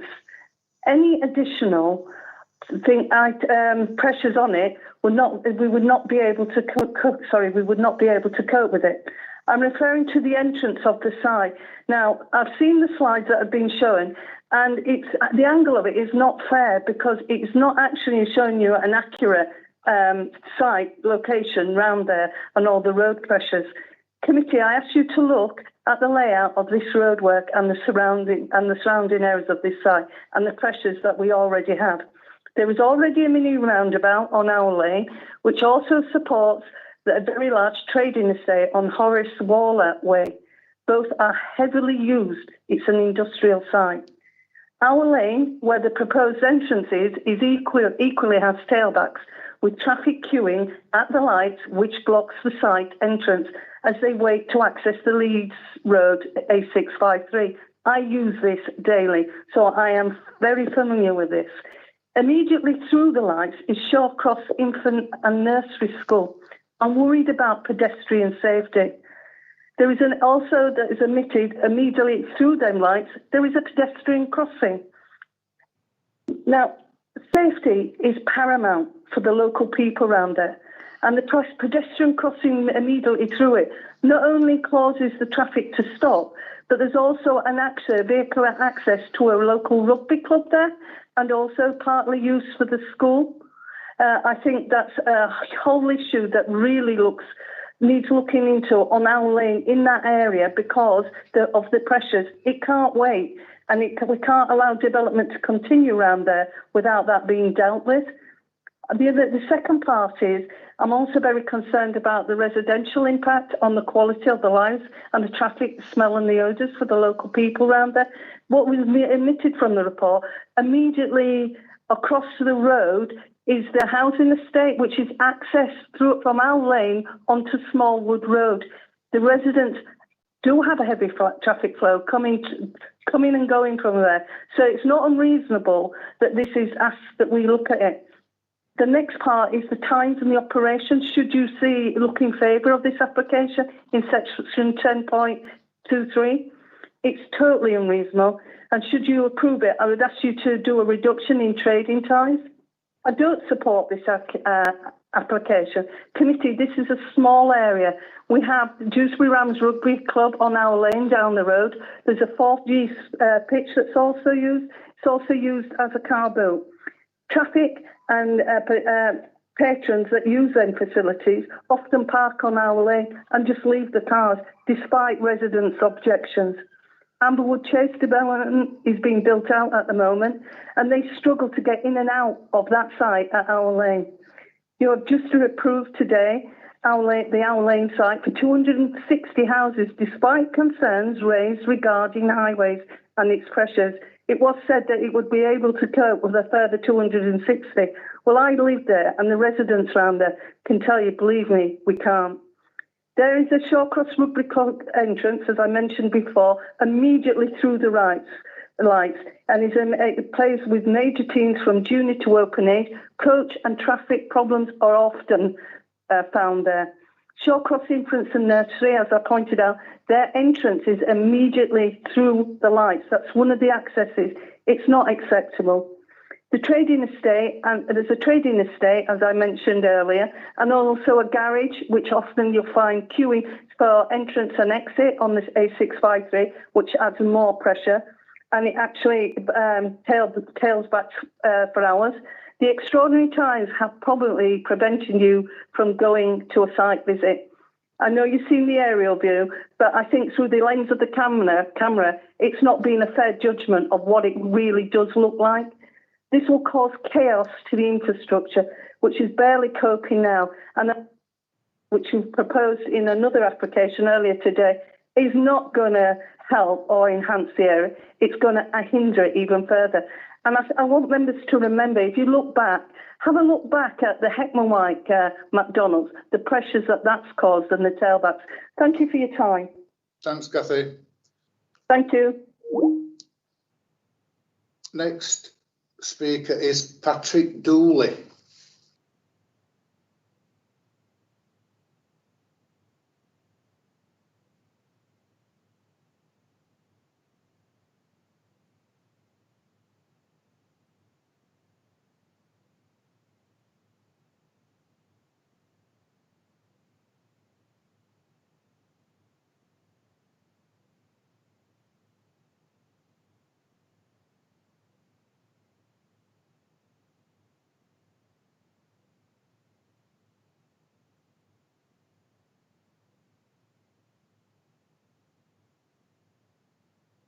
Okay, thank you. All right. Right, Patrick, you've got 3 minutes and it starts now. Hello, thank you. Right, my concern is twofold. Firstly, McDonald's and everything that it brings with it. You only have to Google McDonald's and antisocial behaviour. I stopped looking at 13 counts that made papers last year. Knife crime, attacks on staff, youth dispersed by police, loitering outside of business hours, and antisocial behaviour orders. Those are the ones that made the tabloids. I don't know how many reports it took before it made the papers.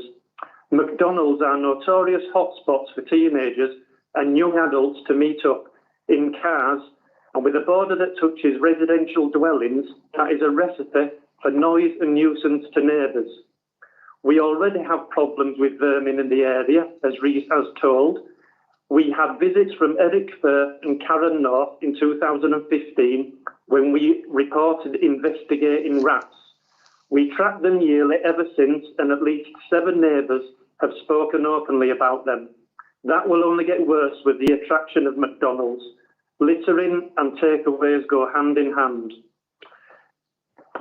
We live at the side of the Ginnell leading onto Owl Lane and regularly get litter thrown over our fence. We are a funnel for people coming from the north side of the estate and expect the pedestrian traffic to increase. Plus, that will mean the litter will increase, leading onto Owl Lane and back into the estate. The planning application quotes that the permission to trade will be 7 a.m. till 9 p.m. My parents live near Farnley McDonald's, and within 2 years that changed to a 24-hour.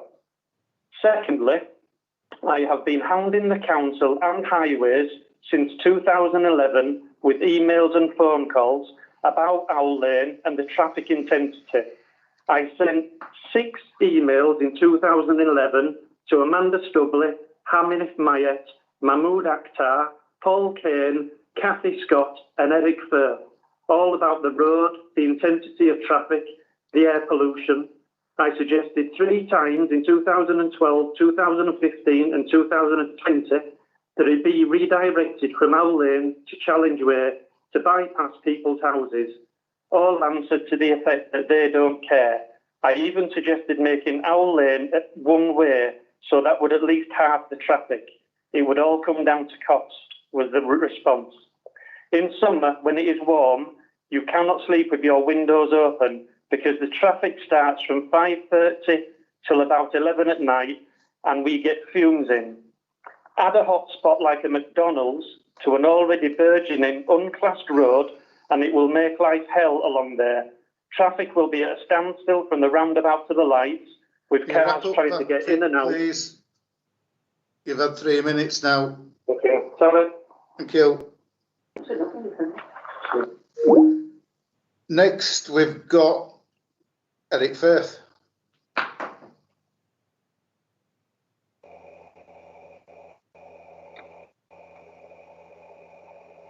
Am I with you, Chair? I can hear you. You're all right, Eddie, yeah. Thank you. Thank you. Well, you can understand now why I referred this to committee.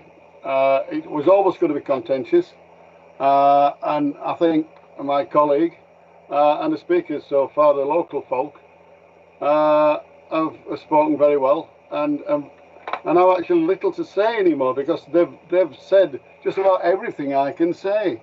On your papers, you can see that a number of planning applications have been submitted for this site over the last 20 years.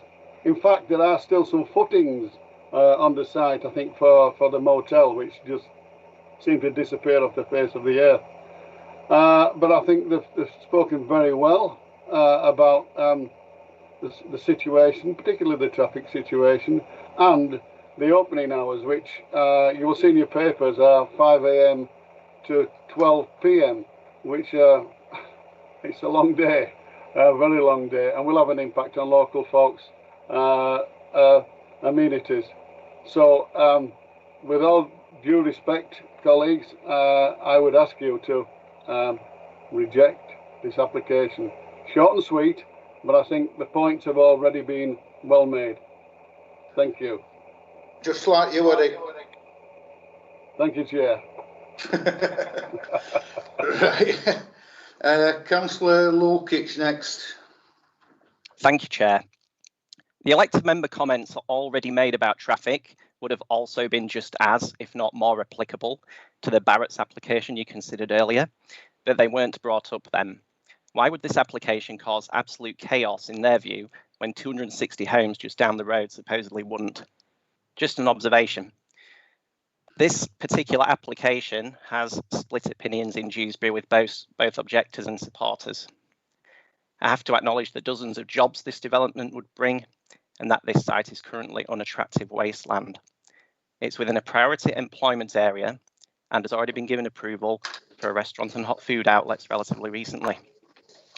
However, there are some specific matters I want to call your attention to. The Kirklees public health objection. This should be taken seriously and a deferral may be appropriate to see if their concerns can be addressed. Also, as others have mentioned, specifically relating to drive-through lanes, these have gotten busier and busier in recent years, and we can often see traffic queuing well out of these drive-throughs and impacting the local road network.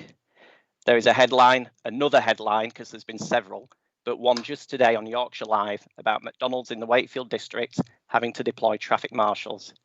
Chair, you yourself will be all too aware of the McDonald's traffic in Hetman Wag.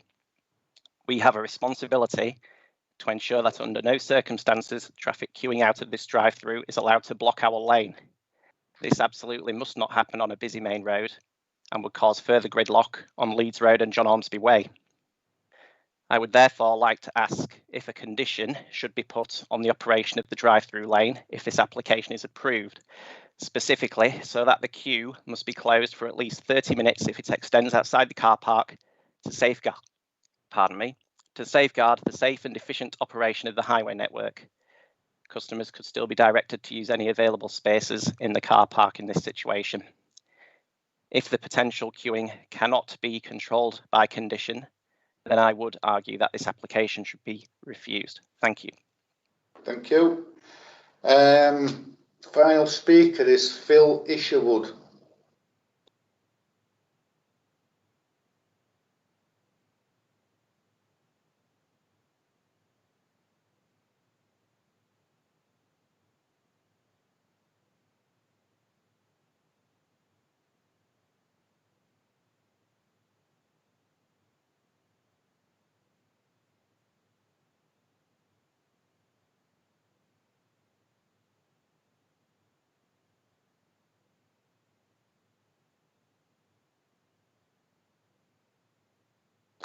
Afternoon, Phil. You've got 3 minutes starting from now.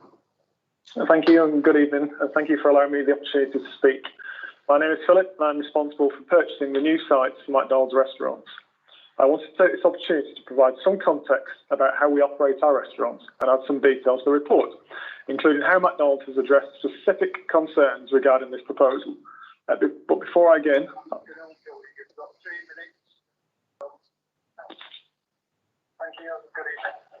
Phil, if you could carry on, there's a time lag. So if you just mute, please, if you mute the sound and just carry on speaking, please. Apologies. Before I begin, I feel it necessary to point out that this location has previously had an approval for development twice the size of this one, which by its very nature would have been significantly more disruptive than the one proposed today. As we have worked closely with the officers to provide them with all the information needed, as per the officer's recommendation, this proposal will have a positive impact on the surrounding area. It will bring significant investment to Dewsbury. This is a sustainable development which will see a neglected brownfield site brought back into use. In these uncertain times, with rising unemployment, this committed investment will provide a significant economic boost and guarantee of at least 65 new jobs from a company that has an internationally recognised reputation for training and developing of its staff. I also wanted to address the concerns raised by local councillors and the public. At a local level, there have been many concerns regarding the disruption caused by the development. As this is currently a vacant site, any new development will cause an increase in disruption. However, McDonald's proposed solutions to minimise this. With regards to the impact of neighbouring residents, a carefully designed single-storey building, a purposely positioned acoustic fence and controlled opening hours via the proposed condition will mitigate the impact on the neighbouring residents. Every effort has been made to reduce noise and smells from the unit through the implementation of silencers and filters. The other issues raised are that of traffic generation. Given the proposed drive-through location on a main commuter route, it is anticipated that the majority of visits made to the restaurant, particularly at peak times, will be from people already driving on the road network, and therefore these are not new trips. Both our engineers and the council's highway team are comfortable with this development, and therefore its level of use. As raised earlier in the committee, the improvement works on the Leeds Road junction will see the implementation of a cycle lane. Our scheme has is designed specifically to allow cycles to enter the scheme and ride straight to the secure cycle storage. With regards to queuing of the drive-through, which has been raised recently, clearly these times are unprecedented, and with every other restaurant closed because of COVID regulations, drive-throughs are inevitably going to be busy. Could you wrap up now, Philip? That's your 3 minutes. Okay. Thank you. Right. Members, it's over to you.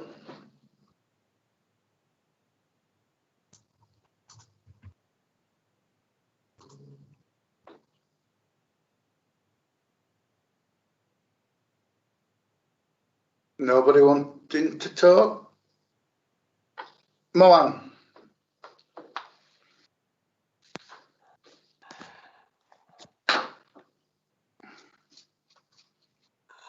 Just a minute, Mr. Mayor, Chair. Sorry about that. I was trying to put on the chat box, say, yeah. Mr. Chair, I listen all the speaker very carefully, including the ward councillors, yeah. And although this area is an priority employment area, but I don't think this is the right type of business to be in on this area. Yeah, we already spent nearly 2 hours earlier on with those housing development on Chedwell. Yeah, especially on this junction, how to improve the traffic because how to accommodate 260 houses there. So if we go along with this recommendation officer say, I think we are not giving a responsibility to the public, yeah, because it will create more problem, yeah. As I heard from the first speaker, who says there are some nearby school, and otherwise there will be antisocial behavior. I know the McDonald is always like that. I agree with some speakers. They all mostly the young people go there. I got one in Huddersfield. In town center, always problem there, yeah. So I don't think it's a right place. So I think we need to I think I will move it to refuse this application. Thank you. Right, thanks, Mohan. Councillor Patrick. I thought if I spoke, it might stir a few other people to speak. I've just opposed a planning application for 260 houses on the basis that Highways Development Control couldn't give us a definitive answer to when the infrastructure was improved. And now we're looking at something which is considerably smaller, will impact to a lesser extent, and we're looking at the same junction, we're looking at the same problems. Highways Development Control, no objection. We are put in a difficult position, aren't we, as committee members? There's no way we're going to get any planning gain if there's no objections, and yet the response from the local people and the local ward councillors is obvious. They think it's a dreadful situation regards traffic there, and yet our own officers haven't got a problem with it. And I personally, I'm going to be consistent, and I'm going to oppose it because I opposed the last one.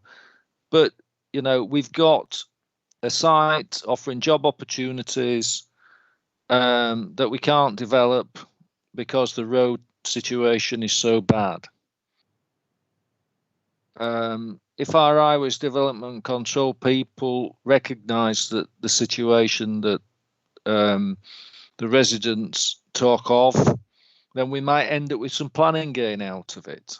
But we're stuck. So for me, to be consistent, I have to refuse this. Thanks, Nigel. Councillor Bellamy. Thank you, Chair. Yeah, I agree with what Councillor Patrick's just said. I mean, I cannot understand how highways can say that this won't have an impact on the highway. I remember when McDonald's were built at Hetman-Wyke. I actually lived there at that time and moved very quickly afterwards. It were built. Sorry to say, it weren't just for that reason. There were other reasons I wanted to get back this side. And the amount of traffic did increase. You can't say it didn't. It's a drive-through. It does. It attracts people in from out of area that wouldn't probably normally go down that road. And it is young people. It is generally youngsters with cars and that sort of thing. I mean, it's like the advert, isn't it, where the lad gets his car from, it's his mum's car for his birthday. Where's it go? McDonald's. There you go. So, yeah, to be honest, I can't support this at all. And if somebody move refusal, I'm quite happily second it. Thank you. Thanks, Donna. Councillor Pinnett. Thank you, Chair.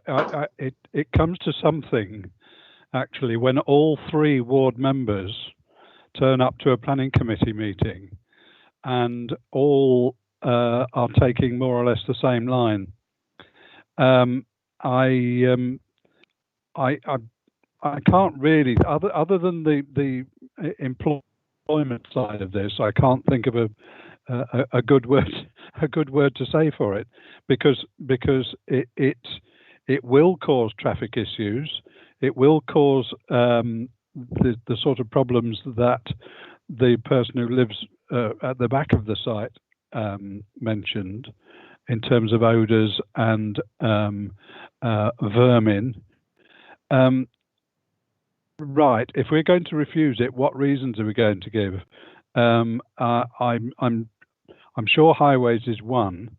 I don't think it's necessarily the same issue in relation to highways that we were referring to with the other application, because you're talking about queues, possible queues of traffic coming out of the site or waiting to get into the site, which will impact on our lane round the back rather than the main road, John Ormsby BC Way.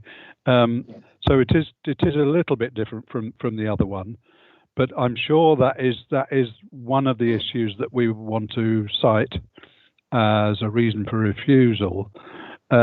Whether we can get away with how would you describe it? Not antisocial behaviour so much as loss of amenity for local residents. I'm not sure. I'd better park that one and see what planning officers make of it. Thank you, Chair. Right, thanks, Andrew. What I'll do, I'll take Councillor Walker next, and then I've got 3 officers that want to come in. So I'll take Rob next. Right, I'll be really quick. Yeah, I've got the highways traffic volume concerns. I've also got a real concern about its impact on public health, which was raised by a number of the earlier speakers. But like Councillor Pinnock's just said, with this factor, I'm not sure if that constitutes a planning reason for turning things down. So I suppose if that wouldn't be the case, it would be very much the highway side of things I would focus on. Thanks, Chair. Thanks, Rob. I'm going to say, as somebody who's got a McDonald's in their own ward, I know what a nightmare it is, and traffic is one. Certain things that go on that car park of an evening, because I've been there and watched it, leaves no to imagination. There's 2 schools close by to this one. There's a health centre close by to this one. Then you've got traffic problems as well. Then there's littering, Children Rugby League Club, all the rest of it. Anyway, on the lighter side, I'll bring one of our officers in, Chris Downs. Thanks, Chair. Obviously, I've been listening to members' concerns. I'll just try to put some of this into context. And obviously, we've assessed as a department. We've assessed this. Chris, you're breaking up. Chris, McDonald's as a business. Yeah. Sorry, that could be my internet connection. Unfortunately, I think it is. That's better. Better. Sorry, yeah. It just seemed to have just faded out as my internet. I'm sorry about that. What the point I was making is this type of business, the majority of the customers, as one of the speakers said, are trips that are already on the network. This is obviously on a busy junction, and I can see why they would want to put it there because it would attract trade.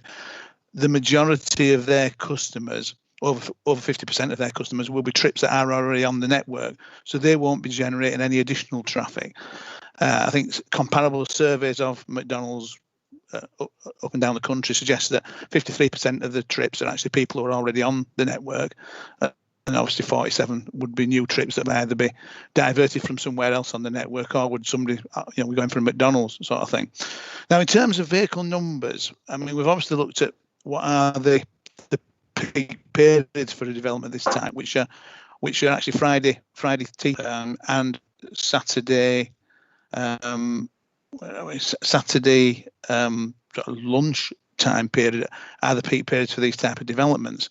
Now, in terms of vehicle movements, this development will generate 91 and 124 trips respectively in those 2 periods. But of that number, 43 trips on a Friday and 58 trips on a Saturday will be actually new trips to the development. The rest of the traffic would already be there. So we will be looking on a Friday an additional 43 trips.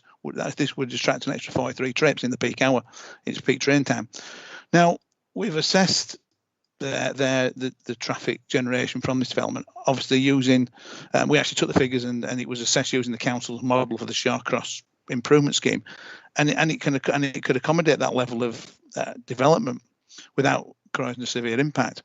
So that's where that's coming from. I think it's important to know that most of the traffic is actually traffic that's already on the network. It's not attracting new traffic. other thing, drive-through capacity, and I think I hear where some members are coming from, and I've seen it myself. If I passed a few McDonald's after lockdown finished, and they were extraordinarily queuing out onto the roads, but that was an exceptional circumstance.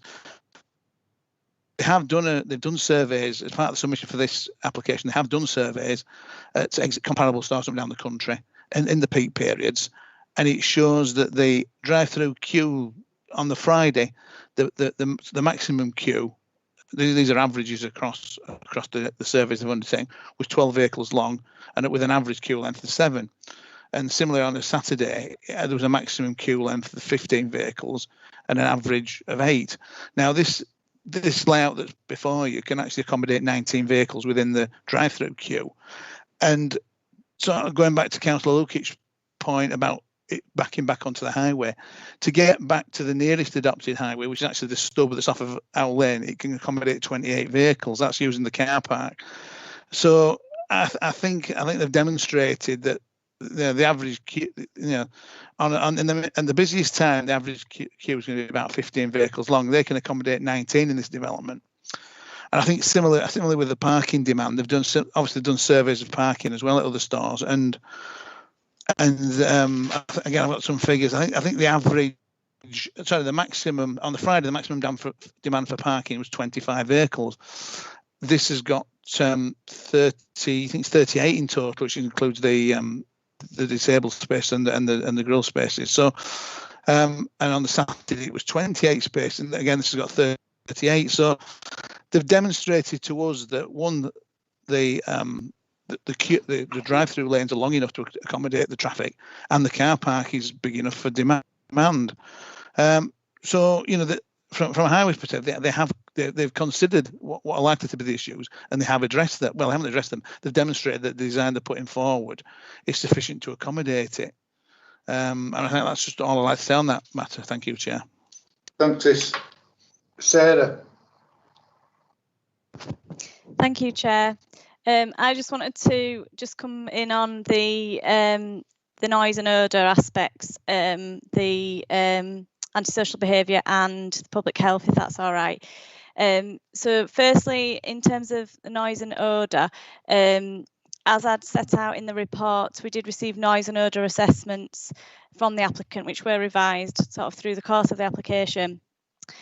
The noise report demonstrates that noise is unlikely to affect nearby residents, and that has been concluded to be acceptable by the technical officers in environmental health, and the same there for the odour aspect. With respect to the antisocial behaviour side of things, the council's police architectural liaison officer was consulted on the application. They have made recommendations with respect to security and surveillance measures to be incorporated into the development. And then in terms of the public health matter, as set out in the update, as you've referred to there, the public health have objected to the application. Now, their assessment is based on, it's assessing indicators of deprivation within postcodes. So they look at indicators of such as a percentage of overweight adults, overweight children, obesity, and levels of diabetes, and that they give the location a score based on those indicators. So that's where their assessment came out of there. As you'll see from the update, that the policy LP47 does relate to health and healthy communities, and there is a sort of an officer response in the update with respect to that.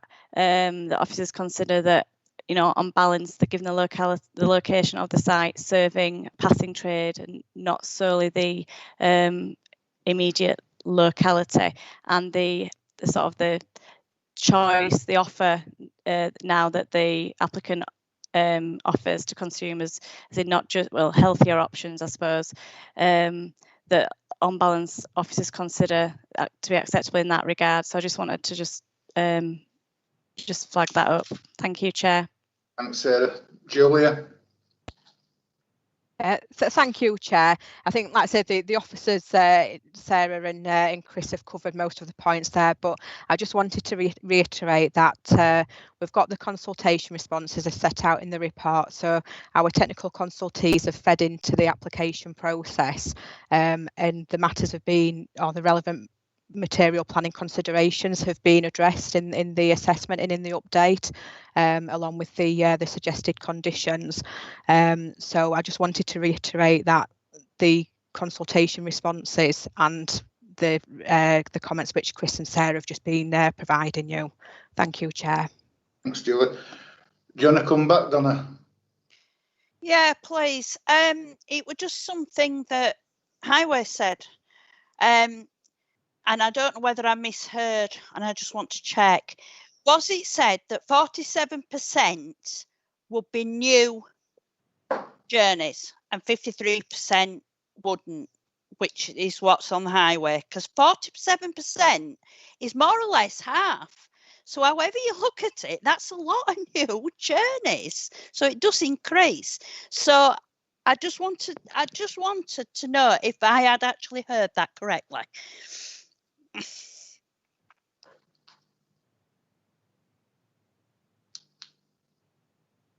Chris, are you there? So yeah, I was just speaking. Yeah, yes, Councillor Bellamy, you did it correctly. I said 53% were existing trips on the trips, and I mean they would either divert from somewhere else, i.e. going to another McDonald's or another fast food takeaway to this particular one, or there would just be new trips on the network where someone would set off and decide to go from McDonald's. Right, thanks, Chris. Is that okay? Yeah, that is. Well, Chair, could I come in possibly after you've spoken? Yes, Deborah, yeah. Deborah, Now, that's it, yeah. No, sorry, yes, sorry. Listening to the debate, it looks as if members are would like to refuse this application, but on the other hand, officers have expressed clearly that there is a response for each of their possible reasons for refusal in technical terms, namely highways, environmental health, and I'm just looking up the third one, residential amenity. Would the next most appropriate step be to bring back a report indicating that members are minded to refuse this application and setting out in full detail their reasons and officer responses and the consequences or potential consequences in terms of an appeal, so that everybody's clear about exactly what we're doing here? Members, any comments? Right. Councillor Patrick. If we're going to refuse it, why don't we just refuse it? You know, there's no point. We know what the officers are saying. We know what we're saying. Let's just refuse it. Right. Councillor Pattison. Carol. Yeah, thank you. I haven't spoken on this yet. I heard what the ward councillors were saying, and the local resident as well earlier on, and I understand the concerns about the traffic, but I, having listened to Chris more thoroughly, I do see that the traffic may not be quite the concern that there was, but I really wanted to come in actually because in defence of McDonald's, because one of the reasons why we can't refuse it on the grounds that it may cause antisocial behaviour. We've all perhaps got our own experience of McDonald's, but certainly the McDonald's I know, bar perhaps the one in town centre in Huddersfield, are well well run. I must admit I haven't been down there late at night, but I certainly do think that families, not just young people, older people, I mean, use them as well. So I just wanted to be, sort of, I say, come in on the defence of McDonald's to a certain extent. But I do understand what everyone's saying. But I also am mindful of the fact that if we haven't got good grounds for refusal, and McDonald's are a big chain, that they could appeal this and obviously win that appeal. Oh no, sorry, I can't say they will win it, but I mean, you know, they could win it. So I think I'm accepting, perhaps a further report or a deferral to address these concerns in greater depth, and to come before we do actually refuse. Right. Andrew, Councillor Penine. Yeah, thank you, Chair. I would like to move deferral, since I don't think at this, yes, it's all very well, Nigel, but it's perfectly obvious that we haven't got the grounds to refuse it at this stage. And I think it's far better to look at a report which looks at all those issues that we might think we can use for refusal, and then come to a decision. So I would like to move deferral. And I'll second that. Thank you, Carol. Councillor Patrick. Yeah, I don't want getting involved in an argument here, but if you don't think you've got reasons to refuse it, why don't you move approval? I mean, because that's what you're going to go to another. You're going to go to another meeting, and you're going to be back to square one again. You know, I mean, I won't support it, but I can't. I don't understand if you feel you've got no reasons to refuse it, then the alternatives there. And you know, as for McDonald's, I don't think this has anything to do with McDonald's as a company. I think that they're a good company. In fact, I felt like I ought to declare an interest because I quite like a Big Mac, but I have been unable to get one recently. So, but I think, you know, there are some things we didn't ought to defer, and we just ought to make a decision on. Mohan. Chair, I don't think we have any reason or ground to defer it while we are asking further information. Officer put every information in there, yeah? We are refusing this application because early on we have approved the application 260 houses nearby, yeah? Which is creating a lot of traffic on this junction.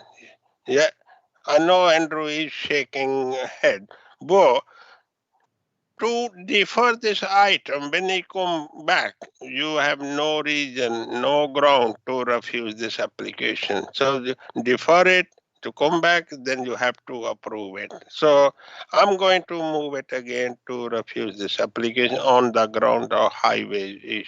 Yeah. And I seconded it. Chair, can I come in again, please? Yes, Deborah. Yeah. The reason I suggested a deferral and bring back another report is because although members may refuse an item, a matter, on whatever grounds they like, but in respect of an appeal, they must be reasonable and defendable grounds. Appeals are won and lost on evidence, and members need to know exactly what the position will be. It may be that the reasons that they're suggesting now are not reasonable and will be at risk of costs. Members can refuse, nobody can stop them refusing, but we need to know exactly what we're doing and how we can or can't defend it.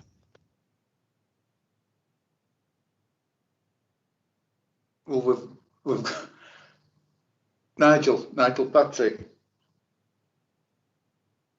Yeah, there's a reason why we have planning committees. And that is so. If it's just down to going with officers all the time, there would be no point having planning committees, and there's no point labouring the point. We've got a motion. We've got Councillor Sokol moving it, seconded. Can't we just vote on it and get on with it? Yeah. Officers advise and members decide. So yeah, we've got a mover and a seconder for refusal, some grounds for refusal. So I think we've also got a mover for deferral. I'm going to say we've got a mover and a seconder for deferment. We've also got the same for refusing. We'll take deferral vote first, but we've got to have as reasons for refusing it. So those in favour, we'll go round and take a vote on deferring. Okay. So it's those in favour of deferring. Okay. If we can start then with Councillor Bellamy. Against. Councillor Patrick. Against. Councillor Patterson. For. Councillor Pinnock. For. Councillor Sokol. Against. Councillor Walker. For. Councillor Hall. I'm against deferring it. So that's 3 for deferment, 4 against. So that motion's fallen. So now we move to refuse. So we need the reasons. The reason we got highways. Highways. It create more traffic congestion on the junction of our lane there. Noise, odours, antisocial behaviour. Antisocial behaviour. Any more?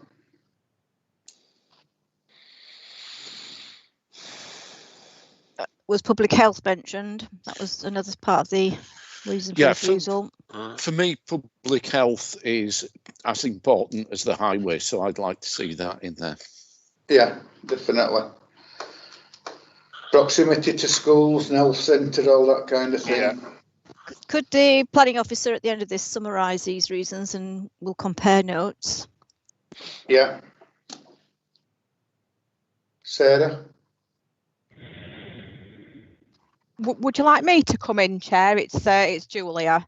Yeah, Julia. Yeah. So in terms of the reasons for refusal, so in terms of what you just discussed, so traffic congestion, noise, antisocial behaviour, and public health, and particularly in relation to the proximity to the school. Yeah, too close to schools. Those were the key points that I had. Deborah, did you have anything further? No, that's what I've got on my list. Thank you. Right, members, we'll move to a vote for refusal then. Richard? Yeah, thank you. So vote for refusal. Councillor Bellamy? For. Councillor Patrick? For. Councillor Patterson? Abstain. Councillor Pinnock? Abstain. Councillor Sokol? For. Councillor Walker? For. Councillor Hall? For. So that's 1, 2, 3, 4, 5 have voted for, 2 abstentions. So that application has been refused. Right. Next item, page 253, and we're stopping in Jules Railway Street.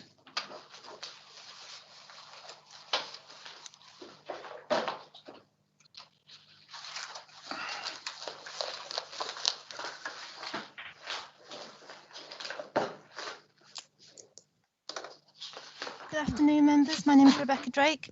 I'm the case officer for this application. So this application relates to Unit 4 of the Rishworth Centre in Dewsbury, and you can see the site outlined in red on the slide above. So I've got here now a 3D image of the site. So this is Unit 4 with the red mark here. It's currently occupied by Next, who will be vacating the site shortly. So just by way of context, this is the main ring road of Dewsbury here, Railway Street here, and then the main town centre area of Dewsbury on the other side of the ring road. So this plan just shows the existing arrangements on the site, which I'm just going to talk you through for some context and just some understanding of the application. So currently, we've got the Rishworth Centre here, and then the adjacent Railway Street retail park here. And if you're a car visiting this one here, you go in here and then exit in the same way. And if you're a service vehicle, you use the same Railway Street entrance, go to the back of the site and then exit in the same way. If you are entering this retail park, you use this entrance, but then you've got to exit by going all the way back around the back of the site. And if you're a service vehicle, you come in this way, use this service yard and come out. So that area then is shared with the cars that are leaving. So that's just some context, and I'll just show you the next slide about what's proposed. So this is the proposed plan that's on the screen now. Planning permission is sought to erect an extension to Unit 4 in the area shown. Then Unit 4 in its entirety as extended would operate as a retail unit selling both food and non-food goods, with permission also being sought to lift the current restriction on the unit which prohibits the sale of food goods. This is indicated to be the first Aldi within Dewsbury. External works to the car parking and service arrangements are also shown.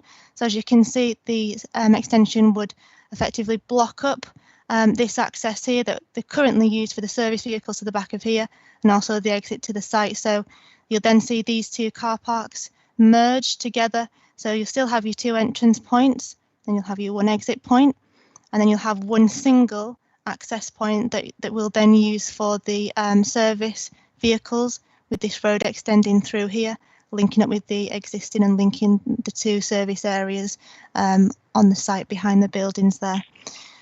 So in terms of planning policy, the site is unallocated land. It's just outside the town centre boundary, as the town centre boundary is the main road, the ring road that runs around the main town centre. Sequential testing and a retail impact assessment have been carried out and passed, with planning policy concluding that the proposal would not have a significant adverse impact on the town centre. So just got the existing and proposed elevations on the screen here. So you can see the extension would have a hipped roof, and the design of the facade would be similar to the existing units in the retail park. We've got cladding to the upper section, and then glazing, cladding and brickwork to the lower half. The sides and the rear are also going to be clad as shown on the plans in front of you. Just run through some photos of the site. So this is the current next unit, so the extension would infill this gap here. This is me then standing in the car parking area, looking, well, in the area that the extension would be built, and that's the existing side elevation of the unit. This is me then looking towards the existing, the adjacent, retail park there. So this is the area where the new access road for the service vehicles would connect through, linking up with the existing. And this is the rear of the site, which shows the service arrangements that are currently in place. So highways matters have been a key area of discussion during the course of the application. Concern was raised by highways in terms of the intensification of this crossing island that you can see on here. So this is Railway Street, this is the main entrance into the site. And the concern was raised because of the intensification of this sort of pedestrian link over here. You've got two lanes of traffic, one that's turning left, one that's turning right, so they're both moving at different speeds. So if you're crossing over here, you've got to negotiate the two lanes of traffic, get to the middle and then look that way and cross. So there's some concerns about that. So following negotiation with the applicant, they're now providing this signalised pedestrian crossing which you can see on the screen here. So you can see what the arrangement that's proposed. So you'd have the crossing there, then you'd get to an island and the second crossing onto the other side of the road. So this is also considered to be a benefit in terms of connecting up the town centre and the retail park, because there's an adjacent underpass just here where the cursor is that connects directly with the town centre. Residential amenity is considered to be acceptable, subject to condition, and the design is considered to be acceptable, so subject to conditions in terms of external materials being submitted. Following receipt of amended information, the application would also offer a biodiversity net gain on the site, and this would be secured by condition. We've had no public representations from members of the public on this application.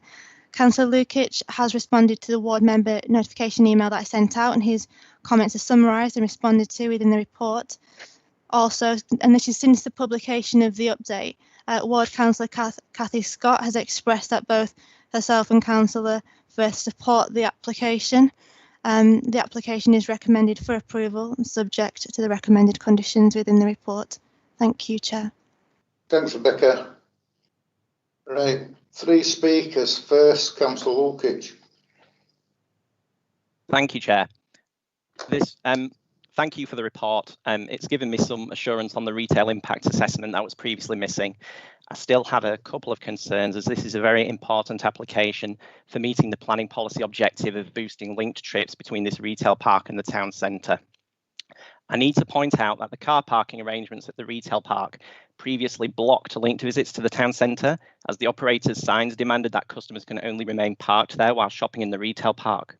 This was recently changed so that the general public may now use this car park, but I believe this should be made enforceable by condition on this application if it's approved. The proposed staggered pedestrian crossing that you've just seen needs changing to a straight over, a single stage crossing. This is actually suggested in the road safety audit that has been submitted and dated 18th of January. So I don't know why it hasn't been changed already, but I'd appreciate if you could get it changed. We've just got rid of a staggered crossing outside the railway station. So let's get this one right first time and have a straight over single stage crossing. A staggered crossing would mean an extended waiting time for pedestrians walking between the retail park and the town centre, and it would discourage linked trips. I would be happy with this application if the proposed pedestrian crossing is changed to a single stage straight across crossing, and a condition is put on the car park to ensure the general public can continue to use it on equal terms to the retail park customers. Finally, Chair, with your permission, I've noticed Councillor Bolt has an important point to raise about the report, so I will give him the rest of my time if that's okay with you.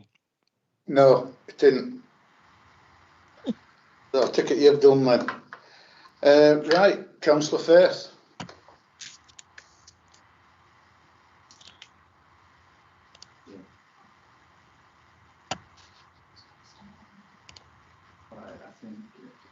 I think we can just move on. Steve, Councillor Firth. Eric out. Next one is Nick Pleasant.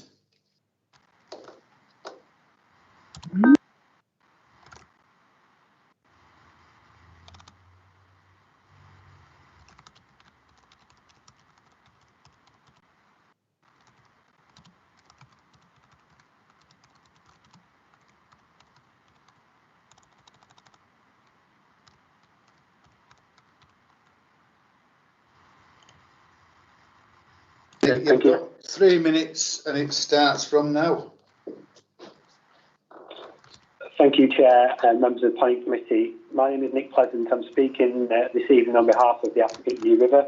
Just to give you a bit of context, New River is a leading developer and manager of retail and leisure developments, which are predominantly convenience-led and community-focused, providing accessible service to the local community. They specialise in this exact type of development and the knowledge and expertise to bring it forward.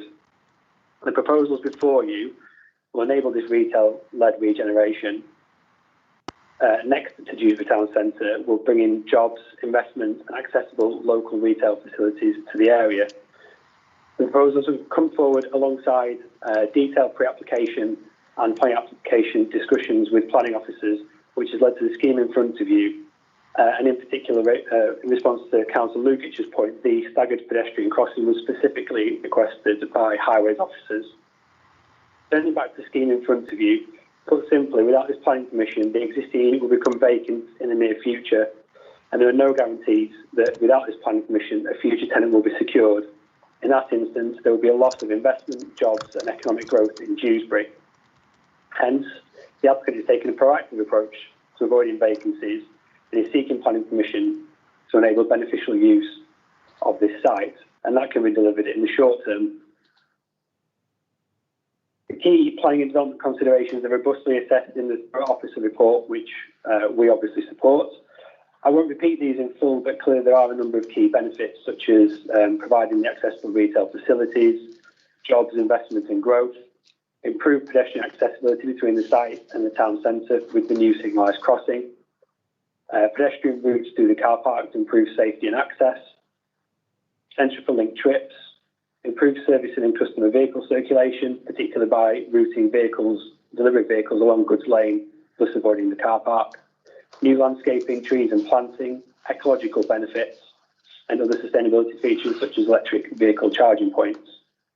There will be no adverse effects on Dewsbury Town Centre, as confirmed by officers, and indeed the range of technical matters raised during the application have been thoroughly assessed, reviewed and addressed, and constitutees are fully supportive of the proposed developments.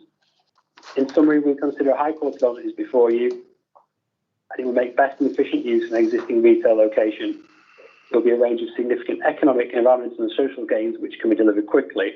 Therefore, we respectfully request that you follow the clear and robust officer recommendation and approve the planning application which accords with the local plan. I am, of course, happy to answer any questions you may have. Thank you for your time. Thank you, Nick.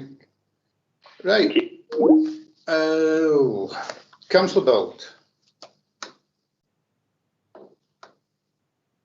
Chair, thank you. Yeah, can I draw your attention to paragraph 7.2 of your report, which says it's public consultation, and it says, given the proximity of the traveller site to the rear, for the clarity of the committee and avoidance of misunderstanding, a traveller site is usually attributed in terms of planning, in terms of local plan and other aspects, to gypsies and other aspects of that. What we have here is a showman's guild site. This is a totally separate cultural and racial entity, and I believe the report should be amended to reflect that and stop any confusion or misrepresentation. It's clear in the local plan that you have gypsies and showmen as separate entities, and that's why the local plan ascribed a site in Birstall, and this one in Dewsbury is for showman's guild only. And I think it needs to be clear that there is separate cultural and racial entities, Chair. Yeah, no, you're right, Martin. It's Old Dewsbury Fairground, I believe. Right, members. I don't really see any problems with this. I'll move it. Yeah, I second it.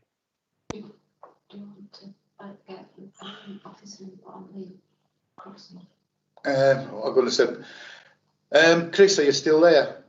If you could just elaborate on that crossing, please. Yes, Chair, sorry, yes, Chair, I'm still here. I think my internet's going. I think everybody's got home. I must have got on all the kids must have got started playing their games on the internet. I think it's sucking the signal up.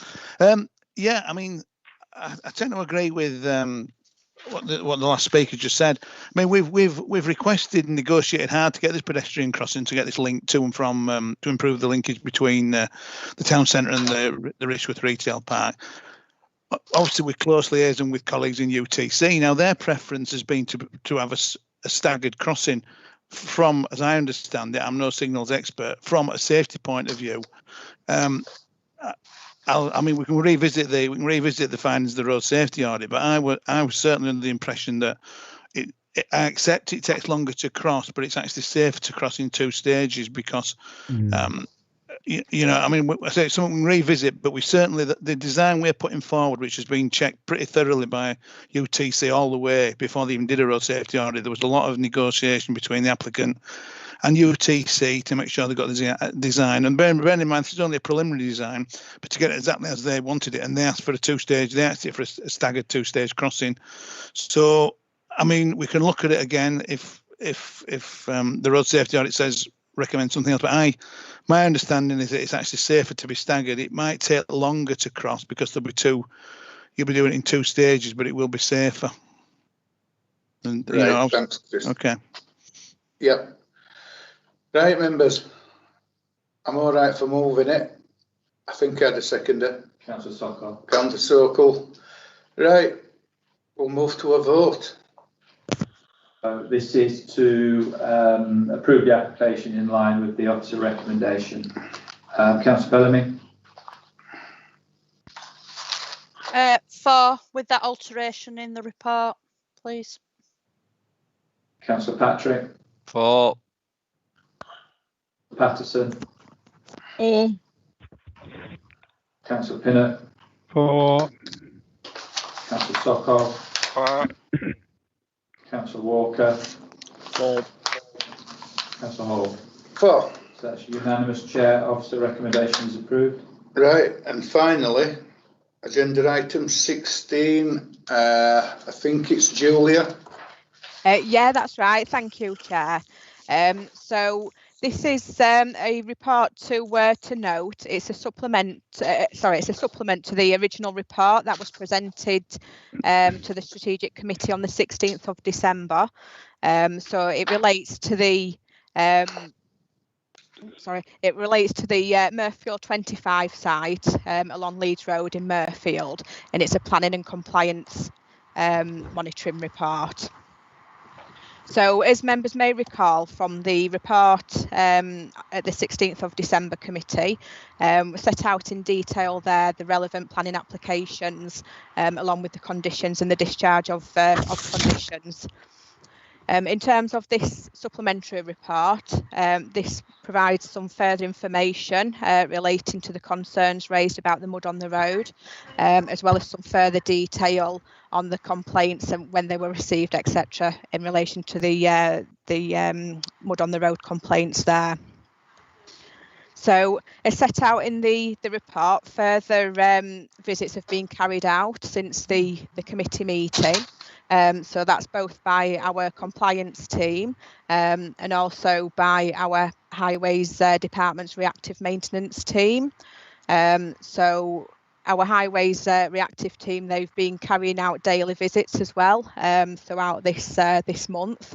And as part of the sort of the visits to the site, they've not raised any issues with the condition of the A62. What I'd also like to do is draw your attention to the content of the update. So if you're just in there, there's just some further information which sets out that we've also been made aware of a complaint that was raised with the Health and Safety Executive concerning mud on the road.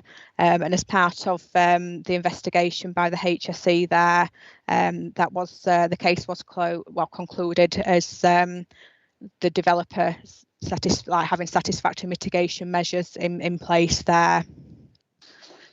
Just to sort of highlight as well in the update, an internal inspection of one of the first industrial units has been carried out by our compliance team too.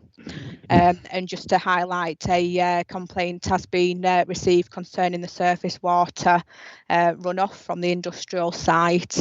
As a result, officers have been in contact with the developer and they're in the process of connecting up to the system, and they'll be installing a gully with a silt trap, etc., as set out in the update. So thank you, Chair. Thanks, Julia. Martin.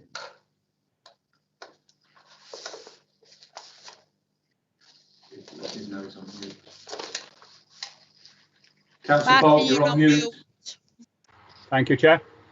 On item 1 today, you are advised about members' valuable time, and you may wish to reflect that because developers aren't being made to comply across the borough, elected members as a whole are wasting loads of their time. I believe the premise of this update is flawed, and having looked back at the webcast, saw nothing in the proposal from Councillor Patrick and Councillor Pinnock specifying that this was solely about mud. It was an interim report on progress for matters contained in that initial report, which dealt with the whole issue of conditions and enforcement.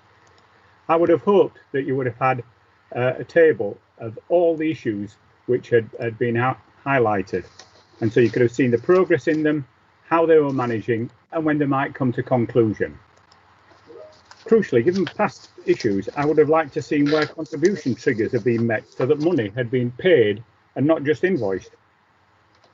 The report says that mud on the road is not a breach of planning. Colleagues, it is. And if it's conditioned in the approval, and if you as a committee demand it. You heard on the Chidswell issue today that staff said they can control such issues with the construction management plan. Well, why isn't it in the construction management plan for this site? And you'll see that the issue is behind me.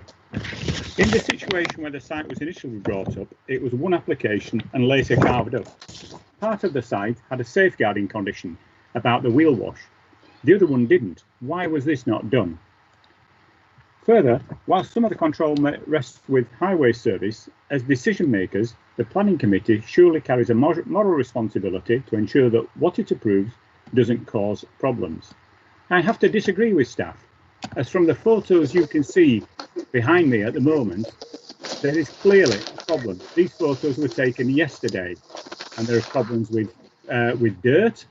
There are problems with vehicles obstructing the footway, totally obstructing the footway, and that is a breach of planning consent, because it was said the development shall not be brought into use until all the areas indicated to be used for access, parking and servicing have been surfaced, marked and laid out. Well, why are they being allowed to do it then? It's been brought into use. Why aren't they parking off the highway? Colleagues, that's a danger. It's a shared use. It's near Hollybank School, and yet we see that total obstruction of the site. And when I spoke to the driver of that van, he said he'd been told to park there by the site manager.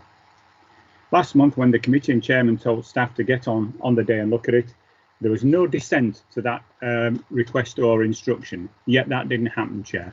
I think there's still a lot of this that needs resolving, and particularly the discharge of effluent, as we can see there, from the site, down Slipper Lane, blocking the drains on Leeds Road and entering the watercourse and going into Nunbrook and then the River Calder. Chair, there are problems. All you have to do is walk around most days and we see them. We've talked on the previous issue about road safety. Here you have Cadix vehicles blocking the dropped curb for pedestrians to cross the road. How much longer is this going to go on before something is done? Thank you, Chair. Thanks, Martin. I mean, one thing I would say to back Martin up is, because I came this way 12 o'clock this lunchtime, on the entrance into that site there was a silver Ford Mondeo state car parked totally on the pavement, blocking it completely. This is a busy road. You get people out walking with prams, kids, wheelchairs, everything, you name it. That one's looking into. So, and plus the fact the road wasn't too bad, but the central part of the road is turning to sludge. It really does need a good old clean or a good downpour, one thing or the other. You mean that bit, Steve? If you look behind me, you can see the A62 up the lane. Shiny. Yeah. You can clearly see the difference in mud and where vehicles run, and the sweeper is not doing its job. Thanks, Steve. Well, like that today, this dinner time. Nigel. Yeah, thank you, Chair. I mean, I have a lot of sympathy with Councillor Bolt, and we've had similar problems on virtually all the building sites, the large, medium building sites in my ward, to do with mud on road and drainage problems. Those are the two things that come up a lot. And I don't know whether it's to do with resources for the enforcement section of planning or what it is, but I think if I am able to, in this position on this committee, to ask the strategic director to look into why it is that we have a repeat of this on so many sites, and why it is that it seems so difficult for us to, as a council, to control it. I mean, the last thing we want is to be for the. I mean, these are very real issues because the public raise them, complain about them. It takes up an awful lot of our time as ward councillors, and you know, when I read in the report that there were 14 complaints, I'd be surprised if there were only 14 complaints, but the 14 complaints. Most of them they found not, you know, they found there was no problem, and to me that there's something wrong in that. It doesn't strike true to me that, you know, there were so many people. Don't just complain for fun, you know. There's usually an issue, there's usually a problem, and as I say, I think the strategic director ought to take an overview and have a good look at to see how the council, to see the local planning authority can improve the situation in controlling developers once planning applications are approved. Thank you. Right, Andrew, Councillor Bennett. Yeah, can I just back that up, because there is absolutely no point. This is stating the blinding the obvious. No point in putting conditions on planning permission without being able to enforce them. And Councillor Volt is right. This does need to be sorted out. I seem to remember we had a previous report which did have a table in it showing what had happened and what had been done about each individual thing. Maybe we need another one like that just to update the first report that we had, because it's no good having a sort of discursive report. You can't see things easily. So I think we need to get the thing sorted, please. Thanks, Andrew. Right. Nobody else has indicated to speak. I don't know, Julia, if you want to come back. Thank you, Chair. So yeah, like I said, this report it is supposed to be like a supplement to the original report that members saw on the previous agenda. So that's in terms of how it's laid out and the type of information. It is, like I say, a supplement to that original. I think I just, like I said, we understand and officers understand the concerns which are being raised by members. And I think I'd just sort of draw your attention as well to the paragraph 2.9 on page 270. So we are looking at sort of reviewing the wording of conditions on similar types of developments into the future, to make sure that we can tighten up on those restrictions on development sites, so including things such as sort of deposit of mud on the highway, to strengthen the planning compliance side of things. So I just wanted just to stress that, but thank you, Chair. Right, thanks, Julia. Thanks, everybody else. I wish I could say it's been a pleasure, but it hasn't. No, of course it has. I'll see you all next time. All right. Cheers. Have a good night, everybody. Have a drink. Have one on me. It's the longest meeting, Chair.